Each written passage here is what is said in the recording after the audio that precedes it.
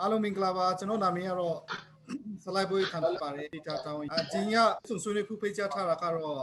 ရှင်းမြောက်သားဒီမိုကရေစီဖွဲ့ချုပ် CNLD ရဲ့ပါတီမှာအောင်နိုင်ရေးအတွက်လှောက်ရှားနေတဲ့ပုဂ္ဂိုလ်တွေနဲ့ CNLD မှာခံပရိသတ်တွေနဲ့ကျွန်တော်တို့တွေ့ဆုံနေမှာဖြစ်ပါတယ်ဆိုတာပထမဆုံးပြောချင်ပါတယ်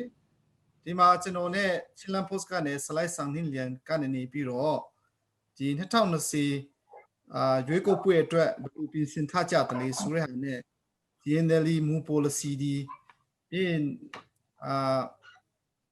သူတို့ဘက်ကနေမြေဆွေချင်တဲ့ဟာဒီပြောချင်တဲ့ဟာဒီကျွန်တော်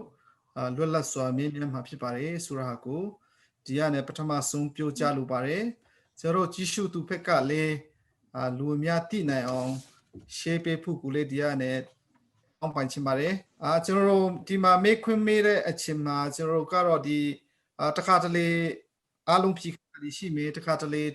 တယောက်နှစ်ယောက်ကပဲဖြေရဟာလေးဒီရှိမေးပေါ့နော်ဒီဟာကတော့ဟိုထပ်ပြီးတော့ပြောချင်တာဖြစ်ဆွချင်တာလေးရှိရင်လည်း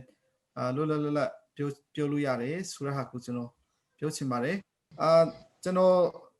မစခင်မှာဒီညကျွန်တော်မေးခွန်းထေကိုနည်းနည်းပြန်ပြောချင်ပါတယ်နံပါတ်1ကတော့ဗာမေးမလေးဆိုရင်တော့ဒီအောင်နိုင်ရေးအခြေအနေလှောက်ရှားနေတဲ့အခြေအနေဘယ်လိုရှိနေပြီလဲဆိုတဲ့ဟာကျွန်တော်မေးမှာဖြစ်ပါတယ်နံပါတ်2အနေနဲ့ UEC ကနေပြီးတော့နေရာတော်တော်များများရွေးကောက်ပွဲဖြတ်သိမ်း cancel လောက်တာရှိတယ်ပလဲဝါဖက်မှာလည်းအများကြီး cancel လောက်တာရှိတယ်ဒီကိစ္စနဲ့ပတ်သက်ပြီးတော့အမြင်ဒီမေးမှာဖြစ်ပါတယ်ပြီး CNLD ကအဓိကရီမှန်းချက်ပိုင်းတိုင်းနဲ့ CNLD ရဲ့တွားနေတဲ့ line ကြောင်းကဘာလဲဆိုတာ CNLD ပါတီကတော့ဒီ2015မှာဝင်ပြန်တဲ့ပါတီ3ခုကို2020မတိုင်ခင်လေးမှာဖွဲ့စည်းပြီးတော့ဟိုပါတီအစ်စ်ပေါ့နော်အဲ့လိုဖွဲ့စည်းလာတာဖြစ်ပါတယ်ဒီကိစ္စနဲ့ပတ်သက်ပြီးတော့ချီနီလေးတွေပေါ့ပြီးရင်ချင်းပါတီဘက်ကကျွန်တော် CNLD ကတာချင်းပါတီတကယ့်အစစ်မှန်ဖြစ်တယ်ဆိုပြီးတော့ပြောကြတာတွေကိုတစ်ဖက်ကကြမ်းခိုင်ရေးတော့ NLD ဘက်ကလည်းကျွန်တော်လည်းချင်းဒီဥဆောင်တဲ့ပါတီဖြစ်တဲ့အတွက်ချင်းပါတီဖြစ်တယ်ဆိုတော့ကိစ္စလေးဒီလေးမေးမှာဖြစ်ပါတယ်2016ကနေ21အကြာတောင်ယူမဲ့ NLD ရဲ့ဥဆောင်မှုအဆူရဥဆောင်မှုခံကန်တာပဲဖြစ်ဖြစ်ဒီလွှတ်တော်ပိုင်းပဲဖြစ်ဖြစ်ကျွန်တော်တို့သုံးသပ်ချက်ဒီမေးမှာဖြစ်ပါတယ်ဒီတကယ်လို့များ2020မှာ CNLD ကချင်းပြည်နယ်မှာအစိုးရဖွဲ့နိုင်ခဲ့တော့မဟုတ်ရင်တော့မှဘူးစစ်မှာနေရာရခဲ့တော့ငင်းချမ်းရေးကန်တာဘလောက်ဆောင်နိုင်တဲ့အခြေအနေဖြစ်လေဆိုရဟာလေးဒီဒီ data အတိအကျမှာဖြစ်နေတဲ့ data ဖွံ့ဖြိုးရေးကိစ္စနဲ့ဒီဘူဘွားပိုင်မီကိစ္စတွေကျွန်တော်မေးမှာဖြစ်ပါတယ်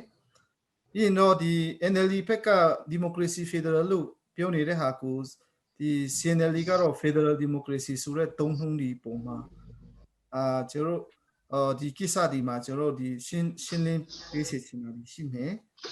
ဒီအခြားတစ်ချက်ကတော့2020ရဲ့မြန်မာနိုင်ငံရွေးကောက်ပွဲရလက်ကဘေတူဘေပါတီနိုင်ရှိလေညွန့်ပေါင်းဆူရတကေဖြစ်လာနိုင်မလားဒီတိုင်းသားဘက်ကအခြေအနေကိုသုံးသပ်ချင်းအစီအစဉ်ဖြစ်မယ်ပြီးရင်တော့ဒီနောက်ပိုင်းမှာတော့ဒီ manifesto ထိတ်ကရွေးကောက်ပွဲချိန်ကဆိုင်တိုင်းထိမှာပါတဲ့အတိက key point လေးဒီမေးချင်တာလေးပြောချင်တာလေးကျွန်တော်မေးမှာဖြစ်ပါတယ်ပြီးရင်2020မှာဘာကြောင့် CNLD အနိုင်ရတင်တယ်လေဆိုတော့ဘာကြောင့်မေးပေးတင်တယ်လေဆိုတဲ့ဟာကိုတူချင်းရဲ့မေးဆွေစကားနည်းနည်းရှင်းလင်းချင်တဲ့ဟာချက်ဒီကျွန်တော်ထပ်ပြီးတော့ပြောမယ်စီစဉ်ဖြစ်မယ်ပြီးရင်ကျွန်တော်ထပ်စစ်မေးခွန်းလေးဒီရှိရင်လေတခုပြီးမေးခွန်းတစ်ခုပြီးတာနဲ့ကျွန်တော်ဆက်ပြီးတော့မေးခွန်းဒီမေးမှာဖြစ်တယ်ဆိုတဲ့ဟာကိုဒီကနဲ့ဟိုဂျူတင်ပြောချင်တာဖြစ်ပါတယ်ကျွန်တော်မစခင်လေးမှာဒီမှာပါဝင်ပေးကြတဲ့ပုဂ္ဂိုလ်ဒီဘက်ကနေကိုရဲ့ကျွန်တော်ဘက်ကတော့ introduce လောက်လို့ရပါမယ်မပြည့်စုံတာလေးရှိနိုင်တဲ့အတွက်ကိုရဲ့နာမည်နဲ့အခုပါတီမှာဘေကန်ဒါကနေလှောက်ရှားနေတယ်လေဆိုတဲ့အချက်လေးဒီကိုမချီရီ message ပေးစီချင်တယ်ပြင်ဆရာအောင်လင်းရယ်ပြင်ဆရာဂျီမီရယ်ပြင်ကမ်ပလက်ကဆရာရယ်ပြင်ဟာခါကဆရာမောင်ထွေးလန်ဆိုပြီးတော့ဟိုအလှည့်ကြပေါ့နော်တူတောက်လေး into လေးလောက်ပေးပါအောင်လို့ဒီကနေပြောချင်ပါတယ်လောလောဆယ်ရန်ကုန်မှာနေတယ်ကျမဒီကလေးငယ်နဲ့ဆိုတော့ quarantine ဝင်ရမှာအဆင်မပြေလို့ကျမချင်းပြည်နယ်မရောက်နိုင်ဘူး တော့ဒီကနေပဲလုပ်ဆက်ရှိတာကိုလုပ်တယ်ကျမဒီ CNLD ရဲ့ CEC အဖွဲ့ဝင်တဦးလည်းဖြစ်တယ်ဗန္ဒာရေးမှုအဖွဲ့ဝင်တဦးလည်းဖြစ်တယ်တိုင်းကော်မတီအဖွဲ့ဝင်တဦးလည်းဖြစ်တယ်ဆိုတော့အားလုံးနဲ့ဒီလိုတွေ့ရတာအထူးပဲကျေးဇူးတင်ပါတယ်လို့အရင်ဆုံးပြောချင်ပါတယ်ကျွန်တော်နာမည်စလိုင်းအောင်လင်းပါရန်ကုန်မှာနေပါတယ်ကျွန်တော်ဒီ CNLD မှာအသွင်ရေးမှုအဖွဲ့ဝင်ဖြစ်ပါတယ်အားလုံးကိုတွေ့ရတာဝမ်းသာပါတယ်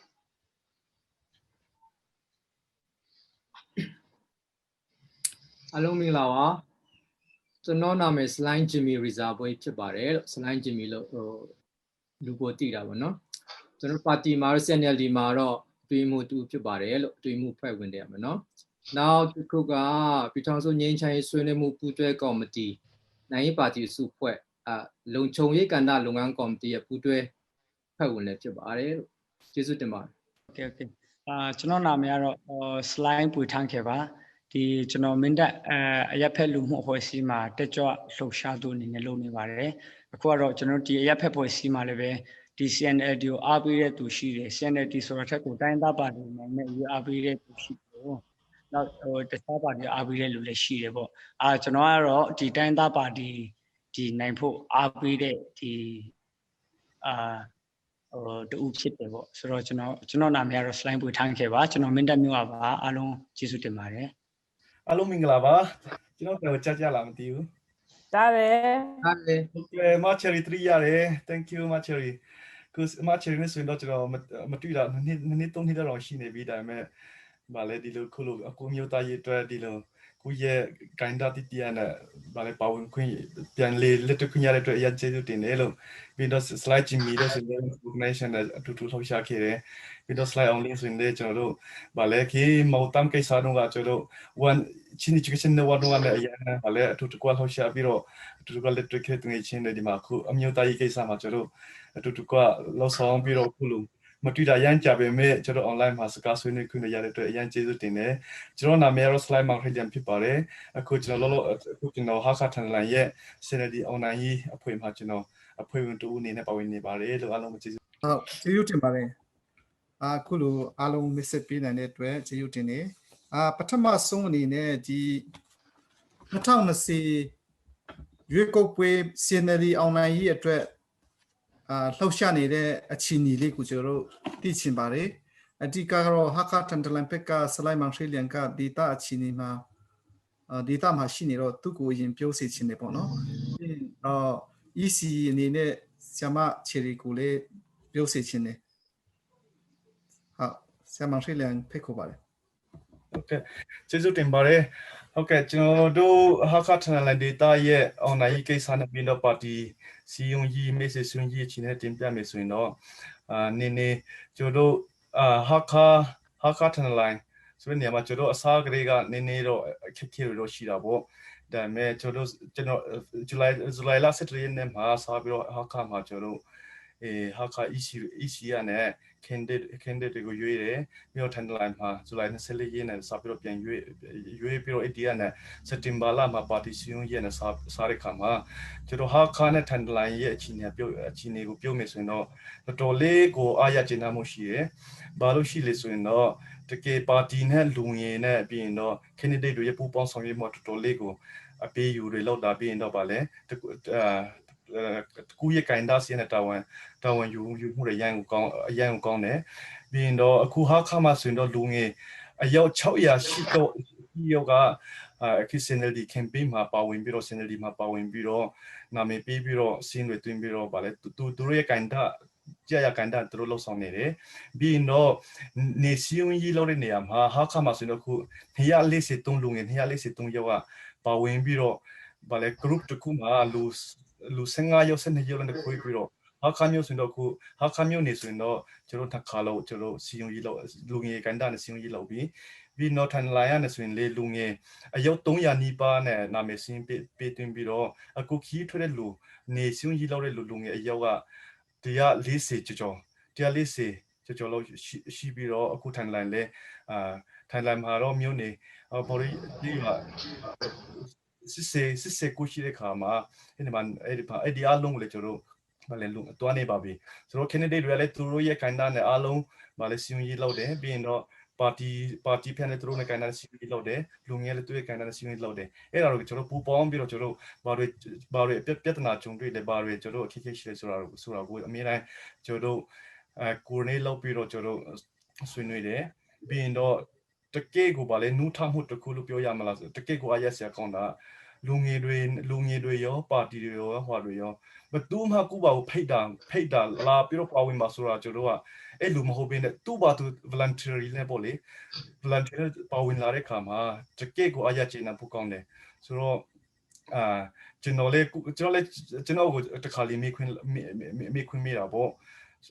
နိုင်ငံရေးမှာဘာလို့ဒီလူငယ်တွေပါဝင်ပြီးတော့ဒီလိုဘာလဲ candidate တွေလည်းကောင်းကိုယ့်ရဲ့အမျိုးသားရေးအတွက်ပြီးတော့ပါတီလည်းကိုယ့်ရဲ့အမျိုးသားရေးအတွက်အခမ်းမာနဲ့စီးရီးလောက်ပြီးတော့ဒီလိုပါဝင်လာတယ်ဆိုတော့ကျွန်တော်အမြဲတမ်းကိုယ့်ဘာကိုမေးခွန်းမိလေးရှိတယ်ဒါပေမဲ့ကျွန်တော်နောက်တည်တာဘာလဲဆိုကျွန်တော်ရဲ့လူငယ်တွေကိုကျွန်တော် interview လုပ်ပြီးတော့စကားပြောတဲ့အခါမှာသူတို့မှာပထမတစ်ချက်နဲ့နိုင်ငံရေးခံယူမှုသူတို့မှာကောင်းလေးကိုဘာလဲstand point ပေါ့ယက်တီမှုအခိုင်အမာရှိတယ်ပထမကိုလူမျိုးဘာလူမျိုးလဲဆိုတော့သူတို့လုံးဝခံယူမှုရှိတယ်ချင်းဆိုတော့ချင်းလူမျိုးပေါ့ဗမာဆိုတော့ဗမာလူမျိုးပေါ့ကချင်ဆိုတော့ကချင်လူမျိုးပေါ့ပြီးတော့အဲ့လိုအမျိုးသားခံယူမှုရှိရင်တော့ဘာလဲအဲ့ဒီအမျိုးသားရေးစိတ်ဓာတ်ရှိဖို့ဆိုတာလူငယ်ရဲ့စိတ်ထဲမှာအလုံးရှိတယ်ဆိုတော့ချင်းဆိုတော့ချင်းမျိုးသားရေးစိတ်ဓာတ်ရှိရမယ်ဗမာဆိုတော့ဗမာမျိုးသားရေးစိတ်ဓာတ်ရှိရမယ်ဗမာနဲ့ဘာလဲချင်းမျိုးသားရေးစိတ်ဓာတ်ရှိလို့မရဘူးကချင်ကနဲ့ရခိုင်အမျိုးသားရေးစိတ်ဓာတ်ရှိလို့မရဘူးအဲ့ဒီရဲ့ကိုအမျိုးသားအတွက်တကြွမှုနဲ့ကိုအမျိုးသားအတွက်ခံယူမှုယက်တီချက်ကတကယ့်ကိုလူငယ်တွေမှာတကယ့်ကိုဘာလဲအမြင့်တွေ့တဲ့ဟာကိုတွေ့တဲ့အခါမှာကျွန်တော်ရန်ကိုဘာလဲဒီချောင်းအားရမိပါတယ်ပြီးတော့ကျွန်တော်ရဲ့အခုထိုင်လာဟာခါရဲ့ပါတီစီယုံကြီးရောလူငယ်ပါဝင်မှုအရန်ကိုဘာလဲစီလုံးနဲ့ကျွန်တော်တွားနေပါတယ်အရန်ကိုချီနေကောင်းပါတယ်လို့ကျေးဇူးတင်တယ်ဟုတ်ကျေးဇူးတင်ပါတယ်မချီရီရဲ့လှည့်ကိုပေးချင်တာပေါ့လေဒီ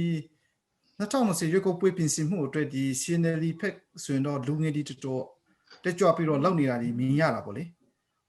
အဲ့ဒါဒီချင်းပြည်နယ်ကိုတိုင်းမလာနိုင်လေကိုဗစ်ကြောင့်ပေါ့နော်ဒီမျိုးပြည်နယ်တစ်ခုလုံးတုံးတက်ချက်အနေနဲ့မချီရီရဲ့အမြင်လေးကိုလူငယ်ဒီတက်ကြွတဲ့လူကြီးပိုင်းကတော့တိတ်ပြီးတော့ဒီ neutral ပုံစံဖြစ်နေတာပေါ့လေ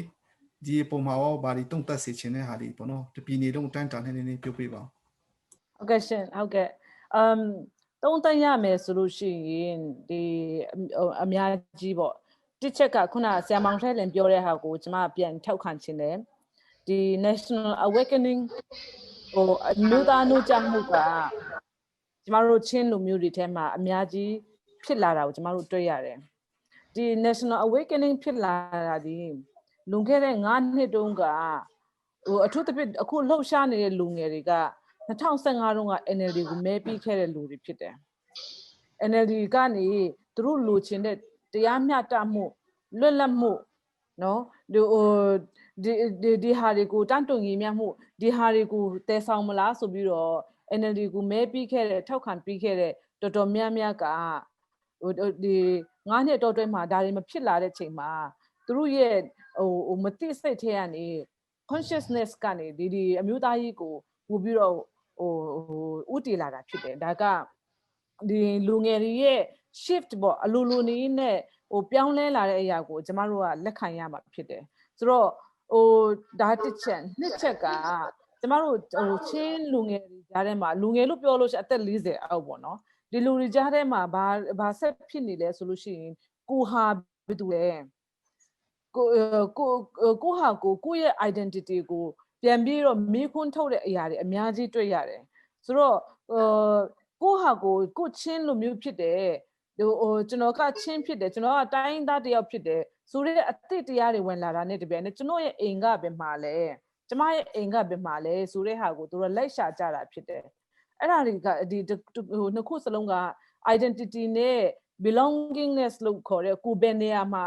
ကိုရဲ့အိမ်ကဘယ်မှာလဲကို belong ဖြစ်တဲ့နေရာပေါ့ကိုရှိတဲ့နေရာကဘယ်နားမှာလဲဆိုတဲ့ရှာဖွေမှုတွေကလူငယ်တွေအသက်40အောက်လူငယ်တွေကြားထဲမှာပေါ်ထုတ်နေဖြစ်ပေါ်လာနိုင်ကျမတို့တွေ့နေရတယ်။ဒီဟာတွေအကုန်လုံးကကျမတို့ CNLD မှာလာပြီးတော့စုံကြတာဖြစ်တယ်။ဒါက ကျမတို့ဒီNLD မတိုင် CNLD NLD မှာစိတ်ပြက်လို့ NLD CNLD ပြောင်းလာတဲ့လူတွေအခု self political identity တွေဖြစ်လာလို့ကျမတို့ CNLD မှာပြောင်းလာတဲ့လူတွေပြီးလို့ရှိရင်တချို့တွေကကြတော့အစကတည်းကဘာချီနေပဲဖြစ်ကိုကတော့ချင်းပါတီပဲဆိုတဲ့လူတွေလည်းရှိတယ်ဆိုတော့ကျမတို့ဒီလူတွေအကုန်လုံးကဒီ CNL နေပါလာပြီးတော့စုံကြတာတွေကိုကျမတို့တွေ့နေရတယ်နောက်တစ်ခုကထိုးချတာကဘာလဲဆိုလို့ရှိရင်ဒီတစ်ခေါက်ကလူငယ်တွေကနေလူငယ်တွေဆိုတော့လူလက်ပိုင်းပေါ့လူလက်ပိုင်းရောလူငယ်တွေကြားထဲမှာဘာဖြစ်နေလဲဆိုလို့ရှိရင်အရင်တော့ကဆိုလို့ရှိရင်ကျမတို့လူငယ်တွေစုံလို့ရှိရင်ဟာတာတွေပဲပြောတယ်တိုက်ပြီးတော့နိုင်ငံရေးအကြောင်းတွေမပြောချင်ဘူးငါနိုင်ငံရေးအကြောင်းမစိတ်ဝင်စားဘူးဆိုတော့အဲ့ဒါကပြည်ရင်းမှာပြပမှာတော်တော်များများရှိခဲ့တယ်အခုဆိုလို့ရှိရင်ဘယ်နေရာပဲတော့အမျိုးသားကြီးပဲနိုင်ငံရေးပဲဆွေးနွေးနေကြတယ်ဆိုတော့ဒါကတကယ်ကိုဒီ2020မှာ CNLD ဒီလူငယ်တွေကနေလှုပ်ရှားပြီးတော့မှပေါ်လာတဲ့အဖြစ်တစ်ခုဖြစ်တယ်ဆိုတော့တော်တော်လေးဒါဒီအားရစရာတစ်ခုဖြစ်တယ်သူနေ့၎င်းပဲအမျိုးသမီးတွေကြားထဲမှာအရင်တော့ကျမတို့အမျိုးချင်းအမျိုးသမီးတွေဆိုလို့ရှိရင်နိုင်ငံတီးထဲနိုင်ငံရေးကိစ္စတွေဆွေးနွေးတာဝင်ပြောတာဆိုလို့1 ယောက်2 ယောက်3 ယောက်ပေါက်ဆက်လေးတွေပဲရှိတယ်အခုဆိုလို့ရှိရင် social media ဘက်ကိုပဲကြည့်နော်ကိုယ့်ရဲ့ရက်ွက်လူတွေကြားထဲမှာကြည့်ဘယ်ပါတီမဆိုနိုင်ငံရေးမှာအရန်ကို engage လုပ်လာတာစကားတွေပြောလာတာကိုသူ့ဘက်ပြောလာတာတွေ့ရတယ်ဆိုတော့ဒါတွေဟာ positive ဖြစ်တဲ့အရာတွေဖြစ်တယ်လို့ကျမတို့ကယူဆတယ်ပြီးနှစ်ချက်ကဒီထဲမှာဗာလဲဆိုလို့ရှိရင်ဒီလူငယ်တွေက ကျမတို့ဒီ CNLD ရဲ့သွားချင်တဲ့ပန်းတိုင်နဲ့လာပြီးတော့သူတို့လိုချင်တဲ့အရာနဲ့သွားချိတ်ဆက်နေတယ်အဲ့ဒါကဘာလဲဆိုလို့ရှိရင်ကျမတို့ဒီရွေးကောက်ပွဲတစ်ခုတည်းကိုကြည့်နေတာမဟုတ်ဘူးเนาะကျမတို့ရဲ့နိုင်ငံရေးပန်းတိုင်ဖြစ်တဲ့တန်းတူညီမျှခွင့်ပိုင်ပြတ်ထန်းခွင့် Federal Democracy ရရှိရေးဒီဟာတွေအတွက်ကိုကျမတို့ကသွားနေတယ်ဆိုတဲ့ message ကိုဒီကျမတို့ရဲ့ချင်းပြည်သူလူထုတွေချင်းပြည်နယ်မှာရှိနေတဲ့လူတွေရောချင်းပြည်ပမှာရှိနေတဲ့လူတွေရောနိုင်ငံခြားမှာရှိနေတဲ့လူတွေကဒီ message ကိုကောင်းကောင်းလေးရသွားတာတွေကျမတို့တွေ့ရတယ်ဆိုတော့ကျမတို့ဒီရွေးကောက်ပွဲတစ်ခုနိုင်ဖို့အတွက်တစ်ခုအလုပ်လုပ်နေတာမဟုတ်ဘူးရေရှည်အတွက်ကို political movement နိုင်ငံရေးလှုပ်ရှားမှုနိုင်ငံရေးအရွေ့တစ်ခုကိုတွန်းဖို့ရန်အတွက်အလုပ်လုပ်နေတယ်ဆိုတဲ့ဟာကိုလူငယ်တွေကချိတ်မိသွားပြီဆိုတော့ဒီဟာကတကယ်ကိုအားရစရာကောင်းတဲ့အရာဖြစ်တယ်ဒီဟာကိုကျမတို့ဆက်ပြီးတော့maintain လုပ်ရမယ့်အရာတွေဖြစ်တယ်ဒီလိုမျိုးဖြစ်နေတဲ့အချိန်မှာဒါကျမနောက်ဆုံး point ပေါ့နော်ဒီမိခွန်းပေါ်မှာလူငယ်တွေအသက်40အောက်ချင်းပြည်သူလူထုတွေအမျိုးသမီးရောအမျိုးသားရောအခုလိုမျိုးရေရှိန်မြင့်နေတဲ့အချိန်မှာသူတို့ကကျမတို့ရဲ့ချင်းလူမျိုးတွေရဲ့အနာဂတ်ကို direction ပြလို့ရပြီသူတို့လူချင်းတဲ့အရာကိုသူတို့ message ပြလို့ရပြီ2015မှာကျမတို့ချင်းပါတီတွေရွေးကောက်ပွဲမှာရှုံးတဲ့အချိန်မှာကျမတို့ကိုပထမဆုံးပေါင်းဖို့ရန်အတွက်တွန်းပြနေတဲ့လူငယ်တွေဖြစ်တယ်မတွန်းလို့မပေါင်းလို့မရဘူးပေါင်းရင်ငါတို့အကုန်လုံးဝိုင်းပြီးမယ်ဆိုပြီးတော့ပြောနေတဲ့လူငယ်တွေဖြစ်တယ်ဆိုတော့အဲ့လိုပဲလူငယ်တွေကတောက်လျှောက်ကျမတို့ရဲ့CNLD ဖြစ်ဒီနိုင်ငံရေးလမ်းကြောင်းမှာ engage လုပ်လာတယ်ဆိုလို့ရှိရင်ကျမတို့ချင်းလူမျိုးတွေချင်းပြည်နယ်တစ်ခုတည်းပြောတာမဟုတ်ဘူးချင်း unification ပေါ့ကျမတို့ချင်းလူမျိုးတွေအကုန်လုံးဒီအတွက်ကို direction ပေးနိုင်မဲ့အလားအလာမှာရှိနေတယ်ဆိုတော့ဒါတွေဟာတော်တော်လေးကို positive ဖြစ်တဲ့အရာတွေဖြစ်တယ်ဒါဒီကျမတို့ campaign မှာရွေးကောက်ပွဲအောင်တာမအောင်တာကျမတို့နောက်မှဆွေးနွေးမယ်ဒီဟာဒီလိုမျိုးဖြစ်လာခြင်းတွေတခုအောင်မြင်မှုတစုံတစ်ခုကိုကျမတို့ချင်းနှင်းပြီးချင်းလှမ်းပြီးလို့ကျမသုံးသပ်ချင်ပါတယ်ဟုတ်ဒီအောင်နိုင်ရေးအတွက်လှောက်ရှားနေတဲ့ကိစ္စကတမျိုးနေလုံးတိုင်းတာဖြစ်နေတဲ့အတွက်ဒီဆရာချင်းမီကလည်းအဝေးကနေပေါ့နော်ဒီချင်းပြည်နယ်အတွင်းမှာလှောက်ရှားနေတဲ့ကိစ္စတွေနည်းနည်းပြောစေချင်တယ်ဆရာအောင်လင်းကိုလည်းဖြစ်ဆွတ်စေချင်တယ်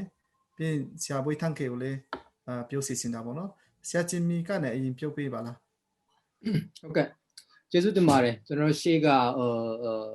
ပုံမှန်ခဲလန်ဟာခေါစာကို detail update လုပ်ပြီးတယ်ဆရာမ cherry ရောပြောပြီးတဲ့တော့ပေါ့နော်ကျွန်တော်အဲ့ဒါကို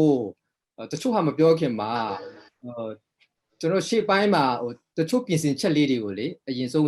မျှဝေခြင်းတယ်ဆိုတော့ကျွန်တော်စကလေးက CC ကနေဒီ candidate အားလုံးရဲ့နောက်ပြီးတော့ campaign နဲ့ပတ်သက်တဲ့လုံးမဲ့ကြိုတင် စီစဉ်မှုတွေအများကြီးရှိပါတယ်ဒီ training ပိုင်းရောနောက်ပြီးအရေးချင်းမြင့်တဲ့စီစဉ်တွေရောပေါ့နော်ဒါပေမဲ့ COVID ကာလအကြောင်းကျွန်တော်တို့မလုံနိုင်ခဲ့ဘူးပေါ့လေဆိုတော့မလုံနိုင်ခဲ့တော့တော်တော်များကဒီနေဒီမှာလှုပ်ရှားမှုဒီ campaign လုပ်တဲ့ချိန်မှာကျွန်တော်တို့မဖြစ်စည်းခင်းနိုင်တဲ့ရှိတာပေါ့နော်ဘိုကနေစီစဉ်တဲ့အတိုင်းပေါ့လေဒီဘိုအောင်နိုင်ရေးကော်မတီကနေပြင်ဆင်တဲ့ဟာတွေတော်တော်များမလုံနိုင်ခဲ့ဘူးဘာလို့ဆိုနောက်ပြီးတော့ lockdown တစ်ခါတည်းချတဲ့အတွက်ကျွန်တော်တို့မှာအခက်အခဲတွေအများကြီးရှိတဲ့ဟာပေါ့နောက်တစ်ခုကကျွန်တော်တို့လုပ်တဲ့ဟာကကျွန်တော်တို့ချင်းရဲ့အနေထားကမြို့နယ်တစ်ခုနဲ့တစ်ခုနောက်ပြည်နယ်ကျွန်တော်တို့ရဲ့စကိုင်းရဲ့မကွေးရဲ့ရခိုင်ရဲ့အဲ့လိုရှိပြန်တဲ့ချိန်မှာဒီသားတစ်ခုနဲ့တစ်ခုက campaign ကိုလုပ်ရမယ်အခြေခံသဘောတရားတွေကမတူနိုင်ဘူးမတူနိုင်တော့ကျွန်တော်ကသက်ဆိုင်ရာမှာသူတို့ဒီတနဲ့ကိုက်ညီတဲ့ campaign ကိုအကုန်လုံးလုပ်ဖို့ပေါ့နော်လုပ်နိုင်ဖို့ကိုကျွန်တော်ကအဲ့လိုကျွန်တော်ချက်မှတ်ထားပါဆိုတော့ဥပမာမင်းတပ်ကဆိုမင်းတပ်နဲ့ကိုက်ညီတဲ့ campaign strategy မြို့နယ်ကော်မတီကသူလုပ်နော်အဲ့လိုမျိုးဟာလေးတွေအကုန်လုံးလုပ်တဲ့အတွက်ဘိုးဘက်ကပိုင်းကြတော့ကျွန်တော်တို့ဒီမူဝါဒအပိုင်းဆိုင်ရာတွေပဲလိုအပ်တဲ့ဟာလေးတွေပေါ့နော်တချို့အချက်လက်လေးတွေကိုပဲအဓိကကျွန်တော်တို့ဒီပံ့ပိုးပေးတဲ့ဟာတွေရှိတယ်technically တချို့လိုအပ်တဲ့ဟာတွေအဲ့ဒါမျိုးတွေအဓိကပံ့ပိုးတာရှိတယ်နောက်ကျွန်တော်အနေနဲ့ကကြတော့ဒီ online campaign ပေါ့နော်အဲ့ဒါကိုကျွန်တော်အဓိကပြောသွားမယ်ကျန်တဲ့လိုအပ်တဲ့အပိုင်းတွေကိုဆရာအောင်လေးကဖြည့်ပြီးတော့ပြောသွားပါလိမ့်မယ်ဆိုတော့ကျွန်တော်က COVID ကြောင့်လို့ဖြစ်တဲ့ချိန်မှာ online campaign ကိုကျွန်တော်တို့ဒီအဓိက target ထားပါတယ် target ထားတဲ့ချိန်မှာကျွန်တော်ဘိုးနဲ့ဟာကြတော့အားလုံးနားလည်နိုင်မဲ့ဒီဘာသာစကားနဲ့တုံးပြီးတော့အများဆုံးလုပ်ပါတယ်ဆိုတော့เนาะနောက်တစ်ခုက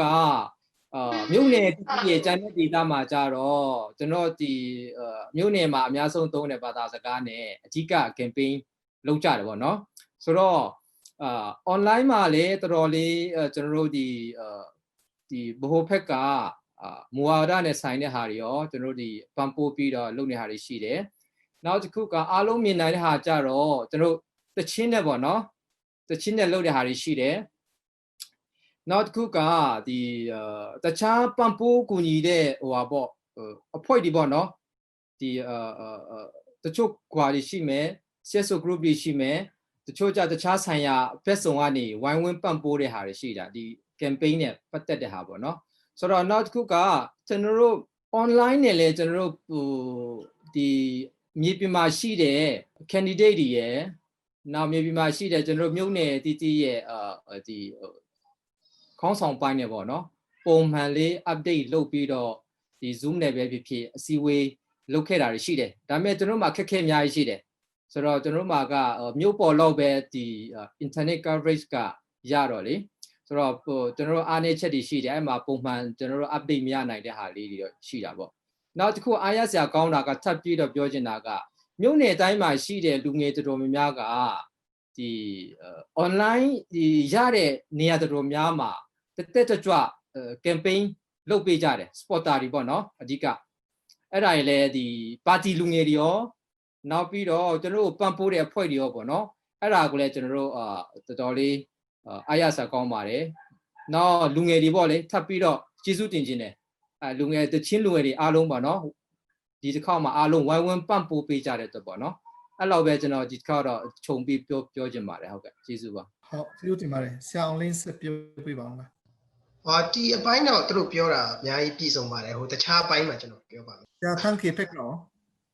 โอเคဟုတ်ကဲ့အားလုံးကျေးဇူးပါဒီပိုင်းမှာကျွန်တော်တို့ကဒီ CNLD ဒါတော့ချင်းနေနဲ့ပြောလို့ရှိရင်ဒီ CNLD နိုင်ဖို့ကျွန်တော်ပြောတယ်ပေါ့နော်အမှန်ဆိုလို့ရှိရင်ကျွန်တော်ဘာလဲဆိုလို့ရှိရင်ဒီတိုင်းသားအားလုံးနိုင်ဖို့ shoot out လို့shoot out ကနေကျွန်တော်ပြောချင်းဖြစ်တယ်ဆိုတဲ့ဟာကိုကျွန်တော် publish ကိုသိစေချင်တယ်ချင်းမှလည်းချင်းနိုင်ဖို့ရှမ်းမှလည်းရှမ်းနိုင်ဖို့ကရင်မှလည်းကရင်နိုင်ဖို့ပေါ့နော်ကျွန်တော်ပြည်နယ်9ခုစလုံးမှာ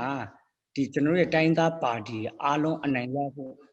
လိုအပ်တဲ့ဒီကျွန်တော်ရဲ့နိုင်ငံရေးအခြေအနေဖြစ်တဲ့ဆိုတဲ့ဟာလေးကိုကျွန်တော်ပြောချင်တယ်ဆိုတော့ဒီခုချိန်ကျွန်တော်ချင်းပြဖြစ်ပေါ်လာလဲပဲအခုချိန်မှာကျွန်တော်ရှမ်းပြည်နယ်မှာနေလို့ရှိရင်ရှမ်းပါတီအနိုင်ရဖို့အရေးကိုကျွန်တော်ချင်းတယောက်အနေနဲ့လုပ်မယ်အခုချိန်ကျွန်တော်ကယားပြည်နယ်မှာနေလို့ကယားပါတီအနိုင်ရဖို့ကိစ္စကျွန်တော်လုပ်မယ်ဆိုတော့ပြောချင်တာကပြည်နယ်9ပြည်နယ်အားလုံးကိုကျွန်တော်တို့နိုင်ဖို့ နိုင်ရမယ့်နိုင်ငံရေးအခြေအနေလို့ကျွန်တော်လုပ်နေခြင်းဖြစ်တယ်ဒါတစ်ချက်နောက်ဒီ NLD ကို NLD နဲ့ CNLD ကိစ္စရှင်ကျွန်တော်သုံးသပ်ရလို့ရှိရင်ဒီ CNLD နဲ့ NLD ကအပြိုင်ပုံစံဖြစ်နေတယ်ဆိုတဲ့ဟာကအများစုကမြင်တယ်ပေါ့ဆိုတော့ဒါဒီဘာလို့လဲဆိုလို့ရှိရင်ကျွန်တော်တို့ဒီကျွန်တော်တို့ကိုယ်တိုင်ကအခုချိန်မှာကြီးမာနေမယ်ဆိုလို့ရှိရင်ကျွန်တော်အနေနဲ့ပေါ့လေကျွန်တော်ကိုယ်တိုင်ကြီးမာနေမယ်ဆိုလို့ရှိရင်ကျွန်တော် NLD ကြီးမှာပေါ့ဒါကျွန်တော်က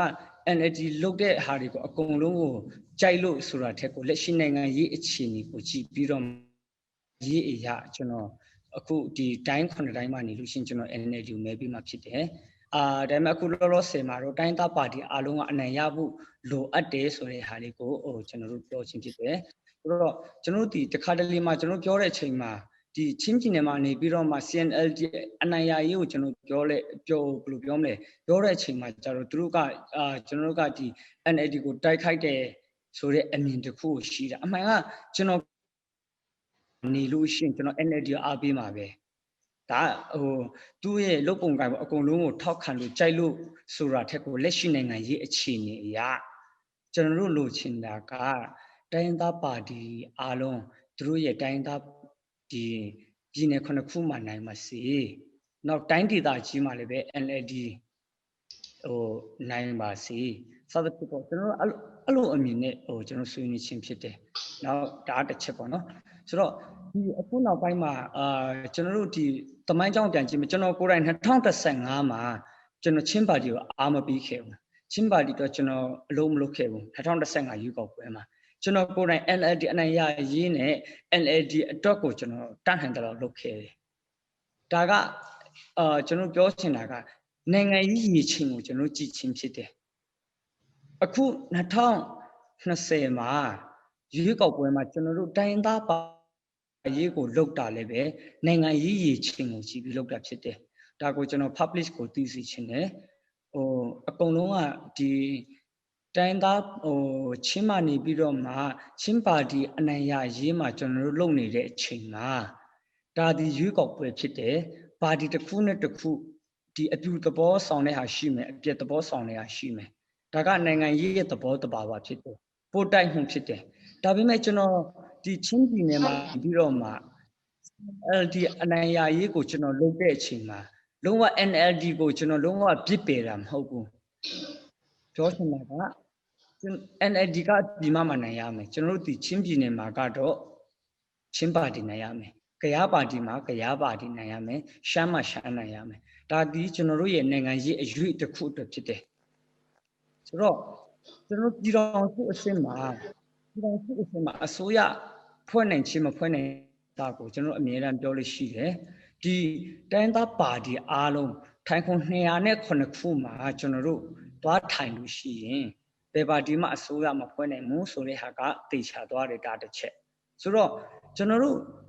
ဘာလို့ဒီအခင်းကျင်းကိုလုပ်ရလဲဆိုလို့ရှိရင်2008ဖွဲ့စည်းပုံအခြေခံဥပဒေပြင်မှနိုင်ငံရေးပြောင်းလဲသွားမယ်ဆိုတဲ့ဟာကျွန်တော်တို့လည်းအရင်ကအမြဲတမ်းအဲ့လိုတွေးခဲ့တယ်ဒါပေမဲ့တေချာတယ်2008ဖွဲ့စည်းပုံအခြေခံဥပဒေကရိုးရိုးရှင်းရှင်းလေးရာစုထောင်စုဘလောက်ပဲကြာတမတော်ကလက်မခံရင်ဒီ2008ဖွဲ့စည်းပုံအခြေခံဥပဒေကိုဘယ်တော့မှကျွန်တော်တို့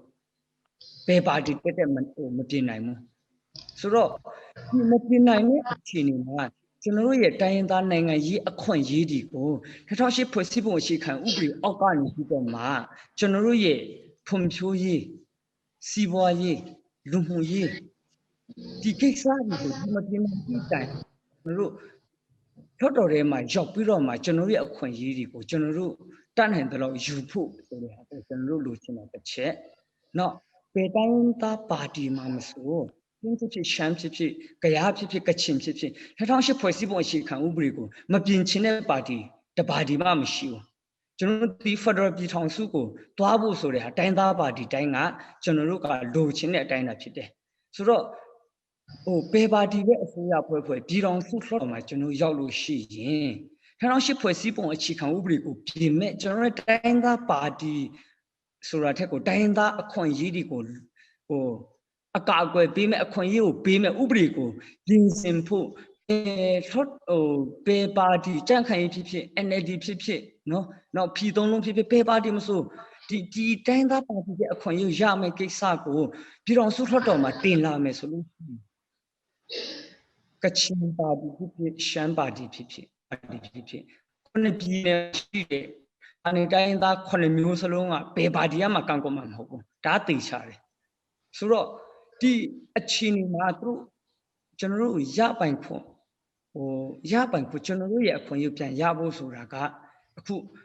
လက်ရှိနိုင်ငံရေးအခင်းအကျင်းမှာအဲ့တော့ဒီမင်းတပ်ဒီ CNLD ရဲ့အခြေအနေပြောရမယ်ဆိုလို့ရှိရင်တော့အစမှဒီကျွန်တော်တို့ပထမကိုဗစ်လိုင်းမှာနည်းနည်းလေးငြိမ်သွားဒုတိယကိုဗစ်လိုင်းဖြစ်လာတော့ဒီ CNLD စီယုံရေးCNLD ပါတီကိုမော့လေသူကိစ္စနဲ့ဒီဘက်မှာကျွန်တော်တို့က CNLD ရဲ့ image တော်တော်လေးကျသွားတယ် CNLD ကနေပြီးတော့မှဒီယောဂပိုးဖြန့်သွားတယ်ဆိုတဲ့ကိစ္စတွေအများထွက်ပေါ်လာတယ်ဒါပေမဲ့အဲ့မှာဒီကိုယ်လေလောင်း၄ဦးစလုံးအမှန်ကသူတို့ဝင်ဖို့ဒီ quarantine ပေါ့လေ facility quarantine ဝင်ဖို့ဆိုတဲ့ဟာက၄ဦးဝင်ခိုင်းတယ်ဒါပေမဲ့ဒီစီယုံရေးမအားလုံးလူငယ်တွေပေါ့လေစုစုပေါင်း30ဝန်းကျင်30ကျော်လောက်ရှိမှထင်တယ်သူတို့ကအမှန်တိုင်းဆိုလို့ရှိရင် facility quarantine သူတို့ဝင်ခိုင်းတာမဟုတ်ပေမဲ့ဒီရွေးကောက်ပွဲအောင်နိုင်ရေးတဲ့ပြည်သူတွေရဲ့ကျမ်းမာရေးအရေးကြီးတယ်ဆိုပြီးတော့မှဒီအကုန်လုံးဒီစီယုံရေးမှုတွေပါဝင်လိုက်တယ်ပေါ့နော်ဆိုတော့သူတို့ဝင်လိုက်တော့အဲ့အချိန်မှာကြံ့ခိုင်ရေးရော NLD ရောအကုန်လုံးစီယုံရေးဆင်းနေတယ်ဆိုတော့အခုဒါတော့ကျွန်တော်တို့ရဲ့ဒီဘယ်လိုပြောမလဲ CNLD မြင့်တဲ့အခြေအနေရဲ့အားနည်းချက်တစ်ခုဖြစ်သွားတယ်ဒါပေမဲ့အခုအဖြေထွက်လာတော့ထွက်တော်ကိုယ်စားလှယ်လောင်း၄ဦးစလုံးက negative ဖြစ်တယ်နောက်ဒီစီယုံရေးမှုတွေအားလုံးကလည်း negative ဖြစ်တယ်ဆိုတော့အခုကတော့ဒါပေမဲ့သွားလဲဆိုလို့ရှိရင်သူတို့အခုပြန်ပြီးတော့မှထွက်လာတဲ့အချိန်မှာစီယုံရေးပြန်ဆင်းဖို့အချိန်ကတော်တော်လေးကတ်သွားတယ်နေအားလုံးကိုထည့်ပြီးတော့မှသူတို့စီယုံရေးပြန်လုပ်ဖို့ဆိုတဲ့ဟာကတော်တော်လေးအခက်အခဲဖြစ်သွားတယ်ပေါ့နော်ဒါကတော့မင်းတပ်ရဲ့အခြေအနေအားနည်းချက်တစ်ခုဖြစ်သွားတယ်ဆရာဆိုတော့ကျွန်တော်ဖြတ်လိုက်တော့မယ်ဆရာ Okay အဲ့ဒီအကျန်တဲ့အခြေအနေမေးဖို့မေးချက်ရှိသေးတော့လေအဲ့ဒီအချိန်မှာပြန်မေးပေးဖို့ပေါ့နော်အဲ့လေဖက်ကတော့ဒီ cross question ဒီမေးဆရာရှိမလားဟုတ်ကဲ့ဟုတ်ကဲ့ကျွန်တော်မေးချင်ပါတယ်ဒီအခုနဆရာအောင်လင်းမှာပါပေါ့နော်ဒီအနေချင်းဒီအခြေအနေကိုတုံ့တက်ချက်တွေတင်ပြတော့တာကျေးဇူးများကြီးတင်တယ်ဆိုတော့အဓိကဆရာမ cherry နဲ့စလိုင်းမောင်ထွေးလင်းတင်ပြတော့တဲ့အချိန်မှာCNLD အခြေအနေကောင်းတဲ့အချက်လေးတွေကိုဆွေးနွေးတော့တာတွေ့ရတယ်ခုနဆရာဘွေးထောင်တော့အခြေအနေမကောင်းတဲ့အခြေအနေစူးနေတဲ့အခြေအနေကိုပဲတင်ပြသွားတယ်ဆိုတော့ဒီလိုမျိုးအခြေအနေမှာကောင်းတဲ့ဘက်ကိုကျွန်တော်မေးချင်ပါတယ်တခြားဆရာအောင်လင်းတို့ဒီစလိုင်းဂျီမီတို့လည်းထပ်ပြီးတော့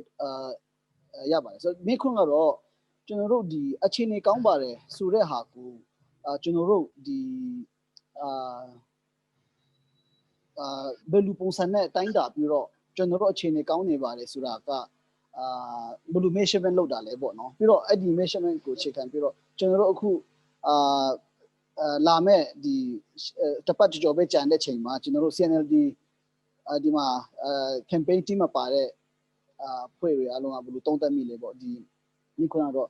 percentage ဘယ်လောက်အောင်နိုင်ရမယ့်အခြေအနေရှိတယ်ပြီးတော့အဲ့ဒီအခြေအနေကဘယ်လိုတိုင်းတာပြီးတော့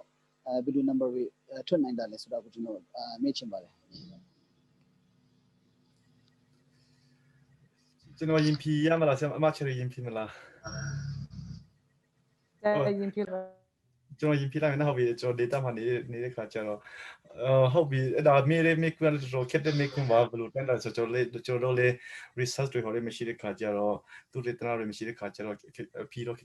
က်မှုလို့ရှိတယ်ဒါပေမဲ့အချီနေကောင်းတယ်လို့ပြောတာကကျွန်တော်ကအရင်စပြောတဲ့ခါကျတော့ဘာလို့လဲဆိုဘာလို့အဲ့လိုကျွန်တော်အချီနေကောင်းတယ်လို့ပြောရင်တော့ပထမတစ်ချက်နေနဲ့ကျွန်တော်ဒီမိုကရေစီရုပ်ပွဲကိုကျွန်တော်ကြီးတဲ့ခါမှာတင်ချန်နီနဲ့ပထမပေါ့လေတင်ချန်နီနဲ့ဆိုရင်တော့ဗာလဲကျွန်တော်ကတင်ချန်နီနဲ့အောက်တာပေါ့တင်ချန်နီနဲ့ကျွန်တော်ကချင်းပြည်နယ်တပြည်နယ်လုံးမပြောဘူးမြင်တော့ဗာလဲcandidate တစ်ခုချင်းလေးပြီးတော့ကျွန်တော်ရဲ့လက်လာနိုင်တယ်လို့ ကျွန်တော်တို့မှာတင်ချန်နေရနဲ့ကျွန်တော်တို့မှာအတာမှုတော့တော်တော်အများကြီးရှိလို့ကျွန်တော်ပထမချင်းနေတဲ့ယုံကြည်တွေးတဲ့အတွက်ကြောင့်ကျွန်တော်အဲ့လိုကျွန်တော်အတာလေးလို့ကျွန်တော်ပြောတာဖြစ်တယ်ပြီးတော့ဒုတိယချက်နေတဲ့နိုင်ငံရေးခံယူမှုကျွန်တော်ချင်းပါတီ CNLD မှာပါဝင်တဲ့လူရဲ့နိုင်ငံရေးခံယူမှုနဲ့တခြားပါတီမှာပါဝင်တဲ့နိုင်ငံရေးခံယူမှုကတော်တော်လေးကိုကွက်ချက်မှုကျွန်တော်တွေ့ရတယ်ဆိုတော့အဲ့ဒါတွေကိုကျွန်တော်သုံးသပ်တဲ့ခါမှာကျွန်တော်အနေနဲ့အခုနအမချေလေးပြောတော့ပြီးတော့ဗာလဲကိုဂျီမီလေးပြောတော့တယ်ကျွန်တော်ရဲ့ချင်းအခု CNLD လောက်တာဒီအမျိုးသားရေးနိုင်ငံလောက်တာဒီရုပ်ကွက်တစ်ခုကတကယ်ကိုရေးကြည့်တော့ရေးပါရဖြစ်တယ်လို့ကျွန်တော်အနှစ်50အနှစ်30အနှစ်30တို့ကျွန်တော်ချင်းအမျိုးသားရေးရှင်တန်ရက်တီဖို့အတွက်လောက်တာဖြစ်တယ်ဆိုတော့အဲ့ဒီနေရာမှာကျွန်တော်ရဲ့အမျိုးသားရေးစိတ်သက်ခံယူမှု CNLD မှာပါဝင်တဲ့လူငယ်ပြီးရင်တော့ဗာလဲမျိုးဗာလဲလူကြီးပြီးရင်တော့ဗာလဲအားလုံးပေါ့လေအဲ့ဒီမှာခံယူမှုလည်းတော်တော်ခံရမှုအမြင့်တွေ့တာကိုကျွန်တော်တွေ့တဲ့ခါမှာကျွန်တော်တော်ကိုဗာလဲကျွန်တော်မှာအတာမှုပြီးတော့ကျွန်တော်အချိန်နေကောင်းတယ်ဆိုတာကျွန်တော်ပြောတာဖြစ်တယ်ပထမတစ်ချက်အနေနဲ့တင်ချန်နီးနဲ့ကျွန်တော်အားတာတယ်ဒုတိယတစ်ချက်အနေနဲ့ကျွန်တော်ရဲ့နိုင်ရေးခံယူမှုမှာကျွန်တော်ရဲ့ချင်းပါတီမှာပါဝင်တဲ့လူတွေနိုင်ရေးခံယူမှု principle fundamental ကတော်ကိုဗာလဲအခိုင်အမာရှိတဲ့အတွက်ကြောင့်ကျွန်တော်အဲ့ဒီခိုင်မာရှိမှုတွေကျွန်တော်ချင်းအနာဂတ်အတွက်ချင်းမျိုးသားရဲ့အနာဂတ်အတွက်တကယ်ကိုဗာလဲအားရစရာကောင်းပြီးတော့ကျွန်တော်ရဲ့တကယ်ကိုအနာဂတ်အတွက်ကျွန်တော်ဖြိုးလင်းကြီးမာကျွန်တော်ဗာလဲရရှိတဲ့တွေ့ရှိမှုဖြစ်တဲ့အတွက်ကြောင့်ဒါကိုကျွန်တော်ကတကယ်ကိုကျွန်တော်အချိန်နေကောင်းတယ်ကျွန်တော်ရဲ့အားတာလေးဆိုတော့ကျေးဇူးတင်ပါတယ် live confident ဟုတ်ကဲ့အခုဆမချေကိုပြန်ပြီးတော့ပေးချင်ပါတယ်ကျမတို့ကကောင်းတယ်ဆိုတာကဘယ်လိုပြောတယ်လဲပေါ့ဆိုတော့ရွေးကောက်ပွဲမှာပွဲမဲပြီးတဲ့ချိန်ကြီးမဲရီတွက်ပြီးတဲ့ချိန်ကြီးကလူတွေအကုန်လုံးကခတ်မှန်းတာပါပဲ NLD ရရောကြန့်ခိုင်ရရောအခုသွားမေးလိုက်သူတို့အချိန်နေကောင်းပြောမယ်တနိုင်ငံလုံးပါတီကိုအချိန်နေကောင်းတယ်လို့ပဲပြောကြတာပဲဒါပေမဲ့အခုနကျမတို့အနေနဲ့ကဘယ်လိုသုံးသပ်နေလဲဆိုလို့ရှိရင်ဒီအောက်ခြေမှာရှိနေတဲ့ပြည်သူလူထုတွေကဘာတွေပြောလာတယ်လဲပြည်သူလူထုတွေရဲ့အတန်ကဘာလဲဆိုတဲ့အပေါ်မှာကျမတို့ကသွားပြီးတော့ချင့်ချိန်နေတာဖြစ်တယ်ဆိုတော့အခုဒီ NLD ဘက်ကိုပါနေတဲ့ကျမတို့နဲ့ချင်းပြည်နယ်မှာဆိုလို့ရှိရင်တိတ်တူးပြီးတော့ရင်ဆိုင်နေရတာကပြောနေရတာက NLD တွေဖြစ်တယ်ဆိုတော့ဒီNLD တွေကသူတို့ကဘာတွေပြောနေလဲသူတို့ရဲ့မဲဆွယ်စကားကဘာလဲကျမတို့ချင်း CNLD ရဲ့ candidate တွေရဲ့မဲဆွယ်စကားကျမတို့ရဲ့message ကဘာလဲဆိုတဲ့ပုံမှာကျမတို့ကဒါကိုသုံးသပ်နေရတာဖြစ်တယ်ဆိုတော့အခုကိုယ့်ရဲ့ပြိုင်ဘက်အဓိကကျမတို့ရဲ့ပြိုင်ဘက်ဖြစ်တဲ့ NLD ရဲ့အားတာချက်အားနည်းချက်ကျမတို့ပါတီ CNLD ရဲ့အားတာချက်အားနည်းချက်ကိုကျမတို့ပြန်ပြီးတော့အရှိကြီးတော့ကျမမလုပ်တော့ဘူးတစ်ခုနှစ်ခုပဲပြောမယ်ကျမတို့ CNLD ရဲ့အားတာချက်တွေ candidate တွေကနော်ကျမတို့ရဲ့ဒီ CNLD မှာပါဝင်နေတဲ့ candidate တွေcorruption မှာပဲဖြစ်ဖြစ်ဒါမှမပြတ်တဲ့လူတွေတော်တော်များများလူငယ်တွေဖြစ်တယ်ပညာတတ်တွေဖြစ်တယ်ဒါကကျမတို့ CNLD ရဲ့ candidate တွေရဲ့အားတာချက်တွေ NLD ရဲ့ candidate တွေအစိုးရဝန်ထမ်းဟောင်းတွေခါကျူပြီးသားစစ်အစိုးရခေတ်မှာခါကျူပြီးသားလူတွေဖြစ်တယ်ဒီတကယ်ကိုအစိုးရရန်တရားတစ်ခုလုံးကိုအပြောင်းလဲလုပ်နိုင်ဖို့ရန်အတွက်တွန်းအားပေးနိုင်တဲ့ force သူ့မှာမရှိတော့တဲ့လူတွေဖြစ်တယ်နော်အင်အားမရှိတော့တဲ့လူတွေဖြစ်တယ်ဆိုတော့သူတို့ရဲ့ကစားကွင်းကိုကြည့်မယ်ဆိုလို့ရှိရင်ကျမတို့အင်္ဂလိပ်စကားကိုယူတော့ status ပေါ့ဒီ status တစ်ခုကိုဒီငါတို့ကဒေါ်စုကိုအားကိုးပြီးတော့နိုင်မယ်ဒီ power ထဲမှာပဲမှီးမိန်ပြီးတော့မှနောက်9နှစ်လက်ကုန်သွားမယ်ဆိုတော့ဒီ status ဒီ floor တစ်ခုထဲကိုလိုက်နေတဲ့candidate တွေဖြစ်တယ်ကျမတို့ရဲ့ CNLD ရဲ့ candidate တွေမဟုတ်ဘူးပြည်သူလူထုတွေကိုနစ်နာစေတဲ့ဒီအုပ်ချုပ်ရေးရန်တရားတွေကို reform ပြန်လုပ်ရမယ်ငင်းချမ်းရအောင်ယူရမယ် federal ရအောင်ယူရမယ်ဆိုတော့အင်အားအသစ်နဲ့အင်အားတွေနဲ့ဝင်လာတာဖြစ်တယ်ဆိုတော့ဒီ candidate တွေရဲ့အခြေအနေကိုကြည့်မယ်ဆိုလို့ရှိရင်ကျမတို့ကပို့ပြီးတော့အားတာနေတယ်လို့ကျမတို့ပြောနေတာဖြစ်တယ်ဒါပေမဲ့ကျမတို့ CNLD မှာဗာအားနေနေလဲဆိုလို့ရှိရင် NLD လူမျိုးတွေကျမတို့ဆီမှာ resources မရှိဘူးငွေရေးကြေးရဒီမှာ resources မရှိဘူးအရင်းမြစ်မရှိဘူးပြီးလို့ရှိရင်အောက်ချုပ်ရေးရန်တရားတွေကျမတို့ကအလွဲသုံးစားလို့မရဘူး ကျမတို့က opposition နေရာမှာနေရတာဖြစ်တယ် NLD ဒီအခုနေချိန်မှာခုနဟို Sir Boy ကလည်းပြောသွားတယ်သူက COVID ကာလဖြစ်တယ်ဝန်ချက်ဒါတွေလိုက်နာရမယ်ဆိုနေပြီမဲ့သူဒီလက်ရှိအစိုးရဖြစ်နေတဲ့အတွက်ကြောင့်မို့သူလှုပ်ချင်တာလှုပ်လို့ရတယ်ဘယ်သူမှမပြောရဘူးဘယ်သူမှလည်းမထုတ်ပြဘူးနော်ကျမတို့အဲ့ဒီဘက်ကိုကြည့်မယ်ဆိုလို့ရှိရင်ကျမတို့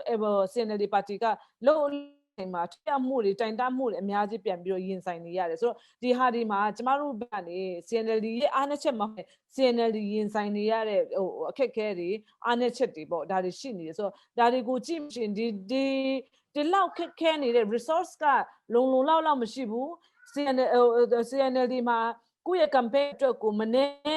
ကိုပိတ်ဆံကိုအိမ်မှာရှိတဲ့ရှိသမျှကိုပြီးတော့မှ campaign ဝင်နေတဲ့အချိန်မှာ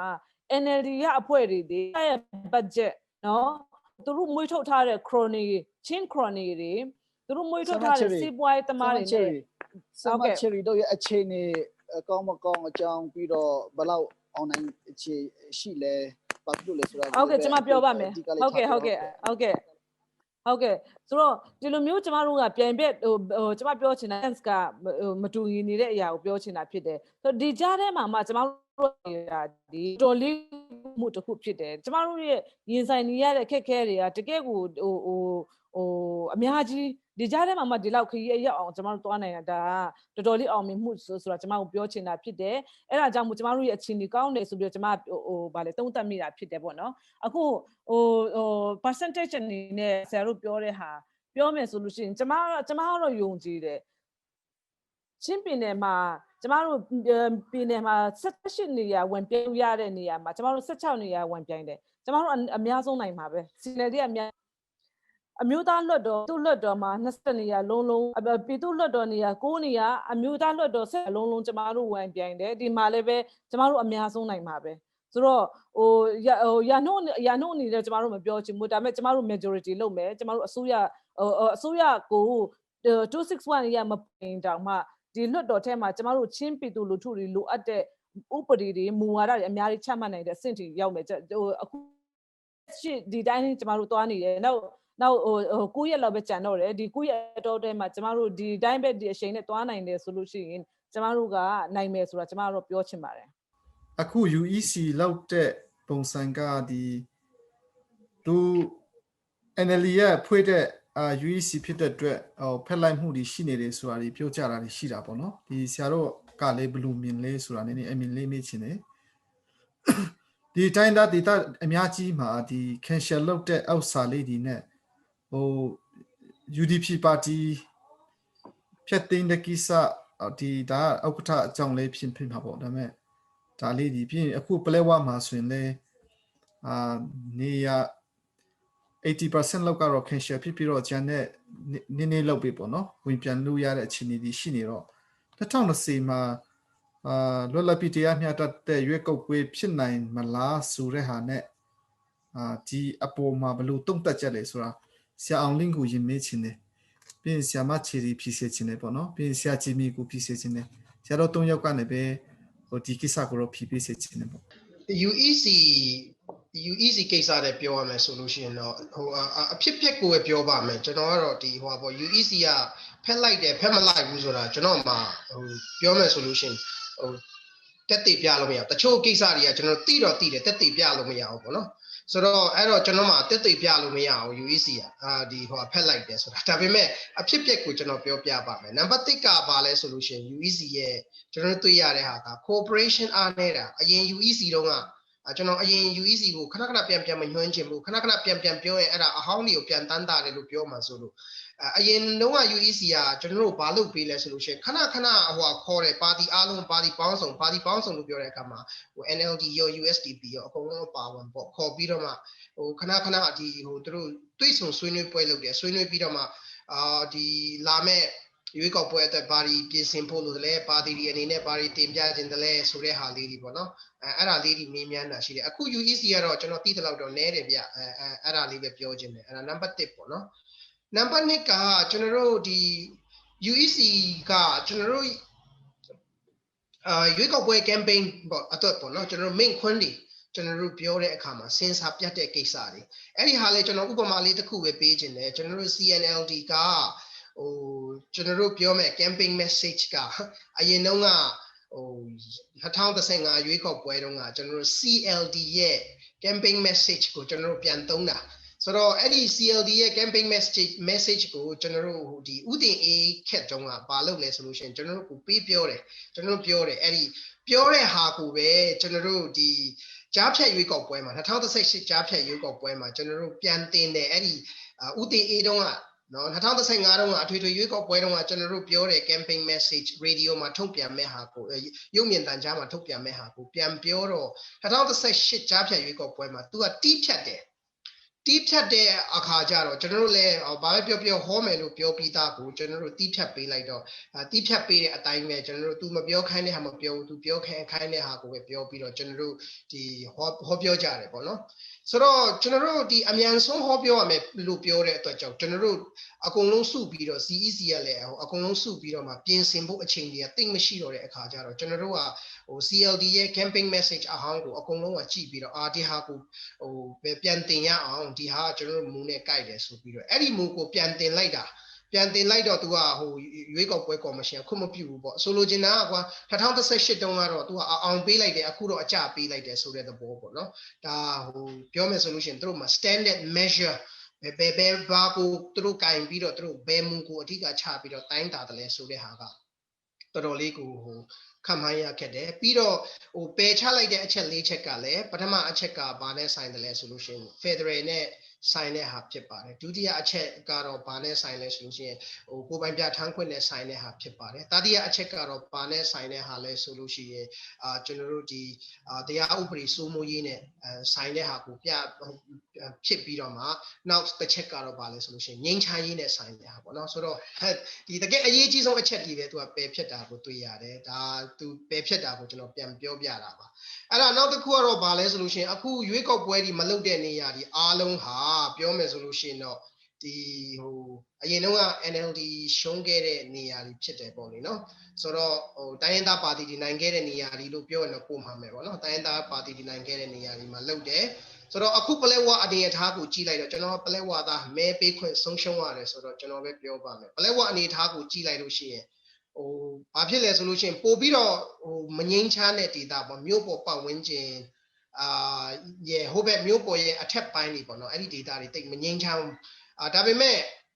ကျွန်တော်တို့ဒီ၄မြို့နယ်ပဲအရှိတ်ဖက်ချမ်းပလက်ဝအရှိတ်ဖက်ချမ်းလို့ပြောမယ်စမီးဒေတာပေါ့နော်အဲ့ဒီပတ်ဝန်းကျင်တွေဆိုမတူပီနဲ့ကြားအဲ့မှာအုပ်စုပေါင်း10အုပ်စုကျော်တယ်ကျွန်တော်တို့၄မြို့မြစ်မှာဆိုလို့ရှိရင်အုပ်စုပေါင်း18အုပ်စုလောက်ရှိတယ်ပြောမယ်ဆိုလို့ရှိရင်အများကြီးပဲအရင်ငိမ့်ချတဲ့အခုကျွန်တော်တို့ဘာမှအန်တယ်မရှိဘူးအဲ့ဒီနေရာတွေကြတော့မလုပ်ဘူးငိမ့်ချတဲ့နေရာတွေကြတော့အဲ့ဒီမြို့ထဲမှာခက်သွားတဲ့မြို့ပေါ်မှာတော့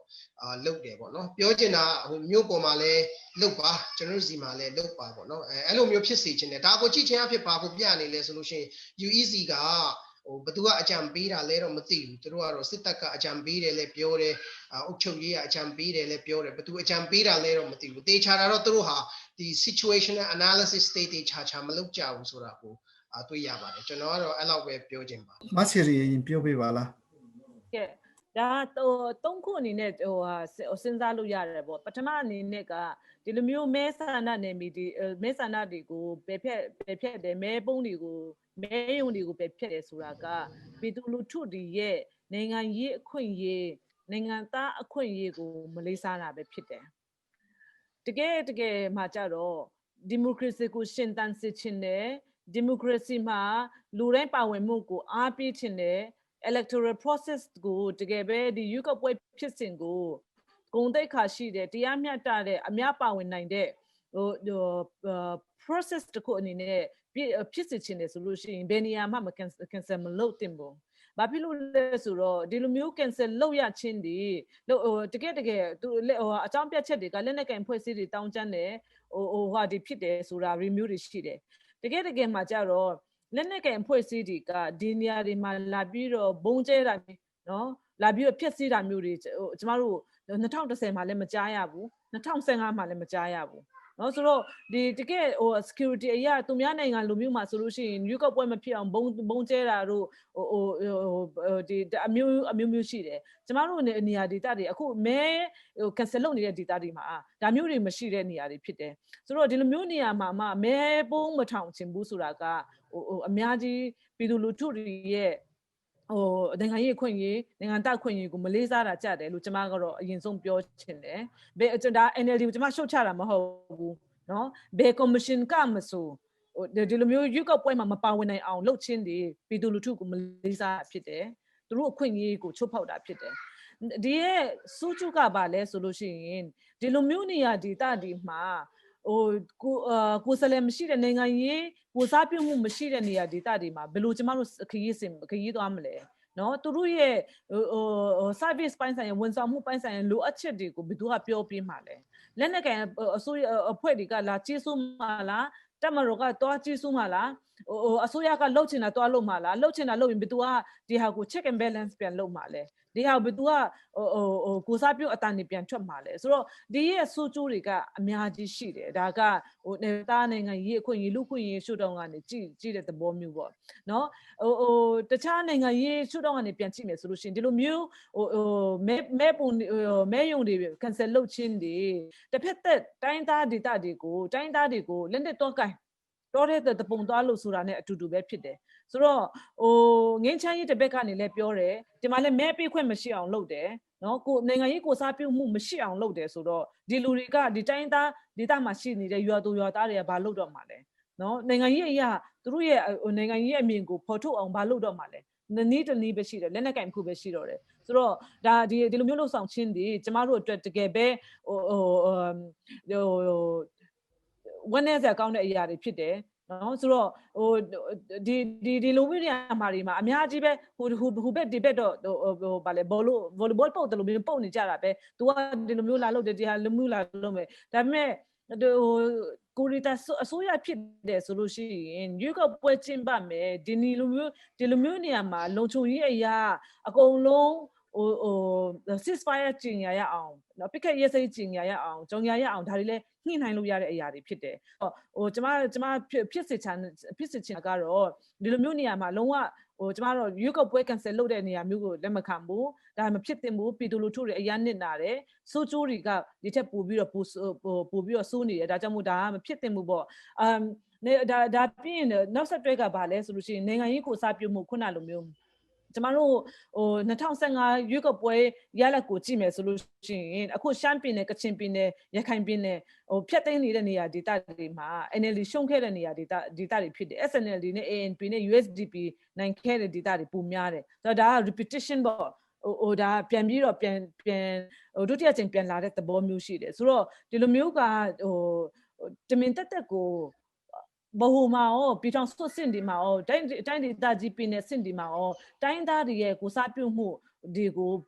ရှော့ချအောင်တမင်တက်လှုပ်တဲ့အရာမျိုးလားဆိုပြီးတော့တန်တရားဝင်စရာတွေရှိတယ်ဟိုဖြစ်နေတယ်လို့တော့ကျွန်မပြောတာမဟုတ်ဘူး2015ရဲ့ဟိုရွေးကောက်ပွဲရလိုက်ရဟိုတန်တရားဝင်စရာတွေရှိတယ်ဆိုတဲ့ဟာကိုလည်းကျွန်မထောက်ပြချင်တယ်ဒါကတော်တော်လေးကျွန်မတို့ရဲ့ democracy ရေးဒီရွေးကောက်ပွဲဖြစ်စဉ် electoral process မှာဝန်내စရာကောင်းတဲ့ဟိုလုပ်ရလို့ကျွန်မတို့သုံးသပ်ချင်ပါတယ်ဟုတ်ကဲ့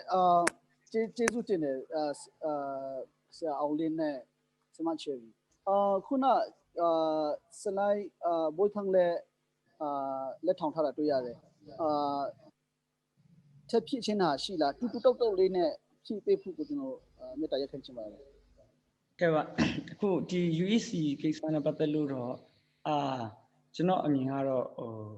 အများကြီးတော့မပြောချင်ဘူးနော်နံပါတ်1ဒီ UEC ဒီလက်ရှိအာဏာရအစိုးရရဲ့အောက်မှာရှိတယ်ဆိုတော့သူ့ရဲ့ညွှန်ကြားချက်နဲ့ဒီသူ့ရဲ့ဟိုဘယ်လိုပြောမလဲ procedure အတိုင်းပဲသူသွားနေတယ်ပေါ့နော်ဆိုတော့ဒါကပဲအစိုးရပဲတက်ဒီ UEC ဆိုတာကကျွန်တော်ဖြစ်စေချင်တာကအစိုးရရဲ့အောက်မှာမဟုတ်ဘဲနဲ့လွတ်လပ်တဲ့ဘယ်လိုပြောမလဲအဖွဲ့အစည်းတရားအနေနဲ့ဟိုလုပ်ရင်တော့ပိုအဆင်ပြေပဲအစိုးရပဲတက် UEC ဒီလက်ရှိအာဏာရပါတီရဲ့အောက်မှာနေလို့ရှိရင်တော့သူလှုပ်ချင်တယ်လို့သွားမှာပဲဟိုဒါလေးပဲကျွန်တော်ပြောချင်ပါတယ်ကျေးဇူးတင်ပါတယ် ဟုတ်ကဲ့ကျေးဇူးတင်ပါတယ်ဆိုတော့ကျွန်တော်တို့ဒီနောက်မေခွန်းကျွန်တော်ပဲဆက်ပေးပါမယ်ကျွန်တော်ဒီမှာ panel က4-5 ယောက်လောက်ဆိုတော့လေဒီအားလုံးပါဝင်ပြီးတော့ဆွေးနွေးနိုင်ခွင့်ရှိအောင်မေခွန်းမေးတာဟာအဖြေတဲ့ချိန်မှာ10 minute ခွဲ10 minute ကြာထားပြီးတော့တူတောက်လေးနဲ့lecture ပုံစံနဲ့မသွားဘဲနဲ့တူတောက်လေးဖြစ်စေချင်ပါတယ်ဆိုတော့နောက်မေခွန်းကတော့ကျွန်တော်ဒီမှာ local မှာပြောကြတယ်ပေါ့ဒီ CNLD ပဲချင်းပါတီမဟုတ်ပါဘူးဒီမှာ NLD တွေလည်းချင်းတွေပဲဝင်ပြိုင်နေတာကိုပြီးတော့ပြောနေကြတာဟာလို့ရှိတယ်အဲ့ဒီဟာနဲ့ပတ်သက်ပြီးတော့ CNLD ဘာဖြစ်လို့ချင်းကိုစားပြုCNLD ဘယ်လိုချင်းကိုစားပြုနိုင်တာလဲပြီးတော့ NLD မှာပြောနေကြဖြစ်တဲ့NLD မှာဝင်ပြိုင်နေတဲ့လူတွေအကုန်လုံးကလည်းချင်းတွေကြီးပဲလေဆိုပြီးတော့သူတို့ပြောနေတာဟာတွေရှိတယ်အဲ့ဒီဟာမှာဒီမှာရှိတဲ့ဆရာတို့ကဒီမတူညီတဲ့အချက်ပေါ့နော် NLD နဲ့ CNLD ရဲ့ဒီချင်းကိုစားပြုမှုအပေါ်မတူညီချက်ကိုဖြည့်စေချင်ပါတယ်ဆိုတော့ဘာဖြစ်လို့ကျွန်တော်တို့ NLD ကချင်းပါတီလို့ခေါ်လို့မရတာလဲဘာဖြစ်လို့ CNLD ပဲချင်းပါတီလို့ပြောလို့ရတာလဲဆိုတာလေးတွေကိုတုံးတက်ပြီးတော့ပြောပြဖို့ကိုစလိုင်းဂျင်မီကနေစပြီးတော့ပါခဲလာအောင်လေးလာအဆင်ပြေတဲ့လူကပြန်ပြောဆက်ဖြစ်ဖို့ကိုကျွန်တော်တောင်းဆိုချင်တယ်တူတောက်လေးနော်ဟုတ်ကဲ့ပါကျေးဇူးပါဟို line မငြိမ်ဘူးဆိုတော့နည်းနည်းအချက်ပြပါဟုတ်ကဲ့အဲ့ဒါကဥမာဒီ NLD ဘက်ကရင်ပြောပါမယ်အဓိက NLD ဘက်က CECD ထဲမှာ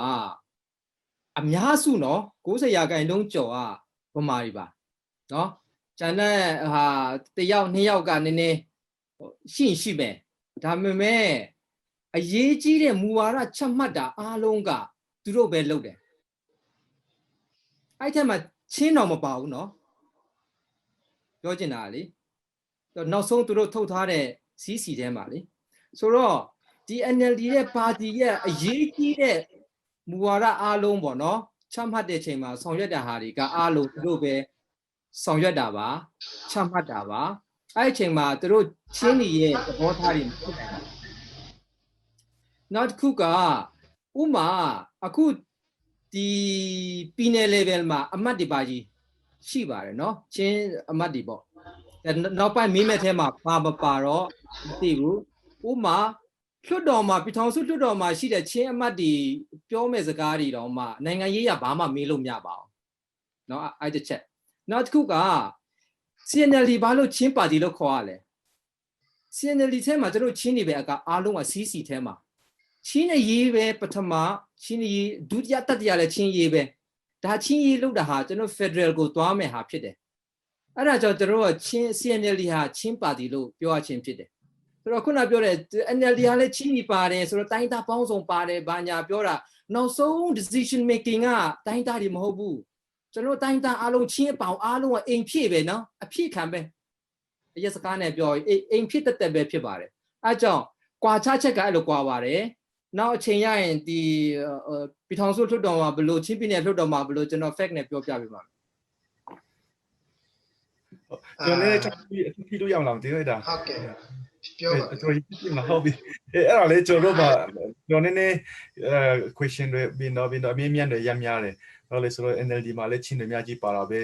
ဒီချင်းတွေပဲဥဆောင်တာပဲချင်းပြည်နယ်မှာလည်းဆိုတာလေဒါပေမဲ့ဒီမှာကျွန်တော်ဘာလို့ချင်းပါတီပေါ်မှာပါတီလို့ပြောတဲ့ခါမှာကျွန်တော် fundamental ကိုယဉ်ကြည့်ဖို့လိုတယ် fundamental မှာကျွန်တော်က NLD နဲ့ USDP တွေကိုဖွဲ့စည်းတဲ့ခါမှာဗမာတွေကိုချီးပြပြီးတော့ဖွဲ့စည်းတဲ့အတွက်ကြောင့် fundamentally ရဗမာပါတီလို့ကျွန်တော်ခေါ်လို့ရတယ်ပြီးတော့ principally ရအမူအရာပေါ့ဗမာတွေပဲအများစုပါပြီးတော့သူတို့ကမူဝါဒချမှတ်ပြီးတော့သူတို့ရေးဆွဲတဲ့ပုံမှာအဲ့ဒီတိုင်းသားတွေပါပဲမဲ့ချင်းတွေပါပဲမဲ့အဲ့ဒီဗမာအများစုပါဝင်တဲ့မူဝါဒတွေအကောင့်ထိပေါ်တဲ့ဗလဲ NLD ပဲဖြစ်တဲ့ခါမှာ fundamentally ဗလဲအောက်ချီsorry root မှာဗလဲဗလဲအချီမီမှာဗမာပါတီပြောရရတယ်ပြီးတော့ policy ပိုင်းမှာလေဗမာ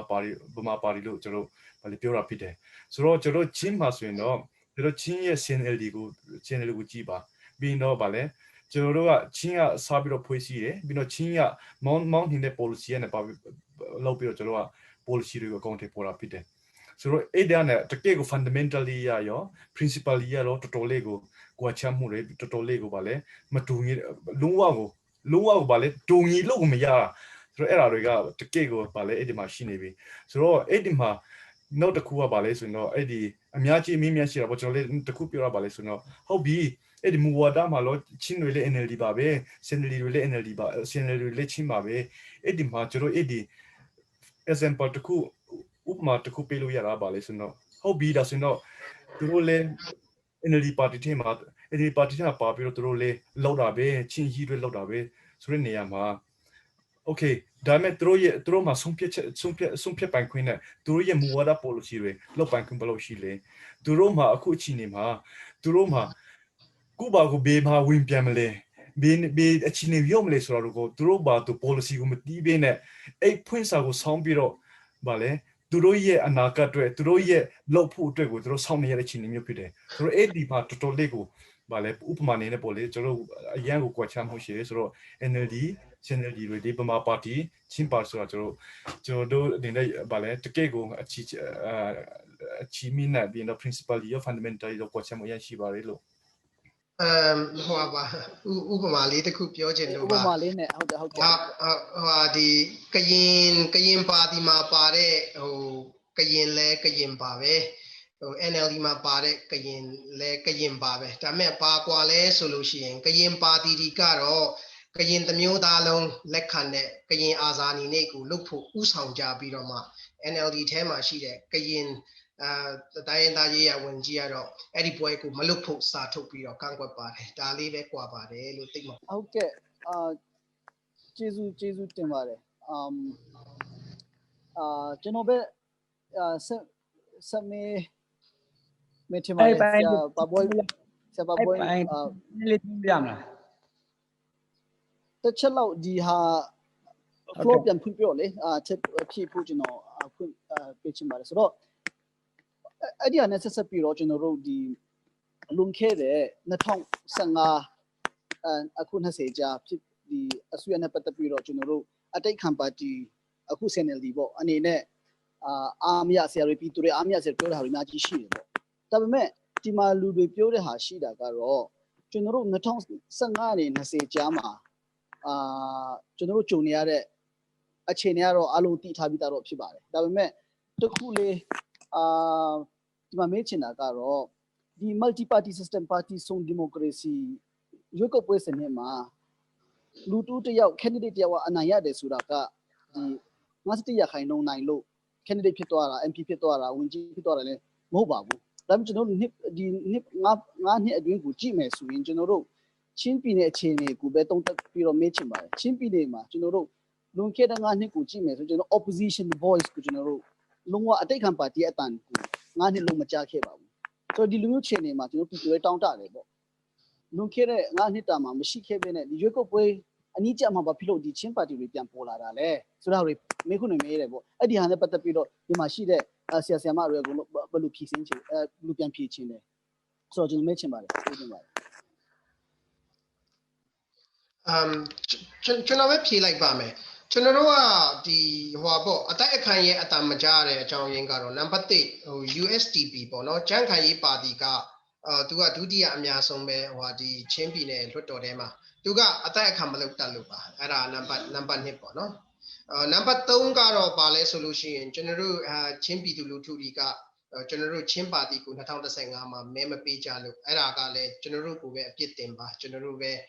ပါတီတွေအများကြီးထွက်ပြီးတော့မှကျွန်တော်တို့ကောင်းကောင်းမဲမဆွဲတဲ့အတွက်ကြောင့်ဖြစ်ပါတယ်ဒါကျွန်တော်တို့ရဲ့အပြစ်ပဲဖြစ်ပါတယ်ဒါကြောင့်အတိုက်ခံရဲ့အတန်မကြားတာပေါ့နော်ဆိုတော့အဲ့ဒီအတိုက်ခံရဲ့အတန်ကြားခြင်းမကြားခြင်းနဲ့ပတ်သက်ပြီးတော့မှပြောရမယ်ဆိုလို့ရှိရင်ဘာရှိတယ်လဲဆိုလို့ရှိရင် shoot out နှစ်ခုကနေကြည့်ရမယ်ပေါ့နော်နံပါတ်1 shoot out ကတော့ဘာလဲဆိုလို့ရှိရင်ဒီ NLD အစိုးရ shoot out ကနေကြည့်မယ်ဆိုလို့ရှိရင်အတိုက်ခံရဲ့အတန်မရှိရတာအရန်သူတို့လောက်ရကန်ရတာအရန်စင်ပြီးမှာသူတို့အတွက်အတိုက်ခံမရှိဘူးလွှတ်တော်နဲ့အစိုးရနဲ့အပေးယူတဲ့မယ်သူတို့လှုပ်ချင်တာတွေကိုအကုန်လုံးလှုပ်လို့ရမယ်စိတ်ကြိုက်စီမံခွင့်ရမယ်ပေါ့နော်အခုသူတို့ဒီဟွာဒီကိုကြည့်ပါလားမြို့နယ်တွေကိုခွဲတန်းကြတဲ့ဒီ budget တွေခွဲတန်းကြတဲ့ဟာတွေကိုကြည့်လိုက်ပါလားသူတို့အဆင်ပြေနေတာပဲသူတို့အားလုံးအဆင်ပြေအောင်ချနေကြတာပဲဆိုတော့ဒါက shoot out ပေါ့နော်ဒုတိယ shoot out ကတော့ democracy shoot out ကနေကြည့်ရမှာဖြစ်ပါတယ် democracy shoot out ကနေတော့အတိုက်အခံအင်အားကိုရှိရမယ်အတိုက်အခံအင်အားမရှိရင် democracy ကမထွန်းကားတော့ဘူးအဲ့ဒါကြောင့်တပါတီစနစ်ကိုလူတွေမကြိုက်တာလေတပါတီစနစ်မှာသူကအတိုက်အခံမရှိကျွန်တော်တို့အတိုက်အခံရှိရမယ်အတိုက်အခံရှိတယ်ဆိုတာကဘာကိုဖြစ်စေတယ်လဲဆိုလို့ရှိရင်အစိုးရကို check and balance လုပ်နိုင်တယ်အခုဆိုရင်အစိုးရကိုဘယ်သူမှ check and balance မလုပ်ရဲဘူးဥပမာအဖြစ်ပြည်နယ်လွှတ်တော်အမတ်တီးကဘသူကိုကြောက်ရတယ်လဲဆိုလို့ရှိရင်အဲ့ဒီဝန်ကြီးချုပ်နဲ့ဒီလွှတ်တော်ဥက္ကဋ္ဌကိုကြောက်ရတယ်ဘာဖြစ်လို့ကြောက်လဲဆိုလို့ရှိရင်လွှတ်တော်ဥက္ကဋ္ဌနဲ့ဝန်ကြီးချုပ်ရဲ့အညိုးကလေးတစ်ချက်မိသွားတယ်ဆိုလို့ရှိရင်သူတို့နောက်တစ်ခါပြန်ပြီးတော့အရွေးခံရဖို့မလွယ်တော့ဘူးလေအဲ့တော့သူတို့ကကြောက်ရတဲ့အခါကျတော့မဝေဖန်တဲ့အခါကျတော့ဘယ်လိုလို့ check and balance ကလုပ်လို့ရတော့မှာလဲအဲ့တော့ကျွန်တော်တို့က check and balance များလုပ်ဖို့လိုတယ်အဲ့ဒါကြောင့်တကယ်လို့261ကတားဆီးလို့ကျွန်တော်တို့ချင်းပါတီ CNLD မဖွဲ့နိုင်ဘူးဆိုရင်တော့မှ CNLD အခုလွှတ်တော်ထဲမှာချင်းပြည်နယ်လွှတ်တော်ထဲမှာတဝက်လောက်ရောက်သွားပါလားကျွန်တော်တို့ရဲ့check and balance ကအများကြီးကောင်းသွားမယ်ဆိုလိုချင်တာကကျွန်တော်တို့ NLD အစိုးရဖြစ်တယ်ဆိုပါဆို CNLD အတိုက်အခံလုပ်တယ်အဲ့ဒီတက်လာတဲ့ NLD အစိုးရကောင်းတဲ့အစိုးရဖြစ်သွားမှာဘာဖြစ်လို့လဲဆိုလို့ရှိရင်ကောင်းတဲ့အတိုက်အခံဖြစ်သွားမှာဟုတ်ဒါမှမဟုတ်ဘဲနဲ့ဥပမာ CNLD ပဲအစိုးရဖြစ်သွားတယ် CNLD ပဲအတိုက်အခံဖြစ်တယ်ဆိုရင်လည်းအခုအစိုးရနဲ့အရန်ကြီးกว่าမှာမဟုတ်ဘူးပြောချင်တာဘာလဲဆိုလို့ရှိရင် check and balance မရှိရင်ကြိုက်တာလုပ်မှာလေဘယ်သူမဆို power is corrupt ဆိုတာရှိတယ်ဆိုတော့လူက check and balance ကောင်းရမယ်အဲ့ဒါကြောင့်ကျွန်တော်တို့ကောင်း check and balance လုပ်ဖို့လိုတယ်အဲ့ဒါကြောင့်ကျွန်တော်တို့နိုင်ဖို့လိုတယ်အဲ့ဒါပဲပြောချင်တယ်သူတို့ check and balance မလုပ်တတ်ဘူး USDP ကလည်းမလုပ်တတ်ဘူး CNLD တယောက်ပဲတက်သွားတယ်လာပဲပြီးခဲ့တဲ့တစ်နှစ်ခွဲမှာနှစ်ပဲဆိုပါဆိုကွာအဲ့ဒီမှာအများကြီးပဲသူလွှတ်တော်ရဲ့ဖြစ်ရဒီကိုအများကြီးပဲမီဒီယာတွေကိုထုတ်ပြနိုင်ပြီးတော့လူထုအနေနဲ့အများကြီးသိခွင့်ရတယ်လေကျွန်တော်တို့9ယောက်10ယောက်အယောက်15ယောက်သာတက်ကြည့်လိုက်ကျွန်တော်တို့အများကြီးကို check and balance လုပ်တာပိုကောင်းတဲ့အစိုးရကျွန်တော်တို့ဖန်တီးနိုင်တယ်အဲ့ဒါပဲပြောချင်ဟုတ်ကဲ့ကျေးဇူးတင်တယ်ခုနစနိုင်းဘိုးထောင်လက်ထောင်ထားတာတွေ့ရတယ်ဆိုတော့ခုနပြုတ်ချင်တဲ့ဟာနဲ့ဒီဟာကိုပေါင်းပြီးတော့အတူတူလေးပြုတ်ပေးဖို့တောင်းဆိုချင်ပါတယ်အလုံးကျေးဇူးပါခုနဆရာမေးတဲ့မေးခွန်းထဲမှာဘာဖြစ်လို့ NLD ကလက်ခံအတိုက်ခံမလုပ်တာလဲပေါ့အခုမှပါလဲဆိုတဲ့ဟာလေးပေါ့နော်ဆိုတော့နံပါတ်1အချက်ပြီးကျွန်တော်တို့ဒီအတိုက်ခံဆိုတဲ့သဘောတရားမှာလွှတ်တော်ထဲမှာတွားရောက်လို့ရှိရင်ခုနဆရာအောင်လင်းပြောသလိုအစိုးရနဲ့ဒီလွှတ်တော်ကြားထဲမှာအတိုက်ခံလုပ်ရတဲ့ကိစ္စတစ်ခုရှိတယ်နောက်ဒုတိယတစ်ချက်ပြီးလက်ရှိမှာအတိုက်ခံလုပ်နေတယ်ဆိုပြီးတော့မှမြင်တာက CSO တွေကိုဒီအစိုးရအတိုက်ခံလုပ်တယ်လို့တော်တော်များများကမြင်တယ်ဆိုတော့ကျွန်တော်တို့ကအဲ့ထဲမှာမြင်တာကအခုပါတီနိုင်ငံရေးနဲ့အမျိုးသားနိုင်ငံရေးကိစ္စနှစ်ခုကိုကျွန်တော်ကြည့်မယ်သဘောတစ်ခုကအတိုက်ခံဆိုတဲ့နေရာမှာလွှတ်တော်နဲ့အတိုက်ခံလုပ်တဲ့တစ်ပိုင်းရှိတယ်လွှတ်တော်ပြင်ပနဲ့ဆိုလို့ရှိရင်အမျိုးသားနိုင်ငံရေးလုပ်တဲ့အများစုဒီ CSO ဖြစ်ဒီ activist sense နဲ့သွားတဲ့သူဖြစ်ဒီအတက်ခံကိုသွားတယ်ဆိုတော့သွားတွေ့ရတယ်ဆိုတော့ပြောချင်တာကပြီးခဲ့တဲ့ဒီ15ရွေးကောက်ပွဲဖြစ်15နဲ့အခု2020အထိမှာဖြစ်ပါတီတစ်ခုနဲ့တစ်ခုအနေထားမှာပြောရလို့ရှိရင်အစိုးရသွားနေတဲ့လမ်းကြောင်းမှာဗျူရိုကရေစီရန်တရားမှာသွားနေတဲ့လမ်းကြောင်းမှာပေပါတီကမှ NLD ကလည်းပဲ2010-15အတွင်းမှာသူဒီအတိုက်ခံဆိုတဲ့သူလုပ်ခဲ့တယ်ရှင်းလေးနောက်ဒီ NLD အစိုးရခေတ်မှာလည်းပဲဒီ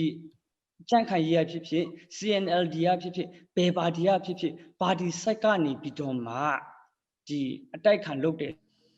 သွားမတွေ့ရဘူးဆိုတော့အဲ့နှစ်ခုကြားမှာကျွန်တော်အမြင်ပြောလို့ရှိရင်တော့တစ်ချက်ပဲကျွန်တော်ပြောချင်တယ်လွှတ်တော်ထဲမှာရောက်လို့ရှိရင်လွှတ်တော်နဲ့အစိုးရကြားမှာ check and balance အတိုက်ခံလုပ်နိုင်ဖို့ဆိုလို့ရှိရင်ချင်းပါတီလွှတ်တော်ထဲရောက်ဖို့လိုတယ်တစ်ချက်နော်ပြင်ပကနေအတိုက်ခံလုပ်မယ်ဆိုလို့ရှိရင်တော့ဘယ်ပါတီကမှလက်ရှိအချိန်ထိပါတီအနေနဲ့ဗျူရိုကရေစီရန်တရားမှာဖြစ်အုပ်ချုပ်ရေးဥပဒေပြုတရားစီရင်၃ခုစလုံးမှာပါတီအနေနဲ့ဒီအတိုက်ခံလုပ်တာတော့မတွေ့ရဘူးဒါတော့အကုန်လုံးကတော့လုပ်သင့်တယ်ဒါလေးပါပဲကျေးဇူးကျွန်မတခွန်းလေးထက်ပြောမယ်နော်ဒီပြည်ထောင်စုမှာဆိုလို့ရှိရင် SNLD ကတော်တော်လေးဟိုစူးစမ်းတယ် NP ကလည်းတော်တော်လေးစူးစမ်းတယ်ဒီ opposition role မှာဝင်နေဖို့အတွက်ကဒီအတိုက်ခံပါတီနေရာမှာဝင်ပြိုင်ဖို့အတွက်ကဝင်နေဖို့အတွက်ကဒါပေမဲ့လွှတ်တော်ရဲ့လှုပ်ထုံလုံးနေတော်တော်များများကလည်းပဲဒီ opposition party တွေစန့်ကျင်ဘက်ပါတီတွေကိုလုံးဝကိုဖြစ်နေထားတဲ့သဘောမျိုးတွေတွေ့ရတယ်ဥပမာမိခွန်းတွေပဲဖြတ်တဲ့ဟာမျိုးတွေမိမရအောင် ပဲဖြစ်တဲ့ဟာမျိုးတွေတောက်လျှောက်9နှစ်လုံးမှတိုက်ခံပါတီကတက်လာတဲ့မိခွန်းတွေကတော်တော်လေးနည်းနေတဲ့ဟာတွေတွေ့ရတယ်ဆိုတော့လွတ်တော်ဥက္ကဋ္ဌရဲ့ဒီရုံးနေရဲ့လှုပ်ထုံးလုံးနေမှာအပေါ်မှာလည်းမူတည်တယ်ပေါ့နော်ဆိုတော့ဒါက NLD ပါတီရဲ့မူဝါဒလည်းဖြစ်နေတယ်လို့ဒီလှုပ်ထုံးလုံးနေဒီရဲ့အားနည်းချက်တွေလည်းဖြစ်တယ်လို့ကျွန်မထောက်ပြချင်ပါတယ်ဆိုတော့ဒီဟာတွေကိုကြော်လွှားဖို့ရန်အတွက်ကျွန်မတို့ကအများကြီး democratic space လို့ခေါ်တယ်ကျွန်မတို့စင်မှာရှိနေတဲ့ဒီနေရာတိတိလေးကိုကျွန်မတို့အများကြီးကိုဆက်ပြီးတော့တွန်းရမှာဖြစ်ပါတယ်ဟိုပါလေခုနဒီကောင်လေးလည်းနည်းနည်းပြောသွားပါတယ်ကျွန်တော်ချင်းပြည်နယ်လွှတ်တော်မှာကျွန်တော်တို့ဒီစလိုင်းအောင်လန်ဒီလုတ်ပြီးတဲ့နောက်ပိုင်းမှာစလိုင်းအောင်လန်ကမေးခွန်းပေါင်း45ခုမေးတယ်ကျယ်ပွင့်ပြအောင်မပြတာပေါ့နော်မေးခဲ့တယ်ဆိုတော့ခုနကကောင်လေးပြောလို့ဒီ budget ခွဲဝေရေးအစကျွန်တော်တို့ထောက်ပြတာတွေတခြားကိစ္စတွေတော်တော်များများလုပ်ပေးနိုင်တဲ့ဒါပေမဲ့နှစ်တော့တွင်းမှာကိုကျွန်တော်တို့ချင်းအမတ်ကကျွန်တော်တို့ဒီချင်းပြည်နယ်လွှတ်တော်ကို active ဖြစ်အောင်ပြန်လုပ်ပေးနိုင်တယ်နော်ရှေ့ပိုင်းမှာကြည့်လိုက်ကျွန်တော်တို့ဒီလွှတ်တော်ရှိလားမရှိလားမှန်းကိုကျွန်တော်မသိရဘူးလေချင်းပြည်နယ်လွှတ်တော်ဒါကပြည်နယ်လွှတ်တော်ချင်းနေထားပါခုနပြည်ထောင်စုလွှတ်တော်တော့ဆမတ်ချယ်ရီရတယ်နည်းနည်းပြောပြီးဆိုတော့အဲ့လောက်ပဲကျွန်တော်ထပ်ဖြစ်ချင်ပါတယ်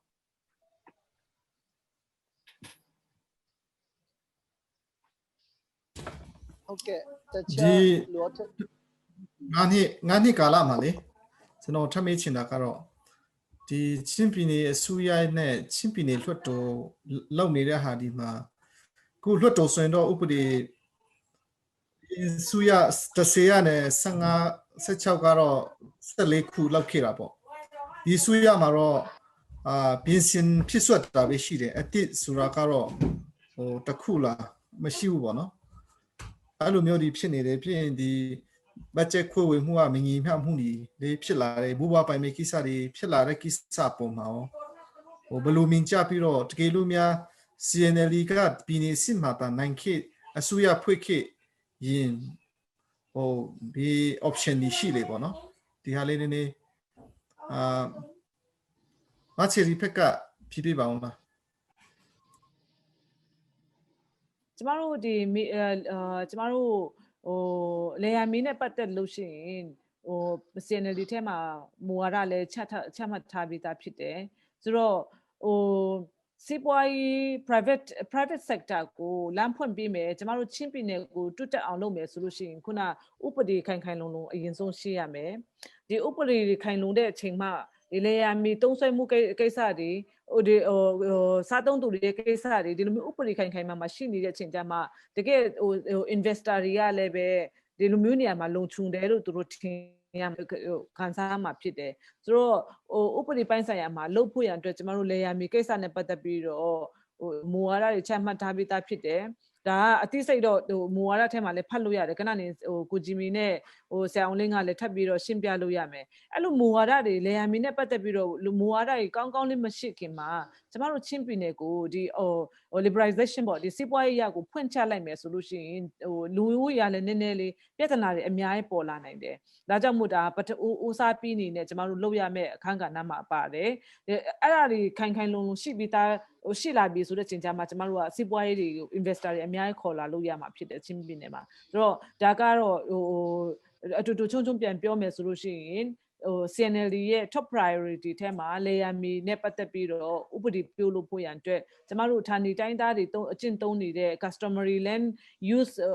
နဲ့ customary land practice တွေကိုခိုင်လုံကာကွယ်ပြီးနေတဲ့ဥပဒေလုပ်ဖို့ရန်အတွက်ကျမတို့စီမှာမူဝါဒတွေရှိထားပြီးသားဖြစ်ပါတယ်ဒါ priority ချင်းပြည်နယ်အစိုးရဖြစ်လာတဲ့အချိန်မှာလည်းပဲဒါ priority အနေနဲ့လုပ်ရမယ့်ကိစ္စဖြစ်တယ်မလုပ်လို့လည်းမရဘူးဒါအကုန်လုံးစီးပွားရေးနဲ့တွားပြီးတော့ဆက်နေတဲ့ခါကျတော့မလုပ်လို့မရတဲ့အခြေအနေဖြစ်ပါတယ်ဟုတ်ကိုဂျီမီပြောပါကိုဂျီမီမြေယာကိစ္စရင်ပြောပါဟုတ်ကဲ့ကျွန်တော်မြေယာကိစ္စမပြောခင်မှာခုနချင်းပြည်နယ်လွှတ်တော်မှာကျွန်တော်ဒီရရှိထားတဲ့ data အရပါเนาะဒီ2017ကနေ15ထိက19ခုဥပဒေတွေပြုတ်ခဲ့တယ်နောက်ဒီ15ဒီ NLD ဆိုရမှာ3ခုပဲပြုတ်တယ်ဒါတော့ဒီသူတို့အထဲမှာကျွန်တော်ရရှိတဲ့ data ကဘာပြုတ်လဲဆိုတော့16မှာတစ်ခုငွေတိုးချစားသူများရယ်19မှာတစ်ခုဒါချင်းပြည်နယ်အင်တွင်းမှု19မှာချင်းပြည်နယ်တပ်တုသေးစားနဲ့ လက်လုံလက်စားလုပ်ငန်းဆိုင်ရာဥပဒေဆိုပြီးတော့3ခုပြုတယ်သူတို့ပြန်ပြင်တာကငွေတိုးချစားတဲ့ဥပဒေကိုတစ်ခေါက်ပြန်ပြင်တယ်နောက်တစ်ခုကပြီးခဲ့တဲ့ဆိုရကပြုတ်ခဲ့တဲ့စီပင်ကို16မှာတစ်ကြိမ်15မှာတစ်ကြိမ်18မှာတစ်ကြိမ်ပြင်တယ်စီပင်ဥပဒေကိုပဲတော့နှစ်ခေါက်ပြင်ကြတယ်ဆိုတော့ဒါကဒီချင်းပြည်နယ်လွှတ်တော် website လည်းအခု active မဖြစ်ဘူးကျွန်တော် data မရဘူးဒီမြန်မာ law information system ဆိုတဲ့အစိုးရ website ကနေကျွန်တော်ဒါရထားတာဖြစ်တယ်ဆိုတော့အဲ့လိုကြည့်ချင်အပြင်ချင်းပြည်နယ်လွှတ်တော်ကဒီဥပဒေတစ်ခုကိုပြုဖို့လပေါင်း20ကြာပါတယ်9နှစ်တူမှာနော်တစ်နှစ်နဲ့8လဆိုတော့ကျွန်တော်ချင်းပြည်နယ်လွှတ်တော်ဘာလုပ်လဲပေါ့ဆိုတော့ကျန်တဲ့ကိစ္စတွေလည်းတခြားရှိတယ်ဥပဒေပေါင်း3ခုပဲပြုတ်နိုင်တယ်ဆိုတဲ့ဟာလေးကိုကျွန်မထည့်ပြောချင်ပါတယ်။ Now ဒီမြေယာကိစ္စပေါ့လေခုနချင်းပြည်နယ်လွှတ်တော်နဲ့ပတ်သက်တဲ့ဟာတော်တော်များ data ကလေကျွန်တော်ဒီအပြင်မှာ public access လုပ်ဖို့ကတော့ကျွန်တော်တို့ခက်မယ်လို့ကျွန်တော်ထင်တယ်။မြေယာကိစ္စကတော့ကျွန်တော်ပြီးခဲ့တဲ့ Sunday မှာပဲဒီချင်းရဖက်တူဖွဲ့စည်းတင်တဲ့မြေယာကိစ္စဒီကျွန်တော်ဆွေးနွေးကြတယ်ဒီလေးထုံတန်းလုပ်တဲ့ဖွဲ့တွေပေါ့နော်။ဆိုတော့ပြဿနာကဘာလဲဆိုရင်ဒီဆဲမြေယာနဲ့ဆိုင်တဲ့ဥပဒေတွေကကျွန်တော်ချင်းပြည်နယ်နဲ့ဓာတ်ရိုက်ဘလို့မှမဟတ်ဆက်ဘူးတက်ရောက်တယ်ဆိုတာကမြို့ပေါ်နာနီတဝက်လောက်ပဲတက်ရောက်တယ်ချင်းပြည်နယ်စီပင်ဥပဒေလည်းမြို့ပေါ်စီပင်နယ်နိမိတ်ထဲမှာပဲဟွာဖြစ်တယ်တုံးဝင်တယ်ဆိုတော့ပြဿနာတွေအများကြီးရှိတယ်ဆိုတော့ချင်းပြည်နယ်ရဲ့မြေယာပြဿနာအားလုံးတော်တော်များများကဖြည့်ရှင်းတဲ့အချိန်မှာအထက်ကညွှန်ကြားတဲ့အတိုင်းပဲဖြည့်ရှင်းကြတော့ပြဿနာတွေအများကြီးဖြစ်တယ်ဒလေးထုံးတိုင်းရတစ်ခေါက်မှမဖြည့်ရှင်းဘူးဆိုတော့ကျွန်တော်တို့တကယ်လို့များကျွန်တော်ချင်း CNLD ကလွှတ်တော်မှာချင်းပြည်နယ်လွှတ်တော်မှာအများစုနိုင်ရတယ်ဆိုရင်အဲ့ကိစ္စတွေကျွန်တော်တို့လုံနိုင်တဲ့ဖက်ကလုံမယ်ဒါပေမဲ့တစ်ချက်ကကျွန်တော်တို့ဇယားနှစ်မှာကကျွန်တော်ဥပဒေပြုတ်နိုင်တာက40တစ်ချက်ပဲရှိတယ်ကဏ္ဍရှိခုမှာလေ40တစ်ချက်ပဲရှိတဲ့အတွက်အဲ့ထဲမှာကမြေယာနဲ့ဟာကိုဘယ်လိုပြုတ်လို့ရမလဲဆိုတဲ့ဟာကတော့ကျွန်တော်တစ်ချက်ပြန်ပြီးနီးလိုက်ရှာဖို့လိုမယ်တကယ်လို့အခြေခံဥပဒေပြင်ဆင်ရေးကိုပြည်ထောင်စု level မှာဇယားနှစ်ကိုထပ်ဖြည့်နိုင်ခဲ့တော့ဓာတ်ရိုက်ပြုလို့ရမယ်ဒါပေမဲ့ဓာတ်ရိုက်ပြုလို့မရဘူးဆိုရင်တခြားနီလန်းနဲ့ရိုးရာနဲ့ကိုဘယ်လိုသွားလို့ရမလဲကျွန်တော် customary နဲ့လေဆိုတော့အဟာနဲ့ကိုရမရဆိုတာတော့ဥပဒေပညာရှင်တွေနဲ့ပြန်ဆွေးနွေးဖို့လိုမယ်ဒါပေမဲ့တခုပေါ့နော်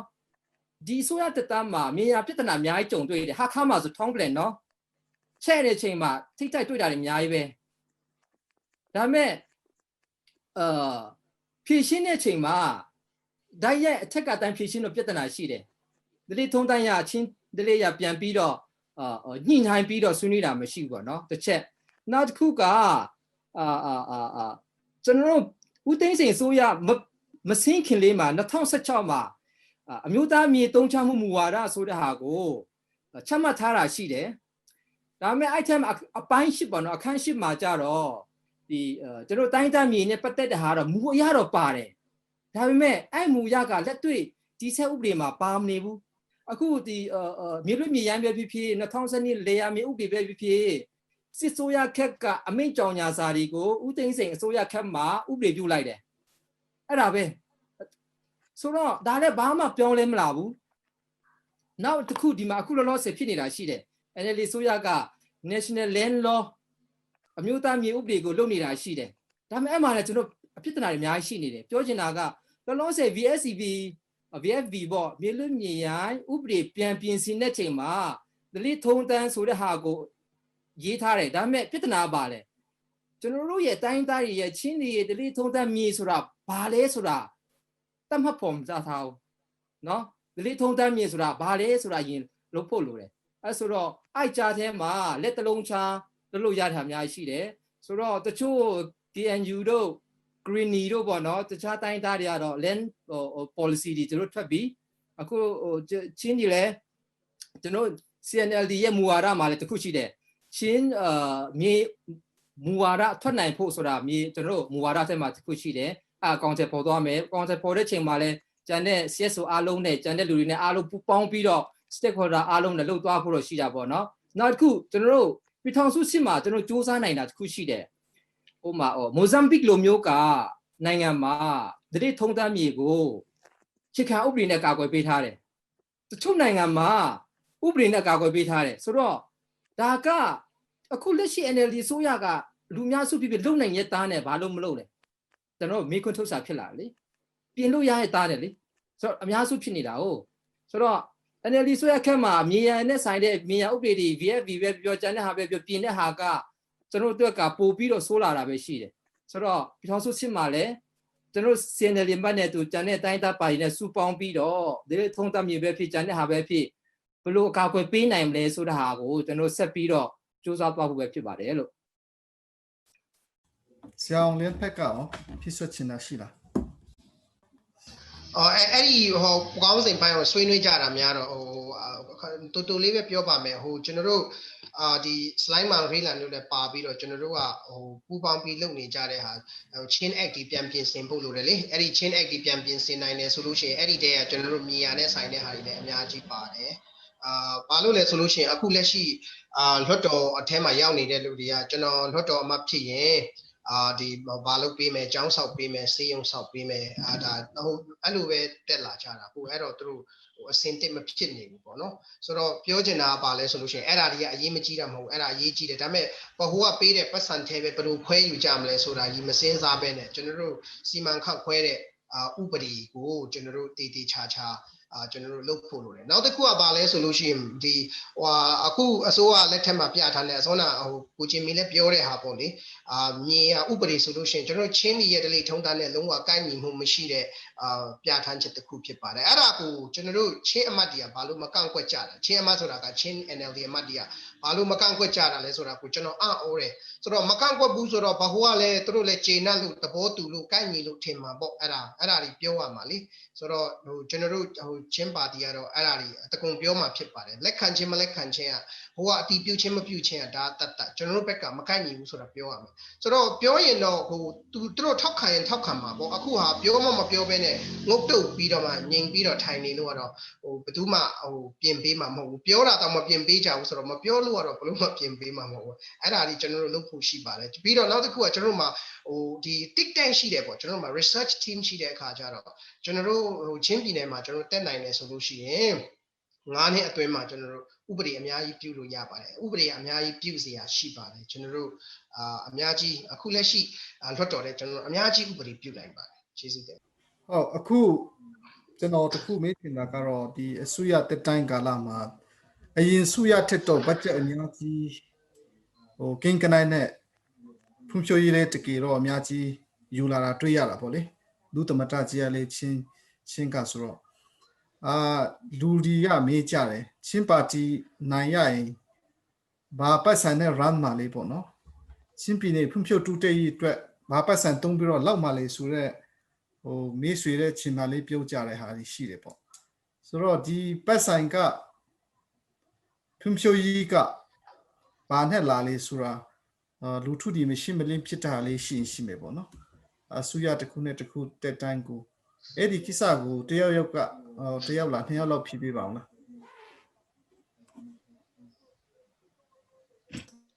Okay ဆိုတော့အဲ့ကိစ္စမှရင်ဖြည့်လိုက်မယ်နော် Okay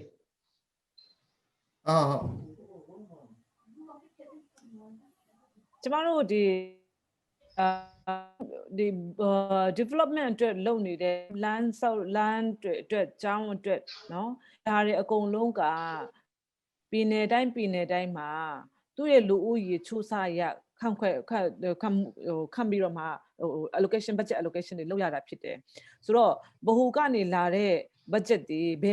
ယ်ပါတီပဲဗဟိုမှာတက်ဘယ်ပါတီကပြည်နယ်အဆင့်မှာအစိုးရလုပ်ဒီ budget တွေကရတာတွေရှိတယ်ဆိုတော့ဒါက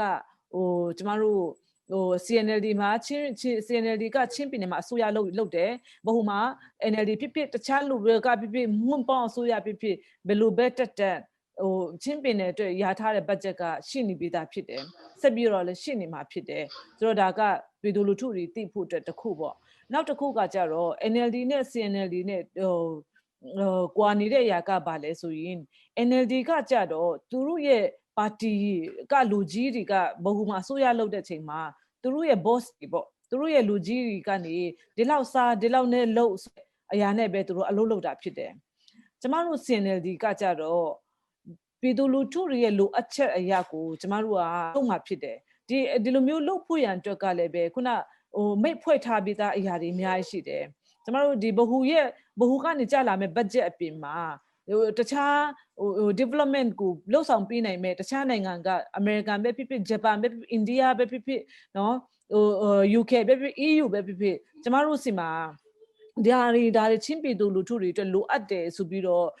ပြောလိုက်လို့ရှိရင်လာမယ့်အရာတွေကအများကြီးရှိတယ်ဒါကကျမတို့ချင်းလို့ပြောရရင်တော့ကျမတို့စီမှာထမင်းဦးကပူများတယ်ပေါ့ကွာစကားပုံနဲ့ပြောမယ်ဆိုလို့ရှိရင်ဆိုတော့ကျမတို့နှိပ်ရမယ့်ထမင်းဦးတွေကကျမတို့ CNLD မှာပူများတယ် NLD ထက်အများကြီးဒီ development တွေမှာပူပြီးတော့ကျမတို့ပို့ပြီးလှုပ်ဆောင်နိုင်မှာဖြစ်တယ်လှုပ်ဆောင်ဖို့ရန်အတွက်လည်းပဲခုနပြည်သူလူထုတွေရဲ့လိုအပ်ချက်ပေါ်မှာပဲကျမတို့ဆက်ပြီးတော့လုပ်နေမှာဖြစ်တယ်ဒါကဒုတိယချက်ပေါ့တတိယချက်အနေနဲ့ development နဲ့စီးပွားရေးတိုးတက်မှုဆိုတာကျမတို့ချင်းတွေကရောပြီးတော့မြင်တယ် development လုပ်ဖို့ရန်အတွက်တိုးတက်ဖွံ့ဖြိုးမှုလုပ်ဖို့ရန်အတွက်လမ်းပန်းဆက်သွယ်ရေးကျောင်းရီမီဒီအခြေခံလိုအပ်ချက်တွေလုပ်ဖို့ရန်အတွက်အစိုးရရဲ့အလုပ်ဖြစ်တယ်တခြားအလုပ်အစိုးရမှာဘာမှမရှိဘူးပြည်သူလူထုတွေရဲ့လိုအပ်ချက်တွေအခြေခံလိုအပ်ချက်တွေဝန်ဆောင်မှုတွေကိုလုပ်ပြဖို့ဒါဆိုရပဲဒီအတွက်ကိုဆိုရတက်လာတာပဲဖြစ်တယ်ဆိုတော့ကျမတို့ CNLD တက်လာရင်လည်းပဲဒီဟာတွေကိုမလုံနဲ့ပြောနေလုံရမှာပဲရွာတိုင်းလမ်းပေါက်အောင်လမ်းရှိအောင်ဖောက်ရမှာပဲမိရအောင်ကျမတို့လှုပ်ဆောင်ရမယ်အစွမ်းကုန်ကိုစူးစမ်းရမှာဖြစ်တယ်ဒါကအစိုးရရဲ့တာဝန်ဖြစ်တယ်ဒီအပြင်မှာတကယ်ရည်ရှိတိုးတက်ဖို့ရအတွက်စေပွားရေးမူဝါဒရှိဖို့လိုအပ်တယ်အခုကျမတို့ NLD နဲ့ CNLD ကွာNLD ကချင်းပင်တဲ့အတွက်စီးပွားရေး vision မရှိဘူး economic vision မရှိဘူးเนาะအခုသူတို့ပြောနေတဲ့ဟာကမြို့နယ်တိုင်းမှာလေစိတ်ဆောက်မယ်တို့เนาะဒါမျိုးတွေကလီထဲမှာအိမ်ဆောက်တယ်လို့ပဲဖြစ်တယ်ဆိုတော့ကျမတို့ပြောနေတဲ့အရာဒီကျမတို့လမ်းပန်းဆက်သွယ်ရေးကောင်းအောင်လုပ်မယ်လမ်းပန်းဆက်သွယ်ရေးကောင်းအောင်လုပ်ရင်အလိုလိုနေနဲ့ကုန်သွယ်မှုကရှိပြီးသားပြီးလို့ရှိရင် border trade တွေဖွဲ့မယ်နော်strategic ဖြစ်နေတဲ့ကလေးမျိုးလူမျိုးမှာ trade center တွေဖွင့်မယ်နော်ပြီးလို့ရှိရင်ကျမတို့ချင်းလူမျိုးတွေနေတဲ့နေရာမှာ resource တွေကအများကြီးရှိတယ်ရခိုင်ပြည်နယ်မကွေးတိုင်းစကိုင်းတိုင်းဒီဟာတွေအကုန်လုံးကိုကျမတို့ကုန်သွယ်ရေးလမ်းကြောင်းဖွင့်ပြီးမယ်ဆိုလို့ရှိရင်ဖွင့်လိုက်တယ်ဆိုလို့ရှိရင်ကျမတို့စီမှာအလိုလိုနေနဲ့ကုန်သွယ်မှုတွေကရှိနေပြီးသားဖြစ်မယ်ကျမတို့ချင်းလူမျိုးတွေကအလိုလိုနေနဲ့ connection ကရပြီးသားဖြစ်မယ်တိုးတက်တဖြည်းဖြည်းနဲ့တိုးတက်လာမှာဖြစ်တယ်ဒါတွေကအများကြီးကျမတို့economic vision တွေရလောက်ရမယ့်ဟာတွေဖြစ်တယ်နော် long term မှာကြတော့ကျမတို့ဒီလိုမျိုးကုန်သွယ်မှုတွေလုပ်ရင် private sector တွေတိုးတက်လာဖို့ရန်အတွက်ကျမတို့လှုပ်ဆောင်ရမှာဖြစ်တယ်အခုလက်ရှိချိန်နေမှာချင်းပင်နယ်ကြာနေတဲ့ development project တွေเนาะ3,500 3,100 4,000 5,000ဒီ project တွေကိုခူးစားပြီးတော့မှလမ်းတွေလုပ်နေတဲ့စီးပွားရေးတွေတကယ်စီးပွားရေးမဟုတ်ဘူးเนาะဒါကချင်းပြည်သူလူထုတွေကိုတကယ်ရည်ရှိတွဲတိုးတက်စေတဲ့စီးပွားရေးလုပ်ငန်းရှင်တွေမဟုတ်ဘူးကျမတို့ပြောနေတဲ့ဟာတွေတကယ် booming economy ဖြစ်လာဖို့ရန်အတွက် private တကယ်ကိုcompetent economy ဖြစ်လာဖို့ရန်အတွက် private sector တွေအားကောင်းဖို့ရန်အတွက်လိုအပ်တယ်ဒီဟာတွေအတွက်လည်းပဲကျမတို့ကautomobile တွေစက်ရုံကြီးတွေချင်းပင်နယ်မှာဆောက်လို့အဆင်မပြေဘူးရေမရှိဘူးလမ်းကချင်းတွေမကောင်းဘူး cheap labor မရှိဘူး high tech မရှိဘူးဒါပေမဲ့ကျမတို့ချင်းပင်နယ်မှာလုပ်လို့ရတာဒီ small economic နော် small enterprises တွေ SME တွေကျမတို့အများကြီးလုပ်လို့ရတယ်ဆိုတော့ဒီဟာအတွက်လည်းကျမတို့မိတ်ဆွေတွေဖွဲ့ထားပြီးသားဟာတွေရှိတယ်လာဖို့အဆင်သင့်မဲ့နော် tourism sector ကိုပဲပြော agriculture sector ပဲပြောဈေးကွက်ရှာဖို့ရံပဲပြောဆိုတော့ဒီ NLD နဲ့ CNLD နဲ့ကျမတို့ခွာချနေတာဒီကျမတို့က economic vision ရှိတယ်ကျမတို့ဒီ development project တွေကိုမှန်ကန်လုပ်ဖို့ရန်အတွက်budget apportion ဘီနာမရောက်အောင်မှန်ကန်လုပ်ဖို့ရန်အတွက် corruption မရှိအောင်လုပ်ရမယ့်ဟာတွေဖြစ်တယ်ဆိုတော့ဒီဟာကိုကျမတို့သိဖို့ရန်အတွက်လိုအပ်တယ်ပြီးလို့ရှိရင်ကျမတို့ကဘဟု budget တစ်ခုတည်းကိုပဲအားကိုးပြီးတော့အလုပ်မှာမဟုတ်ဘူးကျမတို့ဒီချင်းပြည်သူလူထုတွေရဲ့လိုအပ်ချက်တွေအရာကျမတို့ရဲ့ထမင်းအိုးကိုချက်မှာဖြစ်တယ်ဆိုတဲ့ဟာကျမအရင်ဆုံးပြောချင်ပါတယ်နည်းနည်းတော့ရှည်သွားတယ် sorry နော်ဆိုတော့ကျွန်တော်ဒီအခွန်ကိစ္စနဲ့ပေါ့လေဆိုတော့ကြောင်လေးပြုတ်ပြပါဝင်ငွေပေါ့လေဘာနဲ့လုံမှာလဲကျွန်တော်တို့အချုပ်ပြောလို့ရှိရင်ပေပါတီပဲအစိုးရဖွဲ့သူ့ရဲ့ပါတီငွေနဲ့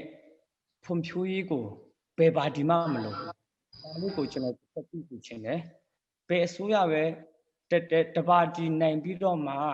ကြံ့ခိုင်ရေးဖြစ်ဖြစ် NLD ဖြစ်ဖြစ်နှစ်ခုစလုံးနိုင်ခဲ့တယ်နောက်ဆက်ပြီးတော့မှဘသူပဲနိုင်တယ်သူ့ရဲ့ပါတီပိုက်ဆံနဲ့ဒီဖွံ့ဖြိုးရေးလုပ်ငန်းတွေကိုဘယ်ပါတီမှမလုပ်ဘူးဒါတစ်ချက် public ကိုကျွန်တော်သိစေချင်တယ်ဆိုတော့ကျွန်တော်ဒီဖွံ့ဖြိုးရေးကိစ္စတွေနဲ့လုပ်ကိစ္စတွေကိုCNLD ကဘယ်ပိုက်ဆံနဲ့လုပ်မလဲဆိုတဲ့ကိစ္စဘယ်ပါတီကမှသူ့ပါတီပိုက်ဆံနဲ့လုပ်တာမဟုတ်ဘူးဆိုတော့အဲ့ပိုက်ဆံတွေကဘယ်ရလဲဆိုတော့ကျွန်တော်၃ချက်ပဲရှိတယ်ပထမတစ်ချက်ပြီးကျွန်တော်တို့ပြည်သူတွေရဲ့အခွန်ပေးတဲ့ပိုက်ဆံအခွန်ဆိုလို့ရှိရင်ရေခွန်ရှိမယ်မြေခွန်ရှိမယ်ဝန်ဆောင်လုပ်ငန်းတွေရှိမယ်ကုမ္ပဏီရှိမယ် investment တွေရှိမယ်စသဖြင့်ပေါ့အများကြီးပေါ့နိုင်ငံတော်အခွန်ပေးရတဲ့ဟာဒါဒီအခွန်ကနေလာတဲ့ပိုက်ဆံတစ်ခုရှိတယ်နောက်နိုင်ငံခြားချင်းငွေရှိမယ်အဲ့နိုင်ငံခြားချင်းငွေတောင်မှဒီ9နှစ်လောလောဆယ်မှာအစိုးရကနေပြီးတော့မှတခြားဒီဘက်ကချီးတဲ့ပိုက်ဆံကြီး10နှစ်ပြီးတော့မှချီးလိုက်တဲ့ပိုက်ဆံကနော်နောက်တက်လာမယ့်အစိုးရကအဲ့ဟာကိုပြန်ပြီးတော့မှတာဝန်ယူတာဝန်ခံပြီးတော့မှနိုင်ငံတနိုင်ငံနဲ့တနိုင်ငံကိစ္စဖြစ်လို့ဒါဒီသူကပြန်ပြီးတော့မှလုပ်ရမယ့်ကိစ္စဖြစ်တယ်ဒါနံပါတ်2အချက်ပေါ့နော်နောက်နံပါတ်3အချက်က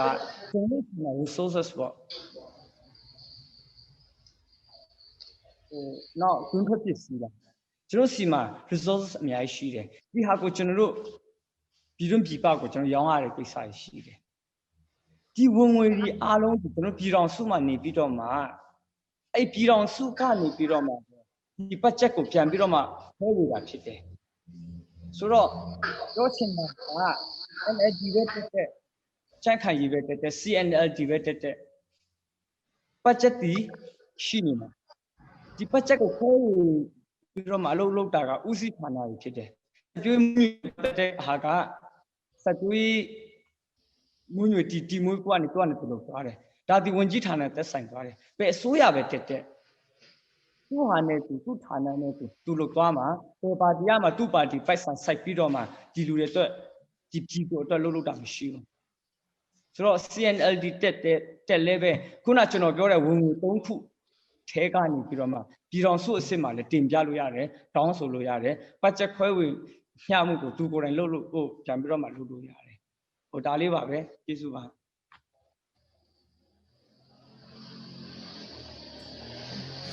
ဆရာအောင်လေးပြောပြပါဦး budget ဒီတက်လာတာတော့ဒါကစရင်းစရာနဲ့သူတို့ပြတာဆိုတော့ဒါဖြစ်နိုင်ပါတယ်ဆိုကျွန်တော်သိတဲ့လောက်ပေါ့နော်ဒီ macro economy အရာတော့ဘာဖြစ်လဲဆိုလို့ရှိရင်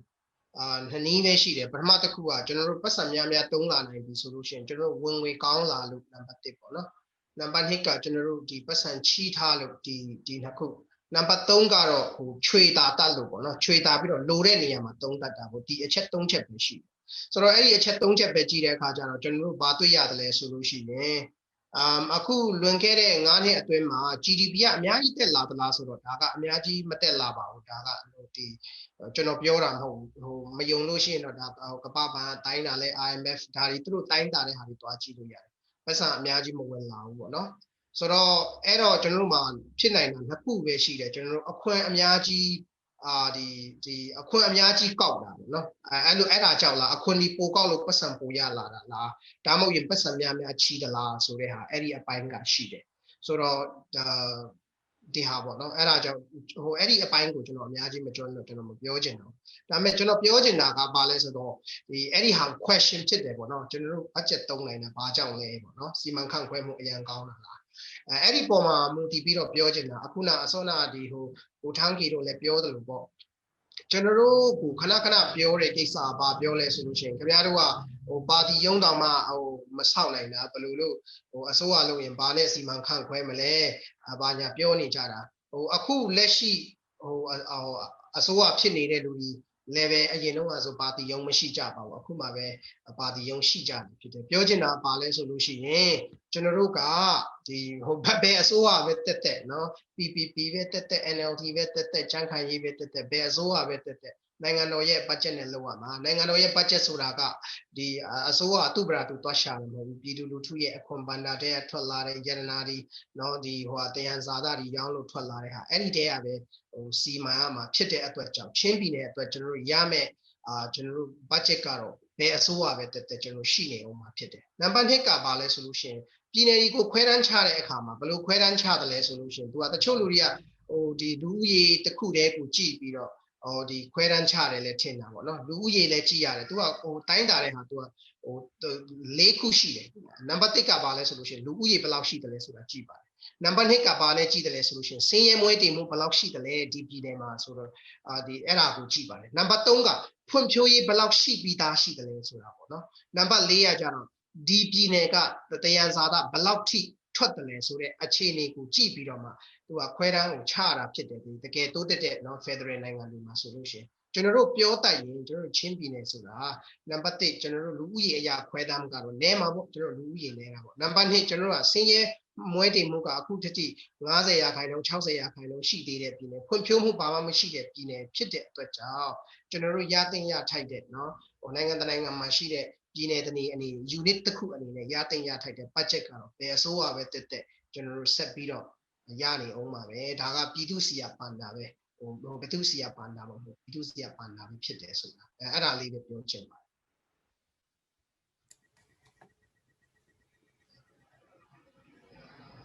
Can I say something? Hello. ကျွန်တော်လည်းဖြစ်ချင်တယ်အရင်ဆရာအောင်လေးပြောတာရောပြီးတော့ကိုဘွေးတန်းကြီးပြောတာအရင်ပြီးဆုံးတယ်ဆိုတော့အဲ့ဒါကျွန်တော်တို့ရဲ့အမြင့်မြတ်မှုနဲ့ပြီးတော့ကိုရဲ့မေ့ဆွေစီယုံကြီးမှာလည်းကျွန်တော်အခက်ပြတာတွေအများကြီးရှိတယ်အဲ့ဒါနဲ့ပတ်သက်ပြီးတော့ဘာလို့လဲဆိုတော့CNLD တက်တော့ဘာလို့နိုင်မှာလဲပြည်ထောင်စုဘာလဲ USDP တော့မဟုတ် NLD မှာမပိုင်တော့ဘေးဘတ်ချက်နဲ့ပတ်စံရရဘလို့လုံးမလဲဆိုတာခုနကဘွေးတန်းကြီးရှင်းပြတာလေအရင်ပြီးဆုံးတယ်ပြီးတော့ကိုအောင်လင်းရှင်းပြရရင်ပြီးဆုံးတယ်ဆိုတော့အဲ့ဒီကျွန်တော်တို့မှာတခုအခုနကဘွေးတန်းကြီးပြောတယ်လို့ကျွန်တော်နားလေဖို့လို့လားအစိုးရဘတ်ချက်ဘယ်လိုလာတယ်လဲပထမတစ်ချက်လူတူးချင်းအလုံးကပါလေကျွန်တော်အလုံးအခုပေးတာပဲဥပမာကျွန်တော်ငါတင်စတင်ရရင်တော့ကျွန်တော် 5% နေဆုံးပေးတာပဲတော့တူးချင်းနဲ့ကျွန်တော်ဝင်ငွေတဲ့အခုပေးတယ်ပထမတစ်ချက်ဒုတိယတစ်ချက်ဗာလေ company တွေအလုံးအခုပေးတယ်ကျွန်တော်ပြည်သူလူထုအလုံးခုံပေးလို့မှယူလို့ရတယ်ဘာလို့လဲအဲ့ဒီကျွန်တော်ကငပိစားရကွာဗာလေပြီးတော့ထမင်းစားတယ်ပြီးတော့ဓာတ်စီဖူးထည့်တယ်အလုံးထည့်တယ်အဲ့ဒီ company တွေကအခုမဆောင်ပေးနဲ့ company လို့မရဘူးအခုဆောင်ပြီးမှကျွန်တော်တို့ကိုရောင်းလို့ရတယ်တယ်လီဖုန်းတွေသုံးလို့ရတယ် internet တွေသုံးလို့ရတယ်အဲ့ဒါဗာလေကျွန်တော် indirect နဲ့ခုံပေးတာပဲမိတော့ဒုတိယတစ်ချက်နဲ့ခုနပြောသလိုနိုင်ငံချက်ချင်းဝင်ပြီးတော့ between ဇန်ဇာတာနဲ့ပေါ့အခုကျွန်တော်တို့ NLD စုရနဲ့USDP စုရမှာကျွန်တော်အဲ့ဒီငါးနှစ်တွင်းမှာကျွန်တော်ကွာချက်မှုကြည့်မိဆိုတော့ချင်းပြည်နယ်မှာ USDP အစုရငါးနှစ်တက်တန်းတွင်းမှာဘီလီယံ350ကျော်ရှိတယ်ပြီးရင်တော့ NLD ခက်မှာ860ကျော်ရှိတယ်အများကြီးတူတက်တာပေါ့ဒါပေမဲ့ကျွန်တော်ချင်းပြည်နယ်တစ်ခုတည်းတူတက်လာမဟုတ်ဘူးမန္တလေးတန်းလေးဗာလေအဲ့ဒီတုန်းက USDP စုရတုန်းကဘီလီယံ900နှစ်ပြီးတော့ခုမှဗာလေဘီလီယံ1000ကျော်တယ်ပြီးရင်တော့ရခိုင်မှာဘယ်လောက်လဲ USDP စုရတုန်းကဘီလီယံ950နှစ်အခုဘယ်လောက်လဲဘီလီယံ1300နှစ်ဆိုတော့အားလုံးလူအပ် data ရဲ့လူအပ်ချက်ပေါ်မှာခုနဆရာအောင်လင်းပြောတယ်လို့ data ရဲ့လူအပ်ချက်ပေါ်မှာဖွံ့ဖြိုးမှုတူတက်မှုအနေဆုံးနေရာမှာအစိုးရရဲ့လုံအိုင်းတာဝန်ကဖွံ့ဖြိုးတူတက်မှုပြီးရင်တော့ဗာလဲအဲ့ဒီအစိုးရတာဝန်တခုတာဝန်ယူတဲ့အစိုးရအနေနဲ့လုပ်ဖို့ကဗာလဲအဲ့ဒီမှာအစိုးရအရန်တာဝန်ရှိတယ်ဆိုတော့ကျွန်တော်အနေနဲ့အခုငါးနှစ်တွင်းမှာ USDP ရဲ့အစိုးရမှာဘယ်လောက်ထိဘီလီယံနိုင်ငံခြားချင်းဘယ်လောက်ရှိလဲဘီလီယံ12500ကျော်ရှိတယ်အဲ့ဒီလူစုရခဲ့မှာဘယ်လိုရှိလဲ3400နဲ့ကျော်ရှိတယ်နိုင်ငံချက်ချင်းတွေတခုပဲเนาะတခြားဘိုင်ဒါခွန်တွေဝါတွေမပြောသေးဘူးဆိုတော့အဲ့ဒီမှာကျွန်တော်ချင်းပြည်နယ်ငါးနှစ်တွင်းမှာ860ပေးရတယ်ဆိုတော့အဲ့ဒီနိုင်ငံချက်ချင်းတွေဘီလီယံ3400နဲ့ကိုတိုင်းဒေသကြီးနဲ့ပြည်နယ်16ခုနဲ့ပြန်မြတ်တွေ့မယ်ဆိုတော့ချင်းပြည်နယ်ကဘီလီယံ2000ရဖို့ပဲ equality နဲ့ပြောမယ်ဆိုရင်တော့ so era regudi joro take dine sin sign do kwe chat set sign mu do jodo chin pin ne ya Myanmar pi ma asin ye song pi ne phum phyo mu ane song pi ne phit de so jodo binder ngwe pu pi lo lu ra bo pu pi ro phum phyo tu de me lu ra bo ba lo le jodo khe set ka ne ba ma jodo kaအမြဲတမ်းခွေးချက်ဆက်ဆံခံပြီးတော့ဖွံ့ဖြိုးရေးပိုင်းမှာပဲဖြစ်ဖြစ်ပြီးတော့အရာတိုင်းမှာကျွန်တော်တို့ကဖွံ့ဖြိုးအနေဆုံးပြည်နေဖြစ်နေတယ်ဆိုတော့အဲ့ဒါဒီချင်းပါတီတက်ရင်တော့ကျွန်တော်ဝမ်းမတာဘူးကျွန်တော်မှာ vice and blue win လေဘိုင်ဒါငွေခွင့်နိုင်ငံတော်ဘိုင်ဒါတွေ blue win လေကျွန်တော်ဘယ်လောက်ရှိလဲဆိုတော့အဲ့ဒါကိုကျွန်တော်တည်တယ်အဲ့ဒါကိုကျွန်တော်မျှတတဲ့ကျွန်တော်လုပ်ဖို့ရတယ်အဲ့ဒါနောက်တစ်ခုတင်မဟုတ်ဘူးကျွန်တော်တို့တစ်ခုနေနဲ့အခု NLD ဆိုရတက်လာပြီးတော့ဒေါန်ဆန်းစုကြည်နိုင်ငံခြားရေးဝန်ကြီးဌာနနဲ့ပတ်သက်ပြီးတော့ဒါကူဆိုပြီးလုပ်တယ်ဒါကူဆိုတော့ development assistant coordination unit ပေါ့လေဆိုတော့အဲ့ဒီလောက်တဲ့ခါမှာတခြားတကယ်ကိုနိုင်ငံတကာ NGO တွေကိုထင်းချုပ်ပြီးတော့သူတို့ကနေဆွေးနွေးပြီးမှပဲအဲ့ဒီနိုင်ငံတကာအကူအညီတွေကိုပါလဲအဝင်အောင်လုပ်တယ်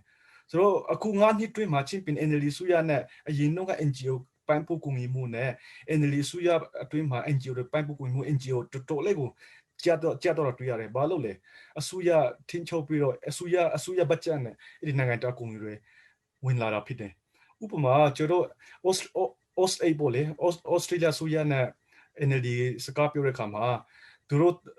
Australia ဆိုရဒါကွန်းနဲ့ဆွေးနွေးတဲ့ခါမှာmillion 79ပေါ့လေအဲ့ဒီမှာဆွေးနွေးတဲ့ခါမှာသူ Australia ဆိုရနေပထမတစ်ချက်နေနဲ့ဗာလဲdevelopment နဲ့ပတ်သက်ပြီးတော့ပညာရေးပြီးရင်တော့ဗာလဲကျန်းမာရေးပြီးရင်တော့စိုက်ပျိုးရေးနောက်ဆုံးမှာသူတို့ထားပြီးတော့ချင်းပင်တွေကိုအဓိကထားပြီးတော့ဒီမှာချင်းပင်မှာဖွံ့ဖြိုးတိုးတက်မှုတွေလုပ်ဖို့အတွက်ဒါကူနဲ့ဆွေးနွေးတဲ့ခါမှာဒါကူကလည်းချင်းပင်တစ်ခုတည်းနဲ့ဗာလဲမလုံလောက်ဘူးတခြား data တွေလိုအပ်တဲ့အများကြီးရှိတယ်ဆိုတော့အဲ့ဒါတွေကိုဒါကူနဲ့ဆုံးဖြတ်ပြီးတော့ကျွန်တော်တို့နဲ့စီမံခန့်ခွဲမယ်ဆိုပြီးတော့ Australia လေ78 million ပေါ့လေပြန်သွားတယ်ပြောချင်တာဗာလဲဆိုတော့နိုင်ငံခြားကူညီပြီးတော့ဗာလဲ Europe ရဲ့အစိုးရနဲ့လာတဲ့300 million လဲပြန်သွားတယ်အဲ့ဒါဗာလဲဒါကူနဲ့ဆွေးနွေးပြီးတော့ဗာလဲအစဉ်ပြေတဲ့ခါမှာသူတို့ရဲ့လောက်ချင်တဲ့ຢာကိုဒါကူအဲ့ဒီ Minister of Foreign Affairs နိုင်ငံတကာနိုင်ငံခြားရေးဝန်ကြီးဌာနကခွင့်ပြုတဲ့ခါမှာသူတို့အများကြီးပြန်သွားတယ်နိုင်ငံတကာအဖွဲ့အစည်းတွေပြန်သွားတယ်အများကြီးရှိတယ်ဆိုတော့ကျွန်တော်ပြောချင်တာဗာလဲဆိုတော့အဲ့ဒီပြည်သူလူထုရဲ့နားလေဖို့ကနိုင်ငံတော်ဘတ်ဂျက်ဘယ်လိုလာလဲပြီးတော့ NGO ဘယ်လိုလာလဲပြီးတော့ဗာလဲစီမံခန့်ခွဲဘယ်လိုလာလဲအဲ့ဒါကိုကျွန်တော်အများကြီးနားလေဖို့လိုတယ်ဆိုတော့အဲ့ဒါတွေကိုကျွန်တော်နားလေပြီးဆိုရင်တော့ NLD ဆိုရလည်းပိုက်ဆံမရှိဘူး UDP ဆိုရလည်းမရှိဘူးအဲ့ဒီပိုက်ဆံတွေဒီကျွန်တော်ပြည်သူလူထုနဲ့လာတဲ့ပိုက်ဆံပြီးတော့ကျွန်တော်ကနိုင်ငံခြားနဲ့ချင်းဝေလောက်တဲ့ပိုက်ဆံအဲ့ဒီ submit လူတွေကျွန်တော်ပြည်သူလူထုဖြစ်ပြီးအနာကကျွန်တော်ရဲ့လူတွေဖြစ်တယ်ဆိုတော့အဲ့ဒါတွေကိုကျွန်တော်ကကောင်းစင်ဆာပြီးတော့လောက်ပြီးဆိုရင်တော့ကျွန်တော်ကနားလေပြီးဆိုရင်တော့အဲ့ဒီ development လာတဲ့ဟာတွေဒီကျွန်တော်မျှတသုံးဖို့လိုတယ်ဗာပြည်နယ်တစ်ခုနဲ့တစ်ခုတိုင်းဒေသချင်းတစ်ခုနဲ့တစ်ခုခွဲခြားဆက်ဆံမှုမရှိဘဲနဲ့ကျွန်တော်မျှတဖို့လိုတယ်အခုရခိုင်ပြည်နယ်လေရခိုင်ကနိုင်တာပဲဘတ်ဂျက်ရောလာမရောဘူးဘီလန်ကျွန်တော်ထက်အစပေါ်တော့များတယ်ရန်ကုန်တိုင်းဆိုရင်တော့ဗာလေဘီလန်1300နဲ့ဘီလန်3000ကျော်ငါးနှစ်တွင်မှာ NLD ဆိုရတဲ့ UDP ကျမှာကွာချမှုရှိအဲ့ဒါဘာကြောင့်လဲကျွန်တော်ရဲ့နိုင်ငံတကာအကူအညီနဲ့ချင်းငွေတွေနဲ့ပြီးတော့နိုင်ငံတော်ဘတ်ဂျက်ရဲ့ဗာလေအဲ့ဒီဝင်ငွေတွေဖြစ်တယ်အဲ့ဒါကိုကျွန်တော်ကအရင်နားလေဖို့လိုရဲဆိုတော့ကိုနည်းနည်းကျွန်တော်တင်ပြချင်တယ်ကျေးဇူးတင်တယ်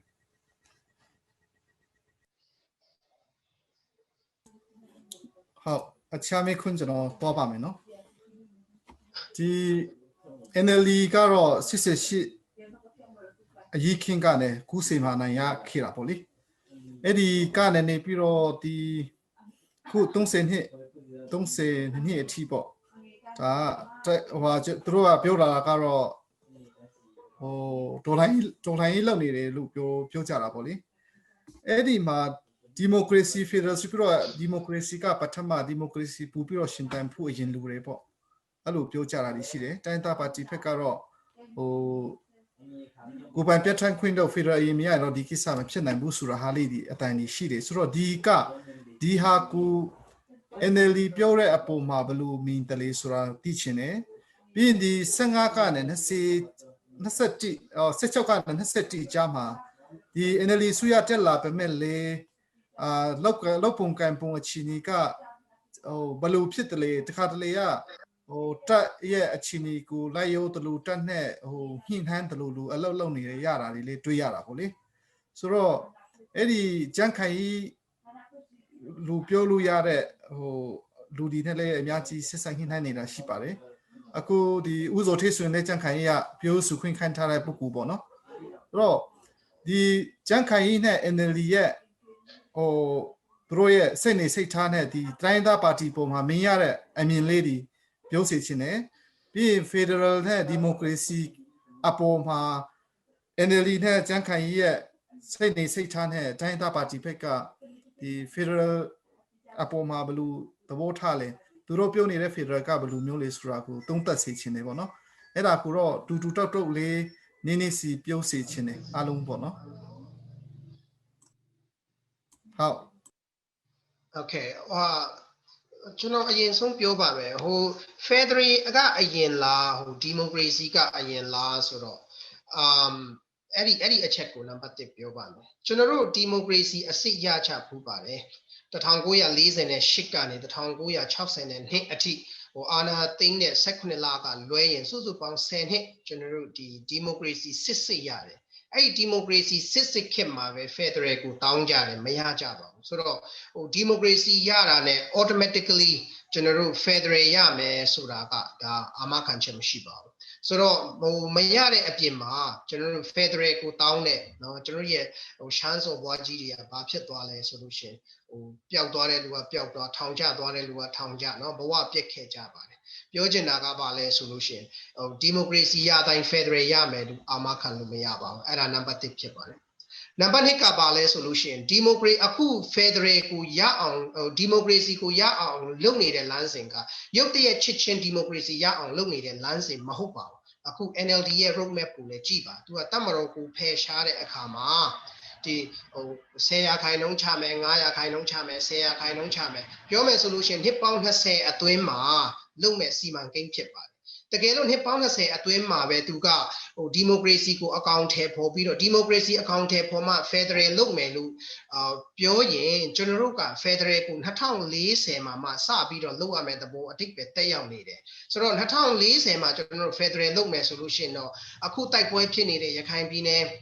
ကချင်ပြည်နယ်ပလက်ဝဘယ်တော့မှအခြေအနေကထူးလာမှာမဟုတ်ဘူးအဲ့တော့2040မှာ Federal စပြီးတော့အကောင့်ထဲပေါ်လို့မရဘူးဆိုတော့ကျွန်တော်တို့အဲ့ဒါကြောင့်တခါတည်း Federal နဲ့ Democracy ကိုတပြိုင်တည်းအကောင့်ထဲပေါ်ဖို့လိုပါတယ် Federal နဲ့ Democracy ကိုအကောင့်ထဲပေါ်တဲ့အခါမှာအခု Democracy ကိုဖြည်းဖြည်းချင်း short ပြီးတော့เนาะအကောင့်ထဲပေါ်သွားတယ်လို့ပဲเนาะစစ်တပ်ရဲ့အရေးအတွက်ကိုစားပြုမှုကိုတဖြည်းဖြည်းချပြီးတော့အကောင့်ထဲပေါ်တယ်လို့ပဲကျွန်တော်တို့ Federal ကိုလည်းပဲเนาะအခုလက်ရှိဖွဲ့စည်းပုံထဲကเนาะပြင်လို့ရတဲ့အပိုင်းတွေကိုတဖြည်းဖြည်းချင်းပြင်သွားပြီးတော့မှ Federal ကိုတဖြည်းဖြည်းပုံပေါ်လာအောင်အဲ့ဒါပြင်လို့ရတယ်ဆိုတဲ့ဟာဖြစ်ပါတယ်နံပါတ်1နံပါတ်3ကတော့ပါလဲဆိုလို့ရှိရင်ကျွန်တော်တို့ဒီFederal ရှိမှ Democracy ရှိမှ Federal ရတာ Democracy မရှိဘဲနဲ့ Federal မရပါဘူးအဲ့ဒါကြောင့် Democracy အရင်လုပ်ရမှာလို့ပြောတယ်မှန်တယ် Democracy လည်းအခုကျွန်တော်တို့တဝက်တစ်ပြည့်ရနေတယ်အပြည့်မရဘူးထိုနည်းသူစွာလဲ Federal လည်းကျွန်တော်တို့တဝက်တစ်ပြည့်ရဖို့လိုတယ်ထိုနည်းသူစွာပဲကျွန်တော်တို့ Democracy ဒီအပြည့်ရတဲ့အခါမှာ Federal လည်းကျွန်တော်တို့အပြည့်ရအောင်ဖြည်းဖြည်းချင်းလုပ်သွားလို့ရတယ် road map လို့ရယ်ဆိုတာအဲ့ဒါကျွန်တော်တို့ရဲ့အဓိက road map ပါနောက်တစ်ခုကဘာလဲဆိုလို့ရှိရင်အခုဒီအခုလက်ရှိနိုင်ငံရေးအခြေအနေပေါ့လက်ရှိနိုင်ငံရေးအခြေအနေကိုကြည့်တဲ့အခါမှာစစ်တပ်ရဲ့အနေအထားကိုကြည့်လိုက်တိုင်းရင်းသားလက်နက်ကိုင်တွေရဲ့အနေအထားကိုကျွန်တော်တို့ကြည့်မယ်ဆိုလို့ရှိရင်တိုင်းရင်းသားလက်နက်ကိုင်တွေကလည်းပြောတယ် Federal မရမချင်းသူတို့လက်နက်မစွန့်ဘူးစစ်တပ်ကလည်းပြောတယ်တိုင်းရင်းသားလက်နက်ကိုင်တွေရှိနေတဲ့အချိန်ကာလရှိနေတဲ့ဘယ်တော့မှသူကဒီမြန်မာပြည်ရဲ့နိုင်ငံရေးကနေမထွက်ဘူးလို့သူပြောတယ်အဲ့ဒါဆိုရင်ရှင်းတယ် Federal ရမှာငြိမ်းချမ်းရေးရမှာဆိုတော့ငြိမ်းချမ်းရေးရဖို့အတွက်ဆိုရင်ဘာအရင်လုပ်ရမှာလဲဆိုလို့ရှိရင်ဒီကနေ့ Federal ကိုကျွန်တော်တို့လုံမှာဖြစ်ပါတယ် Federal ကိုလုံမှာဒါဖွံ့ဖြိုးရေးကလာမှာမြန်မာပြည်ကိုဘာဖြစ်လို့ယင်းနှိမ့်မြုပ်နှံမှုတွေမလာတယ်လဲဆိုလို့ရှိရင်ငြိမ်းချမ်းမှုမရှိလို့ငြိမ်းချမ်းမှုမရှိရင်ဘယ်ဖွံ့ဖြိုးရေးမှလာမှာမဟုတ်ဘူးပဲသူများစီယင်းနှိမ့်မြုပ်နှံမှုမလာရင်ကျွန်တော်နိုင်ငံဘယ်တော့မှတိုးတက်လာမှာမဟုတ်ဘူးနည်းနည်းစီပဲတစ်နှစ်ကိုနည်းနည်းတပြားနှစ်ပြားပဲတက်နေမှာကျွန်တော်တို့လိုချင်တဲ့ဖွံ့ဖြိုးတိုးတက်မှုလာမှာမဟုတ်ဘူးအဲ့ဒီဖွံ့ဖြိုးတိုးတက်မှုလာဖို့အတွက်နဲ့အခုစစ်တပ်ကနိုင်ငံရေးကနေဖယ်ဖို့ဆိုလို့ရှိရင်ကျွန်တော်တို့ Federal ကိုလည်းတပြိုင်တည်းလုတ်သွားဖို့ လိုတယ်ဆိုတဲ့ဟာကိုပြောချင်တယ်အဲ့ဒါကြောင့်ပဲကျွန်တော်တို့က Federal ကိုပေးမယ်ပြောနေကြတာ USDP လည်းပြောတာပဲ NLD လည်းပြောတာပဲတိပြင်တိပြင်ဒီမှာပါတီအကုန်လုံးပြောကြတာပဲဒါပေမဲ့သူတို့ပြောတဲ့ Federal ကဘယ်လို Federal ဆိုတဲ့ model ကိုကျွန်တော်တို့အခုထက်ထိမတွေ့သေးဘူးမတွေ့ဘဲနဲ့ကျွန်တော်တို့ကထောက်ခံဖို့အရန်ခက်ခဲတယ်အဲ့ဒါကြောင့်Federal ကိုကျွန်တော်တို့က model ကိုတခါတည်းထုတ်ပြီးတော့ကျွန်တော်တို့ CNLD ကpromote လုပ်ရတာဖြစ်တယ်အဲ့ဒါကလွှတ်တော်ပြင်ပနိုင်ငံရေးရောလွှတ်တော်တွင်းနိုင်ငံရေးရောကျွန်တော်တို့ရဲ့အတိကနိုင်ငံရေးပန်းတိုင်ဖြစ်တယ်ဆိုတော့ကျွန်တော်တို့ရဲ့အတိကအားသာချက်ကအဲ့ဒါကျေးဇူးတင်ပါတယ်ကျွန်တော်လည်းဆက်ကြည့်လို့ရပါတယ်ဆက်ပြောလို့ရပါတယ်မချီရီဆရာကြီးမီဆရာကျွန်တော်ရင်ပြောပါကျွန်မကအများကြီးပြောပြီးပြီဆိုတော့ Okay အဲ့ဆိုကျွန်တော်ဆွေးနွေးနေမှာဟုတ် Hello ဟုတ်ပြောပါဟုတ်တော့ကျွန်တော်ကခုနဆရာမေးတဲ့မိခွန်းမှာ Federal Democracy Federal ဆိုတဲ့ဟာကအခုလက်ရှိမှာတော့မှဒီဘယ်လိုပြောမလဲစတဲ့ပြည်လုံးမှာတော့မှ Federal Democracy လို့ရည်ချင်တဲ့လူရှိတယ် Democracy Federal စနစ် Federal Democracy စနစ်ဆိုတဲ့ကိစ္စအများကြီးပြောတယ်ပေါ့နော်ဆိုတော့ကျွန်တော်တို့ကအဲ့ကအသုံးနှုန်းကတော့အရေးမကြီးဒါပေမဲ့ Federal ကပါလဲ Democracy ကပါလဲဆိုတဲ့ဟာကိုကျွန်တော်တို့စဉ်းစားဖို့လိုတယ်လို့ကျွန်တော်မြင်တယ်နံပါတ်1ချက်ကပါလဲဆိုလို့ရှိရင် Federal ကျင့်သုံးတဲ့နိုင်ငံတိုင်းမှာ Federal နိုင်ငံတိုင်းမှာ Democracy ရဲ့အနှစ်သာရပါပြီးသားဘာလို့လဲဆိုလို့ရှိရင် Federal Democracy နိုင်ငံတိုင်းမှာသူ့ရဲ့ဒီ majority rules နဲ့ minority rights ဆိုတဲ့ဟာက Federal Democracy နိုင်ငံတိုင်းမှာရှိတယ်ဒါကျွန်တော်တို့စဉ်းစားဖို့လိုတယ်လူနည်းစုနဲ့လူများစုလူနည်းစုအခွင့်အရေးနဲ့လူများစုရဲ့အခန်းကဏ္ဍကျွန်တော်စဉ်းစားဖို့လိုတယ်ဆိုတော့ကျွန်တော်တို့အခုပြောနေတဲ့ Federal Democracy ဖြစ်ဖြစ် Democracy Federal ဖြစ်ဖြစ်သိချတယ်ကျွန်တော်လောလောဆယ်မှာ2008ဖွဲ့စည်းပုံအခြေခံဥပဒေဒီပြည်တော်စုသမရမြန်မာနိုင်ငံလို့ခေါ်တယ်ဒါပေမဲ့ဖွဲ့စည်းပုံအခြေခံဥပဒေကိုကျွန်တော်အကုန်လုံးကြီးလိုက်လို့ရှိရင်အပြင်ပိုင်းကနေကြီးလို့ရှိရင်တော့သူစီမှာဘယ်လိုပြောမလဲအုပ်ချုပ်ရေးဥပဒေပြုတရားစီရင်ဒီ3ရပ်ကိုပါတယ်နောက်ဒီဘယ်လိုပြောမလဲကျွန်တော်တို့ရဲ့ထွက်တော်ပေါ့နော်ထွက်တော်ပြည်နယ်ထွက်တော်လည်းရှိတယ်နော်နောက်အမျိုးသားထွက်တော်ပြည်သူထွက်တော်စသဖြင့်အကုန်လုံးရှိတယ်ဒါပေမဲ့သူ့ရဲ့ဆံကိုကြီးလိုက်လို့ရှိရင်တော့သူ့ရဲ့ဖွဲ့စည်းပုံအားဖြင့်ကတော့ဒါပြည်တော်စုဆိုတဲ့ဟာကိုကျွန်တော်သွားတွေ့ရတယ်ဒါပေမဲ့ပုံမှန်တစ်ခုချင်းကိုကျွန်တော်သွားကြည့်လိုက်လို့ရှိရင်ဒါကပြည်တော်စုစနစ်ပြည်တော်စုလို့ကျွန်တော်ပြောလို့မရဘူးတပြည်တော်စနစ်ဆိုတဲ့ဟာကို2008ဖွဲ့စည်းပုံကိုကြီးတဲ့သူတိုင်းကသွားတွေ့ရမယ်ပေါ့ဆိုတော့ပြောချင်တာကကျွန်တော်တို့ဒီ Federal Democracy နိုင်ငံတိုင်းမှာကျွန်တော်တို့ရဲ့ဒီ majority rules နဲ့ minority rights Federal Democracy နိုင်ငံတိုင်းမှာရှိတယ်ဒါပေမဲ့ Democracy နိုင်ငံတွေမှာတော့ minority rights ကအများဆုံးရှုံးတဲ့အနေအထားကျွန်တော်တွေ့ရတယ်ဆိုတော့အခု Federal Democracy Federal ဆိုတဲ့အနေအထားမှာကျွန်တော်တို့ချင်းချင်းပြီးတော့မှဘာလို့ရမလဲဆိုလို့ရှိရင်ကျွန်တော်တို့စီမှာမြန်မာနိုင်ငံမှာအခြေခံ coming together people holding together ပေပိုင်းကိုကျွန်တော်သွားမှာလဲတမိုင်းကိုပြန်ကြည့်မှာလားရှေ့ဆက်တဲ့အနာဂတ်ကိုကျွန်တော်သွားမှာလားပထဝီနိုင်ငံရေးကိုကြည့်မှာလားလူမျိုးရေးအခြေခံတဲ့နိုင်ငံရေးကိုသွားမှာလားဒါကိုကျွန်တော်စဉ်းစားဖို့လိုတယ်လက်ရှိနိုင်ငံရေးချင်းနေမှာဆိုတော့သိချတယ်ကျွန်တော်တို့ဒီ Federal လို့ပြောတာ ਨੇ ကျွန်တော်တို့ self rule self determination ပဲ democracy ဆိုတဲ့ဟာကပါလေကျွန်တော်တို့အများစုရဲ့အခန်းကဏ္ဍဆိုတော့မြန်မာနိုင်ငံမှာလူမျိုး10မျိုးပဲရှိတယ်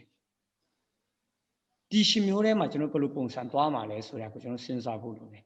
ဆိုတော့ Federal Democracy Federal နှစ်ခုမှာအသုံးလုံးငါတော့အရေးမကြီးပေမဲ့အနှစ်မှာကျွန်တော်စဉ်းစားဖို့လိုတယ်လို့ကျွန်တော်မြင် Federal ပဲသုံးကျေးဇူးတင်ပါတယ်ဆရာဟုတ်ကဲ့ကျွန်တော်တို့အချိန်ကတက်နေပြီးတော့4-5ယောက်လောက်တူတူပြန်ပြောရတယ်ဆိုတော့လေ Okay အဲ့ဆိုတော့လေကျွန်တော်နည်းနည်းဆရာဟိုကလည်းပြောသွားပြီဆိုတော့လေနည်းနည်း NLD ရဲ့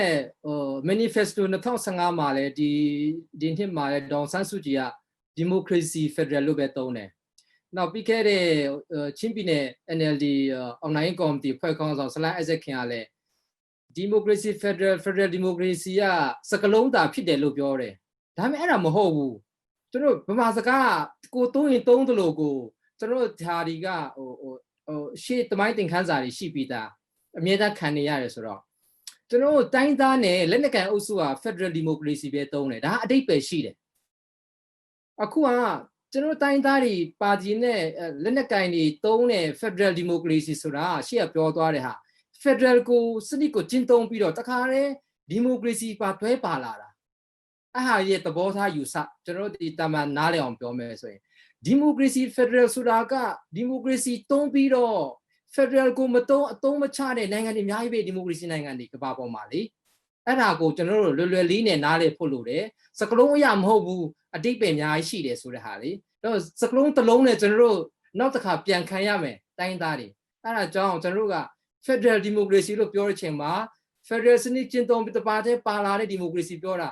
democracy federal ဆိုမြန်မာစကားအရ protocol ရဆို democracy အရင်လာလို့ federal ကိုမကျင့်သုံးပဲလဲနေလို့ရတယ်ဆိုတဲ့သဘောပဲဆိုတော့အဲ့ဒါကိုကျွန်တော်ချင်းနေအားလုံးနားလည်ဖို့လိုတယ် now ဟွာပေါ့နောက်တစ်ချက်ကလေကျွန်တော်ဒီမှာအခွင့်ကြုံလို့တခါတည်းပြောချင်ပါတယ်ဒီအရင်တုန်းက15မတိုင်ခင်မှာလဲလေကျွန်တော်ဟို EPPA ဆိုတာရှိတယ်ဒီ ethnic political party alliance ဆိုတာလေကျွန်တော် I don't CNLD နဲ့လဲပါတယ်နောက်ပြီးတော့ NLD လည်းပါတယ်အဲ့ချိန်ကလေးက NLD မှာမမေရ federal policy လည်းမရှိဘူးအခုချိန်ထိ federal သူတို့ကင်ထားတဲ့မှာဘာလဲဆိုတာပြီးမှပါတီချပြတာရှိလားကျွန်တော်တို့မတွေ့ဘူးဆိုတော့နော်ကျွန်တော်တို့ CNLD ရော channel တိုင်းသားတွေကကျွန်တော်လူချင်းတဲ့ federal ဘာလဲဆိုတာဟာကိုချပြနေတာပဲအဲ့ဒါလည်းတခါပြောချင်တယ်နောက်တစ်ခုကကျွန်တော်ပြီးခဲ့တဲ့လဒီမှာလားမသိဘူးဒါကြုံလို့တခါလည်းပြောချင်တာပါကျွန်တော်ချင်းမီဒီယာတစ်ခုမှာပြောတဲ့ CNF ဒူအိုကတာစလိုင်းဒေါက်တာလင်မှုစကောင်းပြောတဲ့ဟာကျွန်တော်ချင်းပါတီဒီမှာ federal နဲ့ဆိုင်တဲ့မူပါရှိလေဆိုတာသူမေးတာရှိတယ်ကျွန်တော်ပြောချင်ပါတယ်2019ချင်း national dialogue လို့ထန်တန်မှာ CNL လည်းပါတယ်ချင်းပါတီလည်းပါတယ် CSO လည်းပါတယ်အဲ့ဒီမှာ federal ကိုအခြေခံတဲ့မူတွေပဲကျွန်တော်ဆွေးနွေးခဲ့တာသဘောတူခဲ့တယ်လေဆိုတော့ကျွန်တော်တို့မှာ federal နဲ့ပတ်သက်တဲ့အခြေခံမူရှိပါတယ်တော်တော်များမူတွေလည်းရှိပါတယ်ဆိုတဲ့ဟာကိုချင်းပြည်သူတွေကိုပြောချင်ပါတယ်တကယ်လို့များအဲ့လိုမျိုးမိခွန်းထုတ်တယ်ဆိုရင်ကျွန်တော်တို့ကကျန်တဲ့ CNF ကိုလည်းပြန်မိခွန်းထုတ်ရတော့မှာကျွန်တော်တို့ကလူပေါင်း600ကျော်ချင်းအားလုံးစုစည်းပြီးတော့အတည်ပြုခဲ့တဲ့ federal ဆိုင်ရာအခြေခံမူရှိပါတယ်ဆိုတဲ့ဟာကိုအဲ့ဒါလည်းကျွန်တော်ချင်းပါတီ CNL ရဲ့မူပဲဖြစ်ပါတယ်ချင်းအားလုံးရဲ့မူလည်းဖြစ်ပါတယ်ဆိုတာကိုဒီမှာလည်းကြုံရင်းနဲ့တခါတည်းကျွန်တော်ပြောချင်ပါတယ်လို့မချီရီရောပြောဖို့ရှိလားအဲ့လေးပဲပြောမယ်ဟုတ်ကဲ့ကျမတို့ပြောနေတဲ့ federal က federal democracy ဆိုတာ federal နဲ့ကျမတို့သွားမယ်အဲ့ရှစ်ပင်နေမူဝါဒနဲ့သွားမယ်နောက်အခုလူမျိုးလူနေတွေကိုကျမတို့တိစောက်ထားမယ်အဲ့အကယ်လို့လိုအပ်တယ်ဆိုလို့ရှိရင်ဗမာအများစုနေတဲ့ပင်နယ်တွေအတွက်နောက်ထပ်တပင်နယ်အပြင်နောက်ထပ်ပင်နယ်ထပ်တူးမယ်ဒါကကျမတို့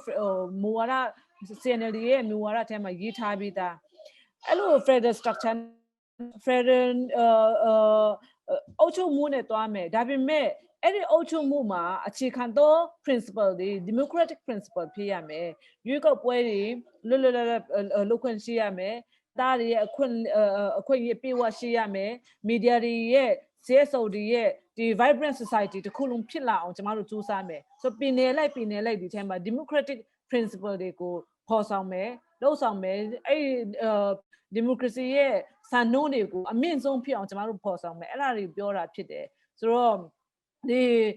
ခုနကကိုဂျီမီနဲ့ကိုအောင်လင်းပြောတော့တယ်လို့ပဲ democracy ဆိုတာကရွေးကောက်ပွဲဖြစ်တဲ့democracy ဆိုပြီးတော့အများကြီးနားလဲတယ်ဗမာတော်များကလည်းဒီလိုပဲနားလဲတာဖြစ်တယ်ကျမတို့ပြောနေတဲ့အရာဒီ federal အရာကျမတို့အုပ်ချုပ်မယ်ဒါပေမဲ့လူတိုင်းက democracy အခွင့်အရေးအပြည့်အဝခံစားရမယ်အဲ့ဒီအထဲမှာချင်းပြည်နယ်မှာရှိနေတဲ့တဘောကချင်း federal ရကျမတို့အုပ်ချုပ်လာပြီဆိုလို့ရှိရင်ချင်းပြည်နယ်မှာရှိနေတဲ့နိုင်ငံသူနိုင်ငံသားတွေကလည်းပဲဒီမိုကရေစီအခွင့်အရေးအပြည့်အဝခံစားရမယ်အဲ့ဒါကိုကျမတို့ပြောနေတာဖြစ်တယ်ဆိုတော့ဒါကအတူတူပဲလို့တွားပြောလို့မရဘူးမတူဘူးမူဝါဒမရှိဘူးလို့လည်းမပြောကြပါနဲ့ကျမတို့စီမှာမူဝါဒရှင်းရှင်းလင်းလင်းရှိထားပြီးသားဖြစ်တယ်ဒါကိုအကောင့်ထဲဖောက်ဖို့ပဲလိုအပ်တယ်ကျွန်တော်တို့ဒီခုနဆက်နေတဲ့ပြည်ထောင်စု အဆင့်တွေဒီ Federal ကိစ္စတို့ဒီဟာကိုကျွန်တော်ပြောနေကြတယ်ပေါ့အဲ့ဒါနဲ့ပတ်သက်ပြီးတော့မေးချင်တာကတော့ကျွန်တော်တို့လက်ရှိအခြေအနေခုနနဲ့ဆက်ဆက်ပြီးတော့မေးချင်ပါတယ်အဲ့ဒါကတော့ကျွန်တော်တို့ဒီ2015ရဲ့ရွေးကောက်ပွဲရလို့ကြောင့်ကျွန်တော်တိုင်းသားပါတီတွေဖြစ်တဲ့ကျွန်တော်တို့အဓိကချင်းပေါ့နော်ဒီမနိုင်ခဲ့တဲ့ဒီကျုပ်မခွဲတဲ့ပါတီပေါ့ဆိုတော့အောင်ဆန်းစုကြည် peace process မပေါ့ဘူးပြပိတ်လိုက်တယ်ဒီလိုမျိုးအခြေအနေမှာဒီလိုအခြေအနေမှာကျွန်တော်တို့ကြုံရတဲ့တိုင်းသားတွေအဓိကချင်းတွေကြုံရတဲ့ဆုံးရှုံးမှုတွေပေါ့ဒီလိုအခြေအနေကိုဒီကျွန်တော်တို့ဒီမှာလာမယ့်2012အနေနိုင် CNLD ပဲအနိုင်ရသွားတယ်ထိုင်ခုံတွေဒီရလာတယ်ဆိုရင်လူမျိုးအပြောင်းလေးဖြစ်တဲ့အခင်းချင်း2015နဲ့2020ကြာမှမတူတဲ့ scenario ပေါ့အခြေအနေတွေပေါ်ဆောင်နိုင်မလဲဥပမာပေါ့ NLD ရဲ့ခုနဆရာဂျင်မီပြောသလို NLD ရဲ့ရုပ်ကိုပွဲချင်းရစာတမ်းဖြစ်တဲ့ peace rule of law and အမျိုးသားပြည်နယ်တည်မြဲရေး national reconciliation ဆိုတဲ့ဟာတွေမှာတိုင်းတပ်ပါတီကျွန်တော်ချင်းပါတီကနိုင်ရပြီးတော့လာမဲ့အစိုးရမှာပူပေါင်းပါဝင်နိုင်မယ်ဆိုရင်ဘယ်လိုမျိုးအပြောင်းလဲတွေရှိနိုင်တယ်ပြည်သူတွေဘယ်လိုပြည်သူတွေအတွက်ပြီးတော့ကောင်းတဲ့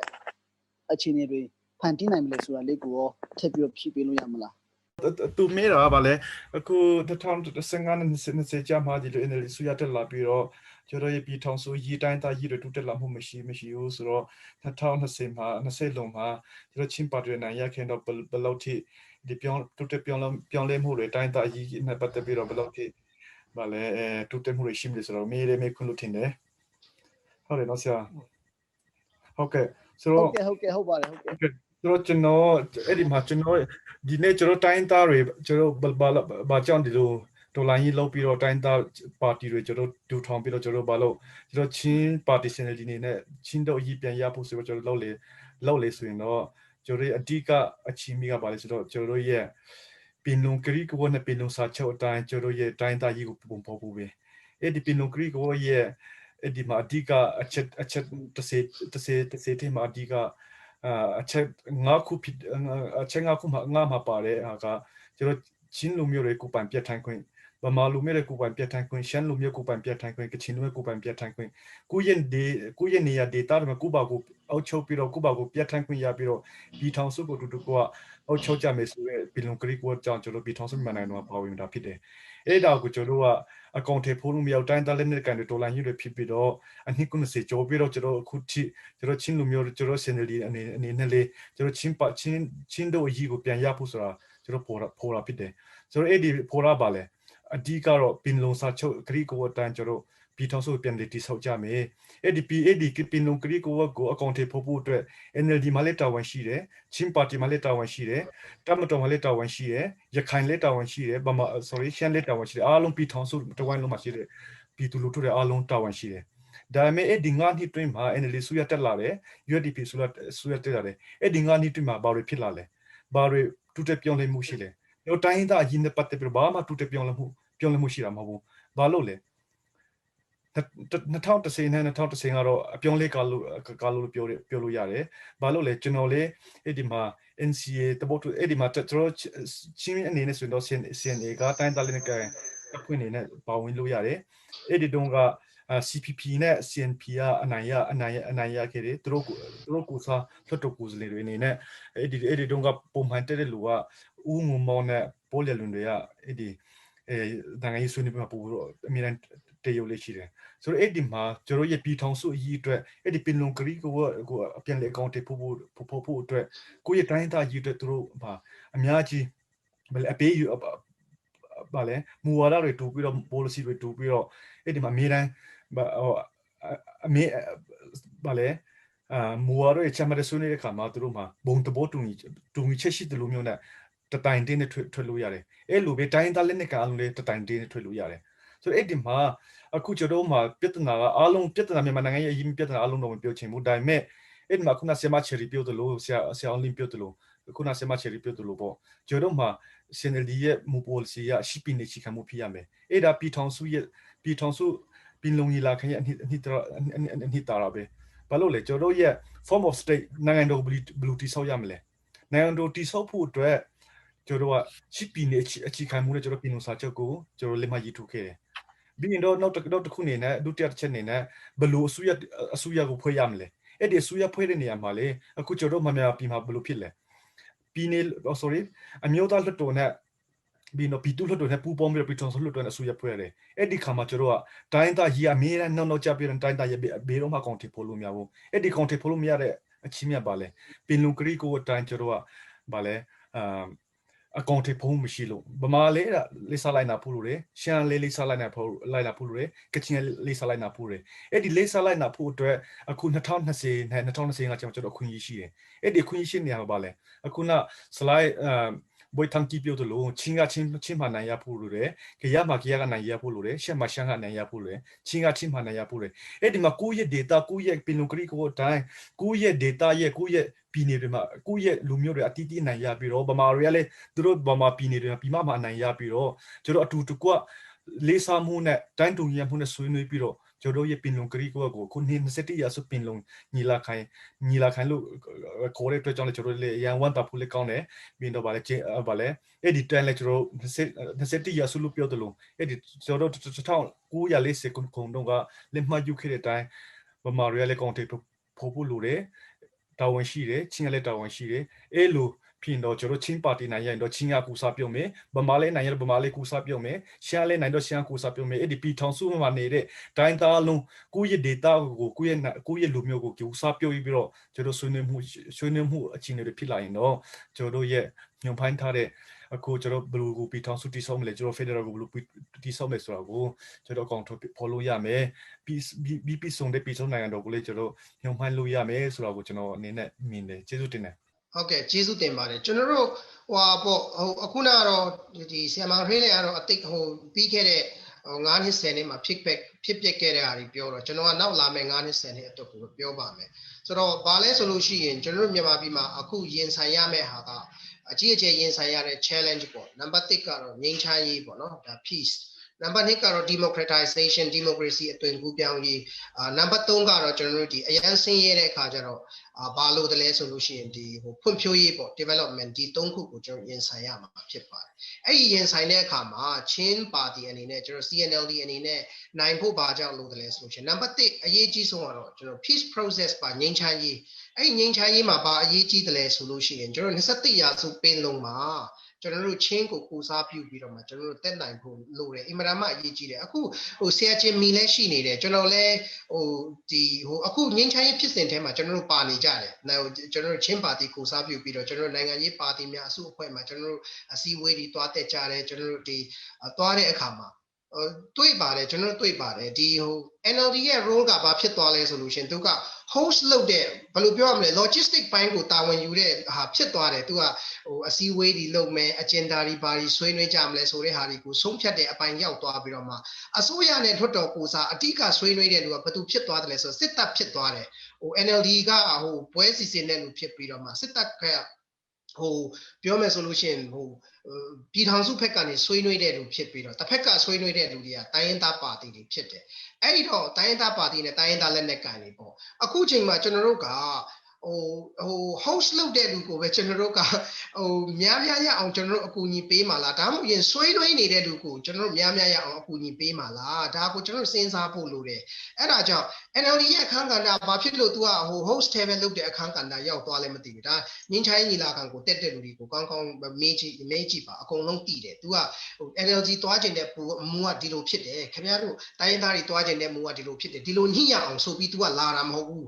းသူကစစ်တပ်နဲ့တိုင်းရင်းသားတွေကိုပေးတွေ့ပြီးတော့ခင်ဗျားတို့ညှိချဆိုတဲ့သဘောမျိုးဖြစ်သွားတယ်အဲ့တော့ကျွန်တော်တို့ရဲ့အပိုင်းကဘာပဲလို့တလဲဆိုလို့ရှိရင်ကျွန်တော်တို့က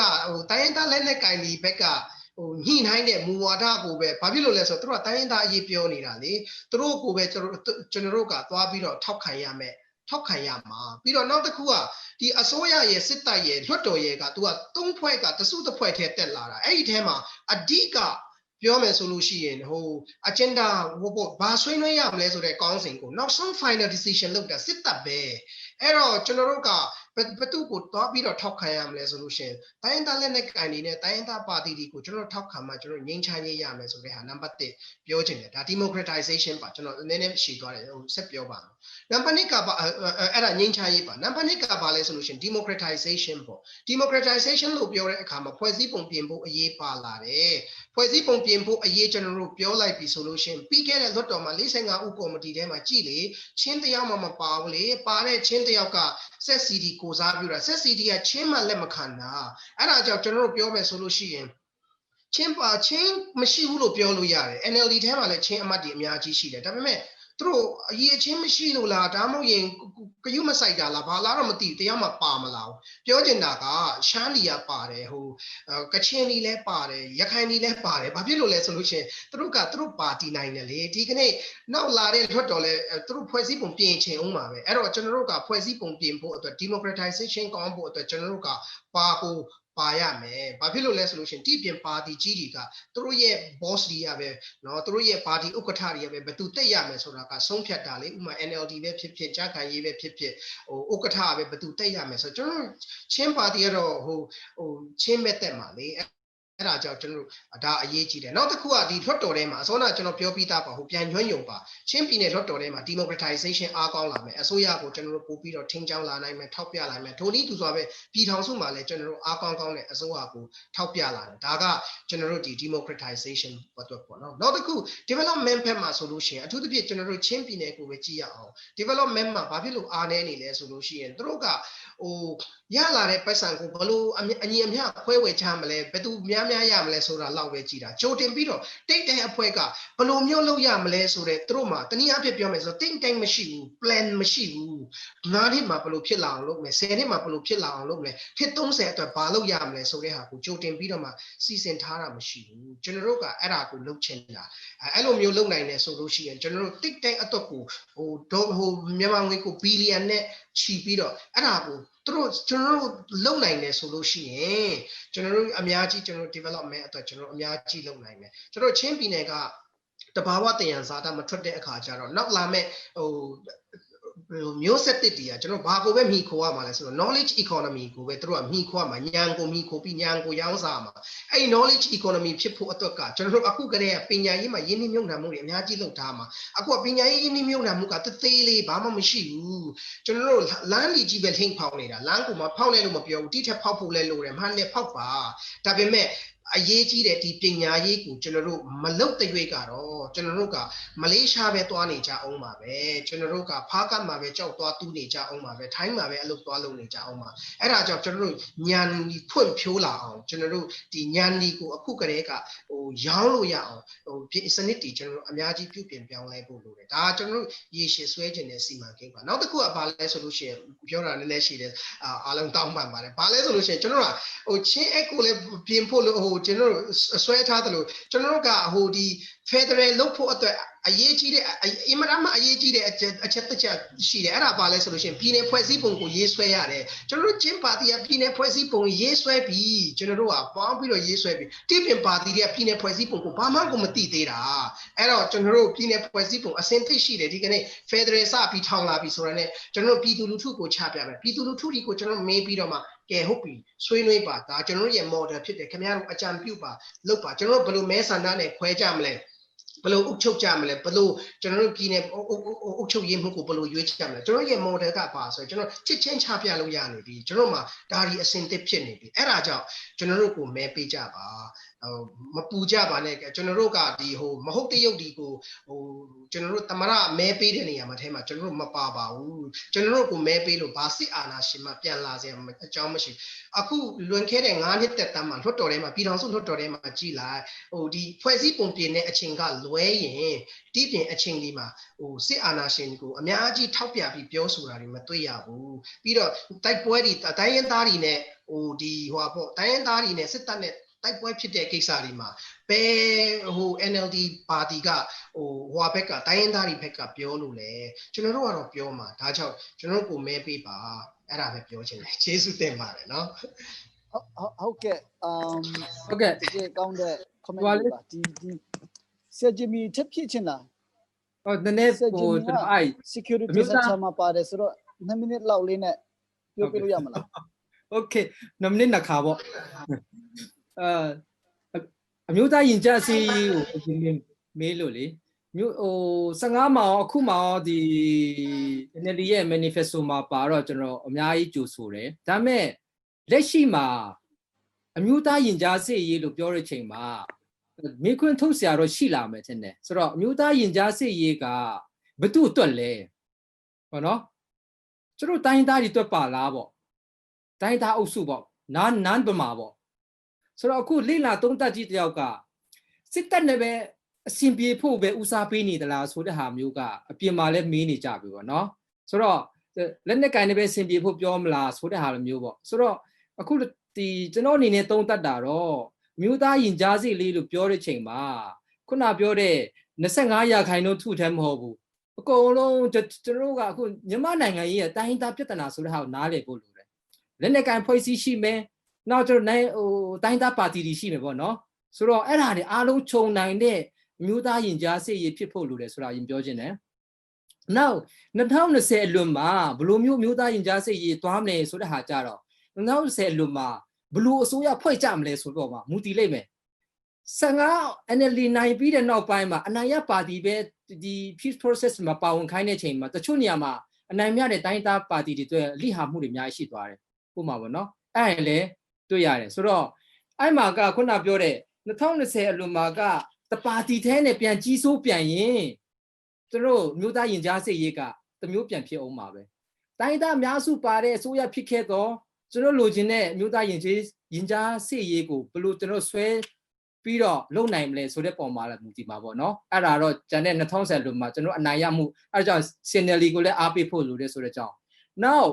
ဒီ UPDJC မှာကျွန်တော်ကြားဖြတ်မှာနိုင်ပြီးတဲ့နောက်ပိုင်းမှာကျွန်တော်လုံခြုံရေးကော်မတီဆိုမဲ့ကျန်တဲ့ကဏ္ဍလေးခုကိုအမြဲတမ်းသွားတယ်သွားတော့ခုနပြောတဲ့မြို့သားရင်ကြားစေ့ရေးလို့ပြောချိန်မှာခုနဟိုလက်နဲ့ဟိုအပြစ်ခတ်ရစရေးတစ်ခုတည်းမဟုတ်ဘူးလေအများကြီးပဲကဏ္ဍပေါင်းစုံကဏ္ဍပေါင်းစုံမှာတိုင်းသားအရေးနဲ့ပတ်သက်မှန်သမျှမှာကျွန်တော်တို့ဒီအများကြီးလိုအပ်တယ်ဥပမာတစ်ခုပဲပြောမယ်ကျွန်တော်မြေယာကဏ္ဍမှာဆိုရင်ဒလိထုံးတမ်းမြေကိုတော့မှဥပဒေနဲ့အကာအကွယ်မပေးခြင်းဘူး policy ကိုရေးဖို့တော့မှလေပြည်မပါတီတွေကလေအဲ့ဒါဥပမာတစ်ခုတည်းပဲကျန်တဲ့ကဏ္ဍတွေမှာအများကြီးရှိသေးတယ်အဆင့်ဆင့်လိုက်အများကြီးပေါ့နော်ဆိုတော့ဒီကျွန်တော်တို့ဒီနိုင်ပါတီစုဖွဲ့ UPDJC မှာလည်း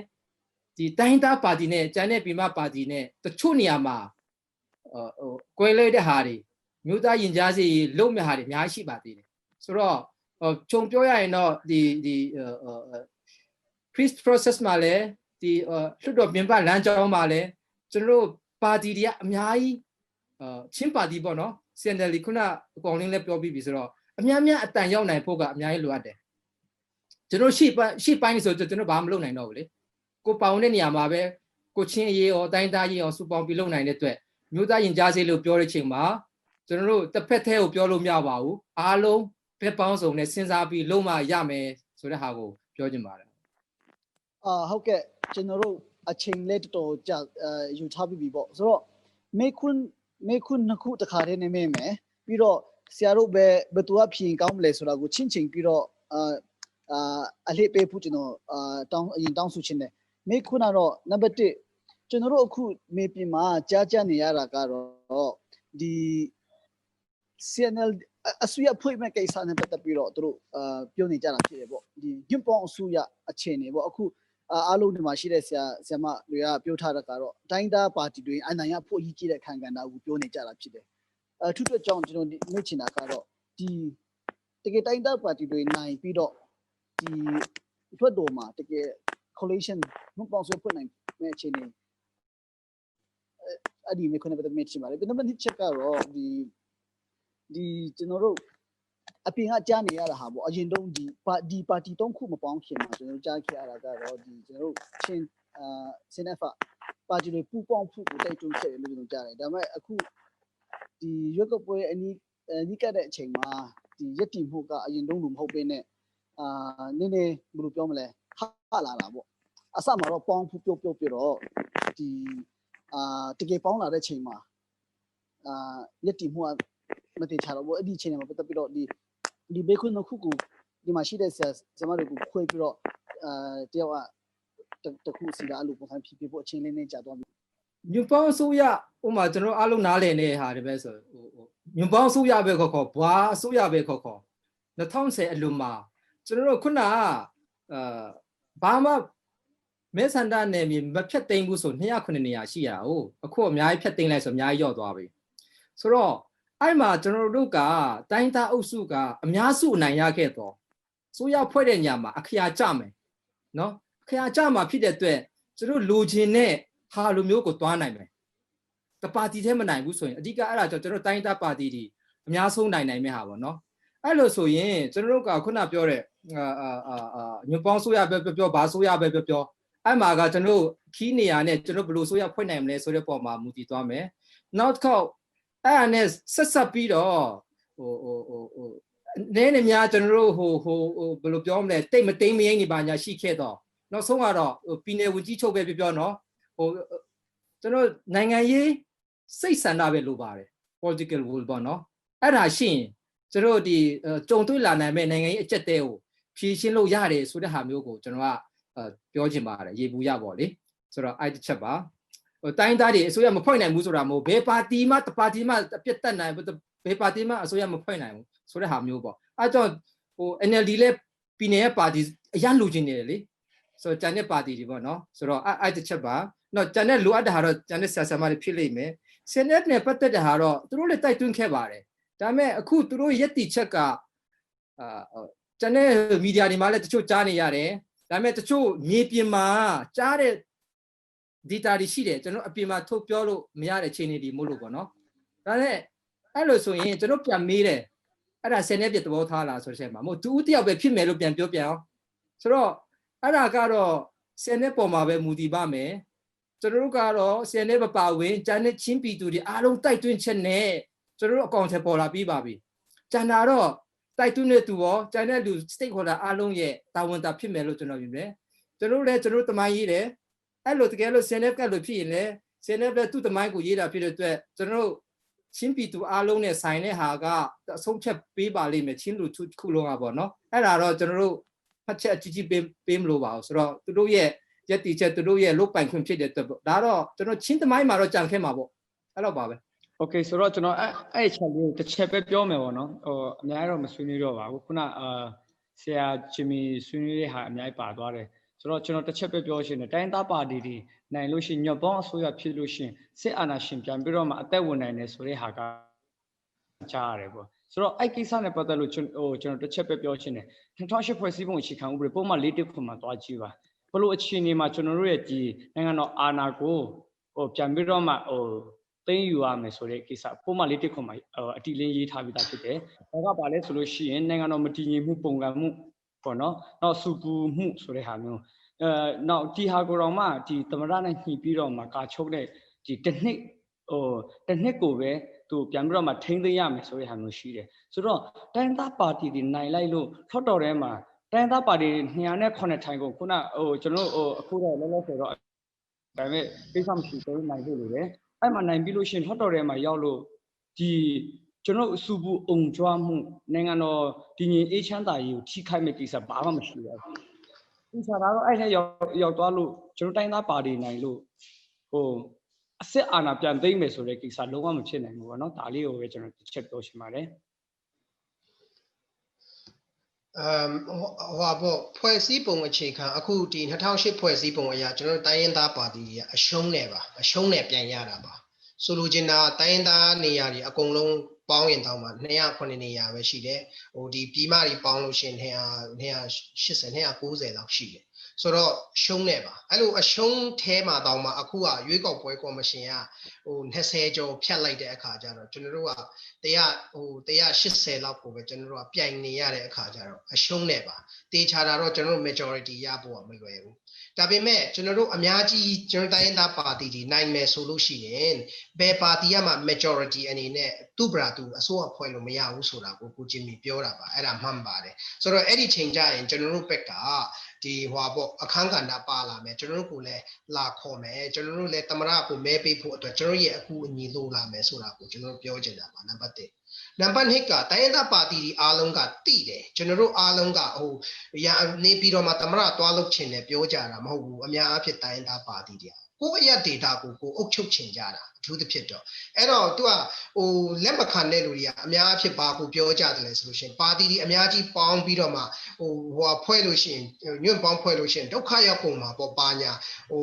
လွတ်တော်ကိုဟိုဝင်ကြည့်ရမှာအယောက်20ပဲရှိတာပါတီပေါင်း90ဘယ်လိုလို့ဖွဲ့မှာလဲဆိုတော့ဟိုဘာမှမဟုတ်တဲ့ပြောမယ်ဆိုလို့ရှိရင်အရက်ထဲမှာတောင်းမှသုံးစားလို့မရတဲ့စကားတွေလိုက်ပြောပြီးမဲဆွဲကြတာတကယ်တော့ကိုယ့်ပြည်နယ်မှာကိုယ့်ရဲ့ဟိုဒီအစိုးရကိုဖွဲ့ဖို့အတိကလိုချင်ကြတာပေါ့အခုလည်းပဲကြီးလိုက်မယ်ဆိုလို့ရှိရင်ဒီလိုအပ်တဲ့အခါမှာဒီ NLD ကဟို USDP ရဟာရောစစ်တပ်ထဲဟာယူသုံးနေရတယ်အဲ့ဒါယူမသုံးပါဘူးနဲ့လို့ကျွန်တော်တို့မပြောချင်ပါဘူးဘာလို့လဲဆိုလို့ရှင်ဒါတိုင်းပြည်အတွက်လိုအပ်တဲ့အခါမှာသူတို့ဟိုယူသုံးတာပေါ့နော်ဆိုတော့သူတို့ကြတော့ဟိုဒီចောင်းခိုင်ရေးရလူဒီစစ်တပ်ထဲယူသုံးတဲ့ဟာကိုကျွန်တော်တို့ကိုစစ်တပ်နဲ့ပေါင်းပါတယ်ចောင်းခိုင်ရေးနဲ့ပေါင်းပါတယ်ဆိုပြီးတော့မှအလကားဆွဲနေတဲ့ဟာတွေကတော့ကျွန်တော်ထင်တယ်ဒါဘဟုကလာတဲ့စကားလည်းမဟုတ်တော့ဘူးထင်တယ်ကျွန်တော်ထင်တာတော့ချင်းပြည်နယ်မှာရှိတယ်အထူးသဖြင့်ချင်းပြည်နယ်မှာများတာကိုချင်းပြည်နယ်မှာရှိတဲ့လွှတ်တော်ကိုယ်စားလှယ်လောင်းတွေကနော်ဟိုးဖက်ပါတီကလွှတ်တော်ကိုယ်စားလှယ်လောင်းတွေကကျွန်တော်တို့ပါတီကလွှတ်တော်ကိုယ်စားလှယ်လောင်းတွေနဲ့တူးချင်းအရေးချင်းရှင်းလိုက်တဲ့အခါမှာသူကမရှင်းနိုင်တော့မှန်သိတဲ့အတွက်ကြောင့်နော်အဲ့လိုပြောတော့ဟိုမတော်ကြဘူးလို့ပြောတာမဟုတ်သူတို့ပါတီထဲမှာလည်းတော်တဲ့လူတွေအများကြီးရှိတယ်ကျွန်တော်ရဲ့တငယ်ချင်းတွေလည်းရှိတယ်ဒါပေမဲ့ဟိုတော်တော်များများမရှင်းနိုင်တဲ့လွတ်တော်ကိုယ်စားလှယ်လောင်းတွေကမရမှာစိုးလို့သူများပါတီကိုအပုတ်ချကြတာပါတကယ်တော့ဘာသက်သေမှလည်းမရှိဘူးအခုကြည့်လိုက်လေဒီဟိုဆီယမ်မချယ်ရီဇာဟောတောက်လျှောက်ဟိုတချင်လုံးဟိုပြေးဒီပြေးဟိုပုံးဒီပုံးနဲ့တခါတဲ့စစ်တော်လာစစ်တပ်ကိုတော်လှန်လာတာဘယ်လိုလို့သူကဟိုစစ်တပ်နဲ့တွားပေါင်းပါလဲအတိတ်ပဲမှမရှိတာအဲ့လိုကြီးကျွန်တော်တို့ဒီဟိုရှောက်ပြောကြတာပါဒါကြီးမရှိပါဘူးအခုလည်းစောနာ CNF နဲ့ပတ်သက်ပြီးလို့ကတော့ကျွန်တော်တို့ရဲ့ချင်းရဲ့မူဝါဒဟာလွန်ခဲ့တဲ့နော်ကျွန်တော်တို့ဒီချင်းတော်လှန်ရေးတမိုင်းကိုပြန်ကြည့်တဲ့အခါမှာအရင်တုန်းကနော်1900ဒီဟိုပေါ့1961နော်တောင်ကြီးညီလာခံမှာတင်သွင်းခဲ့ကြတဲ့ချင်းကောင်းဆောင်တွေရဲ့နော်ချင်းကောင်းဒီပင်လုံစာချုပ်ကိုလည်းကျွန်တော်တို့အခြေခံတယ်1962တောင်ကြီးညီလာခံမှာတင်သွင်းတဲ့ချင်းဒီဟိုပေါ့ချင်းကောင်းဆောင်တွေတင်သွင်းခဲ့တဲ့စာတမ်းကိုအခြေခံတယ်ပြီးတော့1990နဲ့နှစ်မှာเนาะချင်းအယောက်ပေါင်းဟို96ယောက်တိအဖမ်းခံခဲ့ရတယ်เนาะချင်းလူမျိုးတွေကနေအရင်ဆုံး Federal ကိုအရင်တောင်းတာเนาะချင်းဒီအရင်တောင်းတာ96ယောက်လုံးထောင်ကျသွားတယ်သူတို့ရဲ့စာတမ်းရဲ့ပြီးတော့1990ကနေစပြီးလှုပ်ရှားတဲ့စာတမ်းရဲ့ပြီးတော့เนาะဒီချင်းတော်လှန်ရေးတမိုင်းမှာတုံးခဲ့တဲ့စာတမ်းတွေကိုအခြေခံထားတာဖြစ်တယ်နံပါတ်1เนาะနံပါတ်2ကကျွန်တော်တို့ဒီ2003ခုနှစ်2013ခုနှစ်ချင်းအမျိုးသားညီလာခံမှာကျွန်တော်တို့ဒီရခဲ့တဲ့ resolution 150နဲ့ခုနှစ်ချက်လာမသိဘူးအဲ့ဒီပေါ်မှာအခြေခံထားတယ်ပြီးတော့ဒီ2010ခုနှစ်မှာကျွန်တော်တို့လုပ်ခဲ့တဲ့ဒီဟိုနိုင်ငံရေးအဆင့်ဆွေးနွေးပွဲမှာကျွန်တော်တို့ CNF နဲ့ပေါင်းပြီးတော့မှလုပ်ခဲ့တဲ့ညီလာခံမှာရလာတဲ့ resolution အချက်လက်တွေကိုကျွန်တော်အခြေခံပြီးတော့ရေးဆွဲထားတာဖြစ်တယ်ပြီးတော့တိုင်းရင်းသားပါတီတွေနော်ဒီတော်လှန်ရေးသမိုင်းတစ်လျှောက်မှာသူတို့တုံးလာခဲ့တဲ့ဒီမူဝါဒတွေပေါ်မှာအခြေခံတာဖြစ်တဲ့အတွက်ကြောင့်ကျွန်တော်အမြင်တော့ဟို CNF နဲ့ဟိုဟိုနဲ့ဟို CNLD နဲ့မူဝါဒကွဲတာအထူးသဖြင့်နိုင်ငံတော်တည်ဆောက်ရေးမှာမူဝါဒကွဲတာကျွန်တော်မတွေ့သေးပါဘူးမူဝါဒတူရဲ့သားနဲ့ဘာဖြစ်လို့ဟိုတချို့ကမထောက်ခံဘဲနဲ့မူဝါဒမတူတဲ့လူကိုထောက်ခံတယ်လို့လိုက်ပြောနေတဲ့လူတွေလည်းတွေ့တယ်ပေါ့ဒါပေမဲ့ CNF မှာလည်းကျွန်တော် individually ကျွန်တော်တွေ့သမျှတော့ဟိုချင်းပါတီကိုထောက်ခံကြပါဒါပေမဲ့ဟိုပါတီကိုပဲထောက်ခံတယ်လို့ဒီပါတီကိုပဲထောက်ခံတယ်လို့အတန်နေလဲကြားနေရတယ်ပေါ့နော်အဲ့ဒီလူတွေကဟိုမူဝါဒကိုခိုင်ကြရဲ့လားအဲ့လိုပဲမေးချင်ပါတယ်ကျေးဇူးတင်ပါတယ်အထက်အရင်ပြောလိုက်ကျမနောက်ဆုံးမှပြောလိုက်မယ်ဟုတ်ပြီအဲ့ပိုကောင်းဟုတ်ကဲ့အဲ့လိုပြောတာလည်းရန်ကောင်းတယ်ဟုတ်ကဲ့ခုနပထမတစ်ချက်ပေါ့အခုညွှန်ပေါင်းဆိုရပေါ့အဲ့ဒီမှာကျွန်တော်တို့ကြုံတွေ့တာအများကြီးရှိတယ်ညွှန်ပေါင်းဆိုရဆိုတာမြန်မာနိုင်ငံပြည်သူ့ဒီခံဥပဒေမှာညွှန်ပေါင်းဆိုရဆိုတာမရှိဘူးဘယ်တော့မှညွှန်ပေါင်းဆိုရဖြစ်မလာနိုင်ဘူးပေါ့လေအဲ့လိုပြောတာတွေအများကြီးတွေ့ရတယ်ဆိုတော့ကျွန်တော်Federal နိုင်ငံတွေရဲ့ဖွဲ့စည်းပုံအခြေခံဥပဒေကိုကျွန်တော်ကြည့်ရင်တော့တကဘာမှာရှိတဲ့ဖွဲ့စည်းပုံအခြေခံဖွဲ့စည်းပုံအခြေခံဥပဒေမှာညွှန်ပေါင်းဆိုရဆိုပြီးတော့ရေးထားပြီးတော့ဗာလဲဖွဲ့ဆိုရဖွဲ့ဆိုတဲ့ Federal နိုင်ငံတခုမှမရှိပါဘူးဂျာမနီလည်းညွှန်ပေါင်းဆိုနဲ့ဖွဲ့တာပဲဒါပေမဲ့သူတို့ရဲ့ constitution မှာမရှိပါဘူး Switzerland လည်းလိုပါပဲ Austria လည်းလိုပါပဲဆိုတော့ကျွန်တော်မြန်မာညွှန်ပေါင်းဆိုရဆိုတာကျွန်တော်ရဲ့ကျွန်တော်ဖွဲ့စည်းပုံအခြေခံဥပဒေရမရေးထိုင်လည်းပဲဆိုရဖွဲ့ဖို့လိုတော့ majority စီကအဓိကလိုတယ် ဆိုတော့သူတို့မြန်မာနိုင်ငံဖွဲ့စည်းပုံအခြေခံဥပဒေရဲ့ရှုထောင့်နဲ့ကြည့်မယ်ဆိုရင်တော့အခုပြောတာတွေများကြီးရှိတယ်တမတာဖွဲ့ဖို့အတွက် majority မလိုပါဘူးအများဆုံး NLD ကတမတာ3ရောက်လာမယ်တမတော်ကရွေးထားတဲ့ဗာလေကိုယ်စားလှယ်လောင်းပြီးတော့ပြည်သူ့လွှတ်တော်နဲ့မြို့တော်လွှတ်တော်နဲ့ဆိုတော့ဒီကနေ့ပါတီအများဆုံးနိုင်ရတဲ့အများဆုံးရတဲ့NLD ကတော့မဟုတ် USDP ကအစိုးရဖွဲ့နိုင်မှာပါဆိုတော့ပြောတာတွေလည်းရှိတယ်ဆိုတော့ကျွန်တော်အမြင်နဲ့တော့ဖွဲ့စည်းပါလေအဲ့ဒီတမတာတစ်ခုရွေးလို့ရတာနဲ့အစိုးရဖွဲ့လို့ကျွန်တော်မမြင်ဘူးဘာလို့လဲကျွန်တော်မှာ majority vote ကိုလုံးဝရဖို့လိုတယ်ကိုတိုင်းဒေသမှာ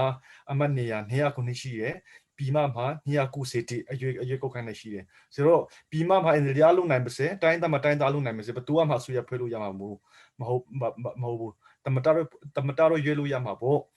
သူတို့ပြောတယ်လို့ပေါ့ဒါပေမဲ့အဲ့ဒီတမတာကအလောက်လောက်နိုင်တဲ့အစိုးရဖြစ်ဖို့လိုတယ်အဲ့ဒီတမတာနိုင်တဲ့အစိုးရဖြစ်ဖို့အတွက်တော့ပါလီမန်မှာစီက333အဲ့ဒီပြည်ထောင်စုလွှတ်တော်ရဲ့664ထဲမှာ333တော့အနေဆုံးရဖို့လိုတယ်အဲ့ဒီကတော့ CQ မဖြစ်သေးဘူးကျွန်တော်ကအဲ့ဒီကတော့ CQ ဖြစ်သေးဘာလို့လဲလူတယောက်ဖြတ်နိုင်တယ်ပြီးတော့တချို့တစ်ဖွဲ့ကဘာလဲတဘောမတူတာလည်းရှိနိုင်တယ်ဆိုတော့အများဆုံး360 350ဖြစ်မှအဲ့ဒီအစိုးရအဲ့ဒီပါလီမန်ကိုမောင်းပြီးတော့အလောက်လောက်နိုင်မှာဘာလို့လဲသူရဲ့ဥပဒေပြဋ္ဌာန်းဖို့အတွက်ပါလီမန်က majority ရှိကနေပေးဖို့လိုတယ်နိုင်ငံတကာချင်းဝေလို့ဖို့အတွက်နိုင်ငံတကာနဲ့စစ်ဆိုင်ဖို့အတွက်ဘာမှမလုပ်ဖို့အတွက်ပါလီမန်ရဲ့ဘာလဲ50ရခိုင်နှုန်းကျော်ရဲ့လူတွေအတွက်ကြောင့်ဒီတစ်ခါမှာဘသူပဲလာဘသူပဲနိုင်အစိုးရဖွဲ့ဖို့အတွက်350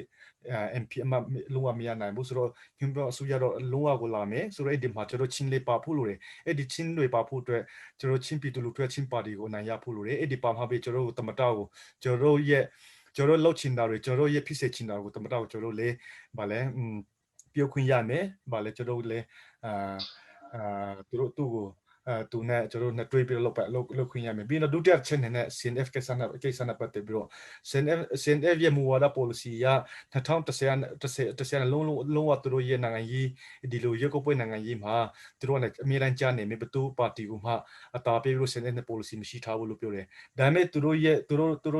မှအမြဲတမ်းပြောတာတော့ဗာလဲဆိုတော့ CNF ရဲ့မူဝါဒ3ခုထဲနဲ့တူတဲ့အဘေဖွဲ့စည်းနေမဆိုကျွန်တော်အ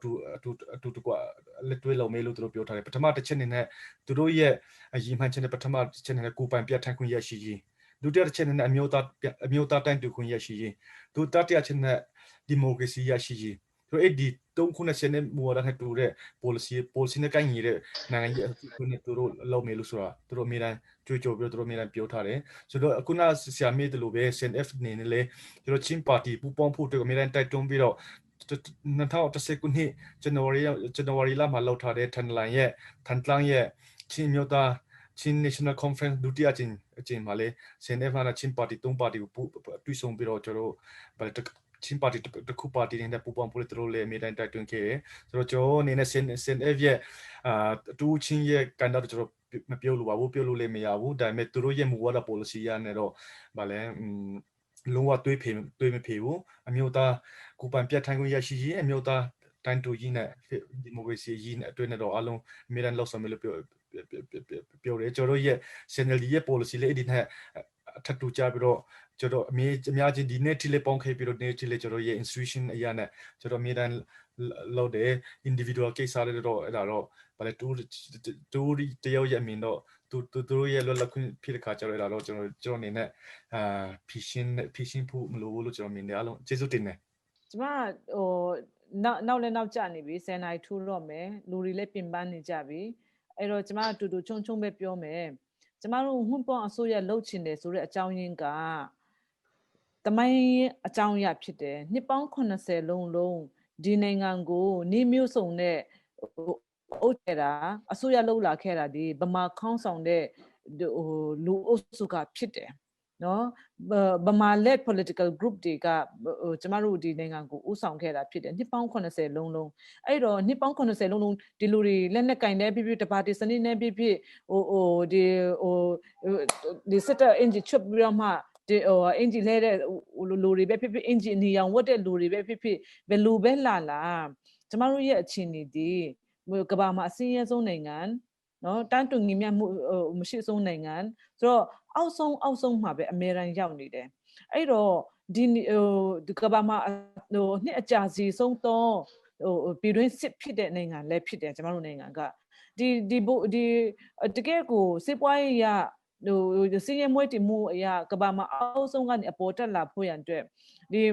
မငင်းမတက်နိုင်တော့ဒီပြည်တွင်းစစ်ပွဲကိုငင်းတက်ဖို့ရန်အတွက်တကယ်ကိုအလုံးမဖြစ်တဲ့ဒီအုတ်ချိုရန်တရားကြီးကိုအပြောင်းလဲဖို့ရန်အတွက်နော် reform ပြန်လုပ်ဖို့ရန်အတွက်တကယ်ပဲလူတိုင်းကတန်းတူညီမျှခွင့်ရရှိပြီးဒီမိုကရေစီရဲ့အခွင့်အရေးကိုအပြည့်အဝခံစားနိုင်ဖို့ရန်အတွက်မြန်မာနိုင်ငံသူနိုင်ငံသားအလုံးပေါ့နော်ဒါတွေခံစားနိုင်ဖို့ရန်အတွက်ကျမတို့ကဒီအုတ်ချိုရေးမှာအစိုးရဖွဲ့ရေးမှာဝင်ပါပါရစေဆိုပြီးတော့ကျမတို့ပြောတာဖြစ်တယ်အာဏာယူလို့မဟုတ်ဘူးနော်လူတွေကိုထိန်းချုပ်ခြင်းလို့မဟုတ်ဘူးဒီပြဿနာပေါင်းများစွာနှစ်ပေါင်း80ကျမတို့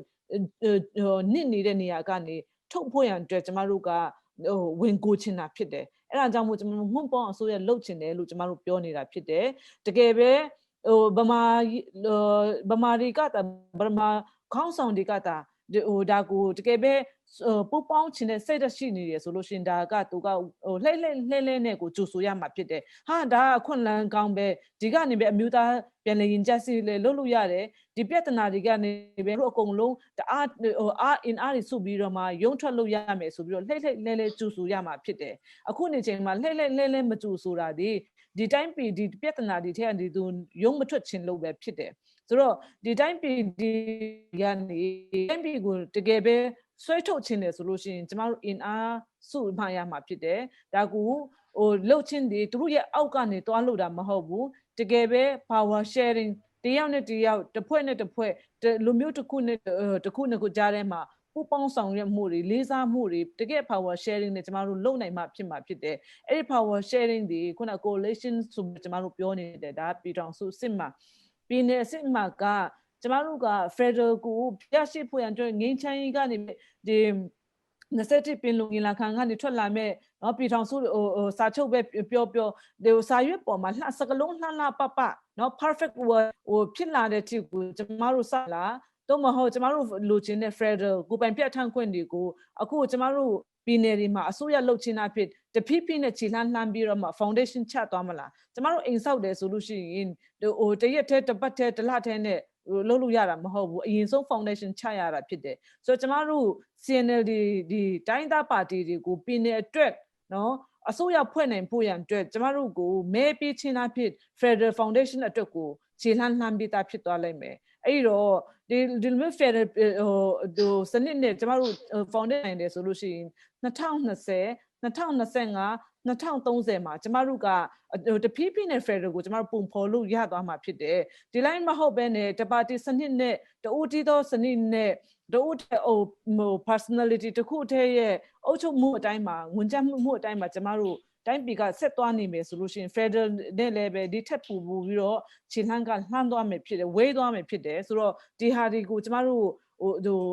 ပြောနေတာဒီ Federal ကိုကျမတို့ကိုပြည်နယ်ဒီမှာအစိုးရဖွင့်ခွင့်ပြုပါဒီတိုင်းပြည်ရဲ့ပြဿနာပေါင်းများစွာကိုဖြေရှင်းပြီးဖို့ရန်အတွက်ကျမတို့ ਨੇ ပူးပေါင်းပါ coalition အစိုးရလုပ်ပါဆိုပြီးကျမတို့ပြောနေတာဖြစ်တယ်ဒီတော့ကျမအနေနဲ့ကနောက်ဆုံးအနေနဲ့ပြောချင်တာကချင်းပြည်သူလူထုတွေကလည်းပဲဒီဘက်ကိုကျမတို့ဥတီရအောင်ကျမတို့ပူပြီးတော့လှပတဲ့ငင်းချမ်းတဲ့အနာဂတ်အတွက်ကိုကျမတို့ဒီရွေးကောက်ပွဲကနေတဆင့်ခြေလှမ်းကြရအောင်လို့ကျမအနေနဲ့ဖိတ်ကြားချင်ပါတယ်တောင်းလဲတောင်းပန်ချင်ပါတယ်ကျေးဇူးအများကြီးတင်ပါတယ်ကျွန်တော်ဖက်ကနေနောက်ဆုံးဒီမေးပေးဖို့မေးဆွေဖို့ပြောနေနောက်ဆုံးနေနဲ့ပြောစီချင်တာတခွန်းစီပေါ့နော်ဒါမဲ့အချင်းက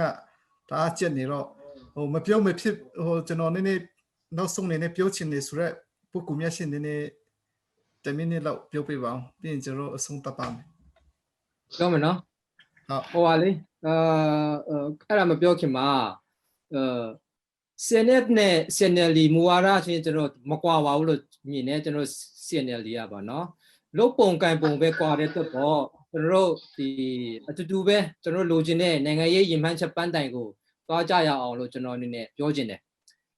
နောက်တစ်ခုကကျွန်တော်တို့ ပြည်ထောင်စုလွှတ်တော်မှာကျွန်တော်ပြီးခဲ့တဲ့ NLD ဆိုရကဒီချင်းအမတ်ဒီပေါ့နော်ချင်းမတ်ဒီကအဆိုပေါင်း63ခုနောက်မေခွန်း268ဥပဒေနဲ့36ခုသူတို့မေးတယ်ဒါပေမဲ့သူတို့ကိုယ်တိုင်အဆိုဆိုရင်လည်းသူများအဆိုကိုပဲပြန်ပြီးဆွေးနွေးတယ်မေခွန်းဆိုလည်းဖွံ့ဖြိုးရေးပဲဥပဒေကျမ်းဆိုရင်လည်းသူများဥပဒေတင်တဲ့ဟာကိုပဲပြန်ဆွေးနွေးတယ်ဆိုတော့နိုင်ငံရေးရဘာမှချင်းဒီ NLD မတ်ဒီကချင်းလူထုအတွက်တိုင်းသားအတွက်ကျွန်တော်လိုချင်တဲ့ဟာဘာမှမလုပ်ဆောင်နိုင်ခဲ့ပါဘူးเนาะအဲ့တစ်ချက်နောက်တစ်ခုကချင်းပြည်နယ်လွှတ်တော်မှာလဲ9နှစ်တွင်းဥပဒေက3ခုပဲသူတို့ပြုတ်နိုင်တယ်ဆိုတော့သူတို့လိုချင်တဲ့ဟာလုတ်ပိုင်ခွင့်ထဲမှာဆိုရကိုလည်း check and balance မလုပ်နိုင်ဘူးဆိုတော့ကျန်တဲ့အခြေခံဥပဒေမှာလဲခုနကောင်လေးပြောပြီးပြီမေမေရကျွန်တော်တို့အကျိုးပါမှမရှိဘူးနောက်တစ်ခုကNCA မှာလဲကျွန်တော်ကိုယ်တိုင်ဒီနိုင်ငံရေးပါတီစုဖွဲ့မှာဒီငင်းချိုင်းပြောဆက်မှာပါဝင်တဲ့ချိန်မှာကျွန်တော်ပါဝင်ပြီးတဲ့နောက်ပိုင်းကျွန်တော်ချင်းနေလိုချင်တဲ့ကျွန်တော်တို့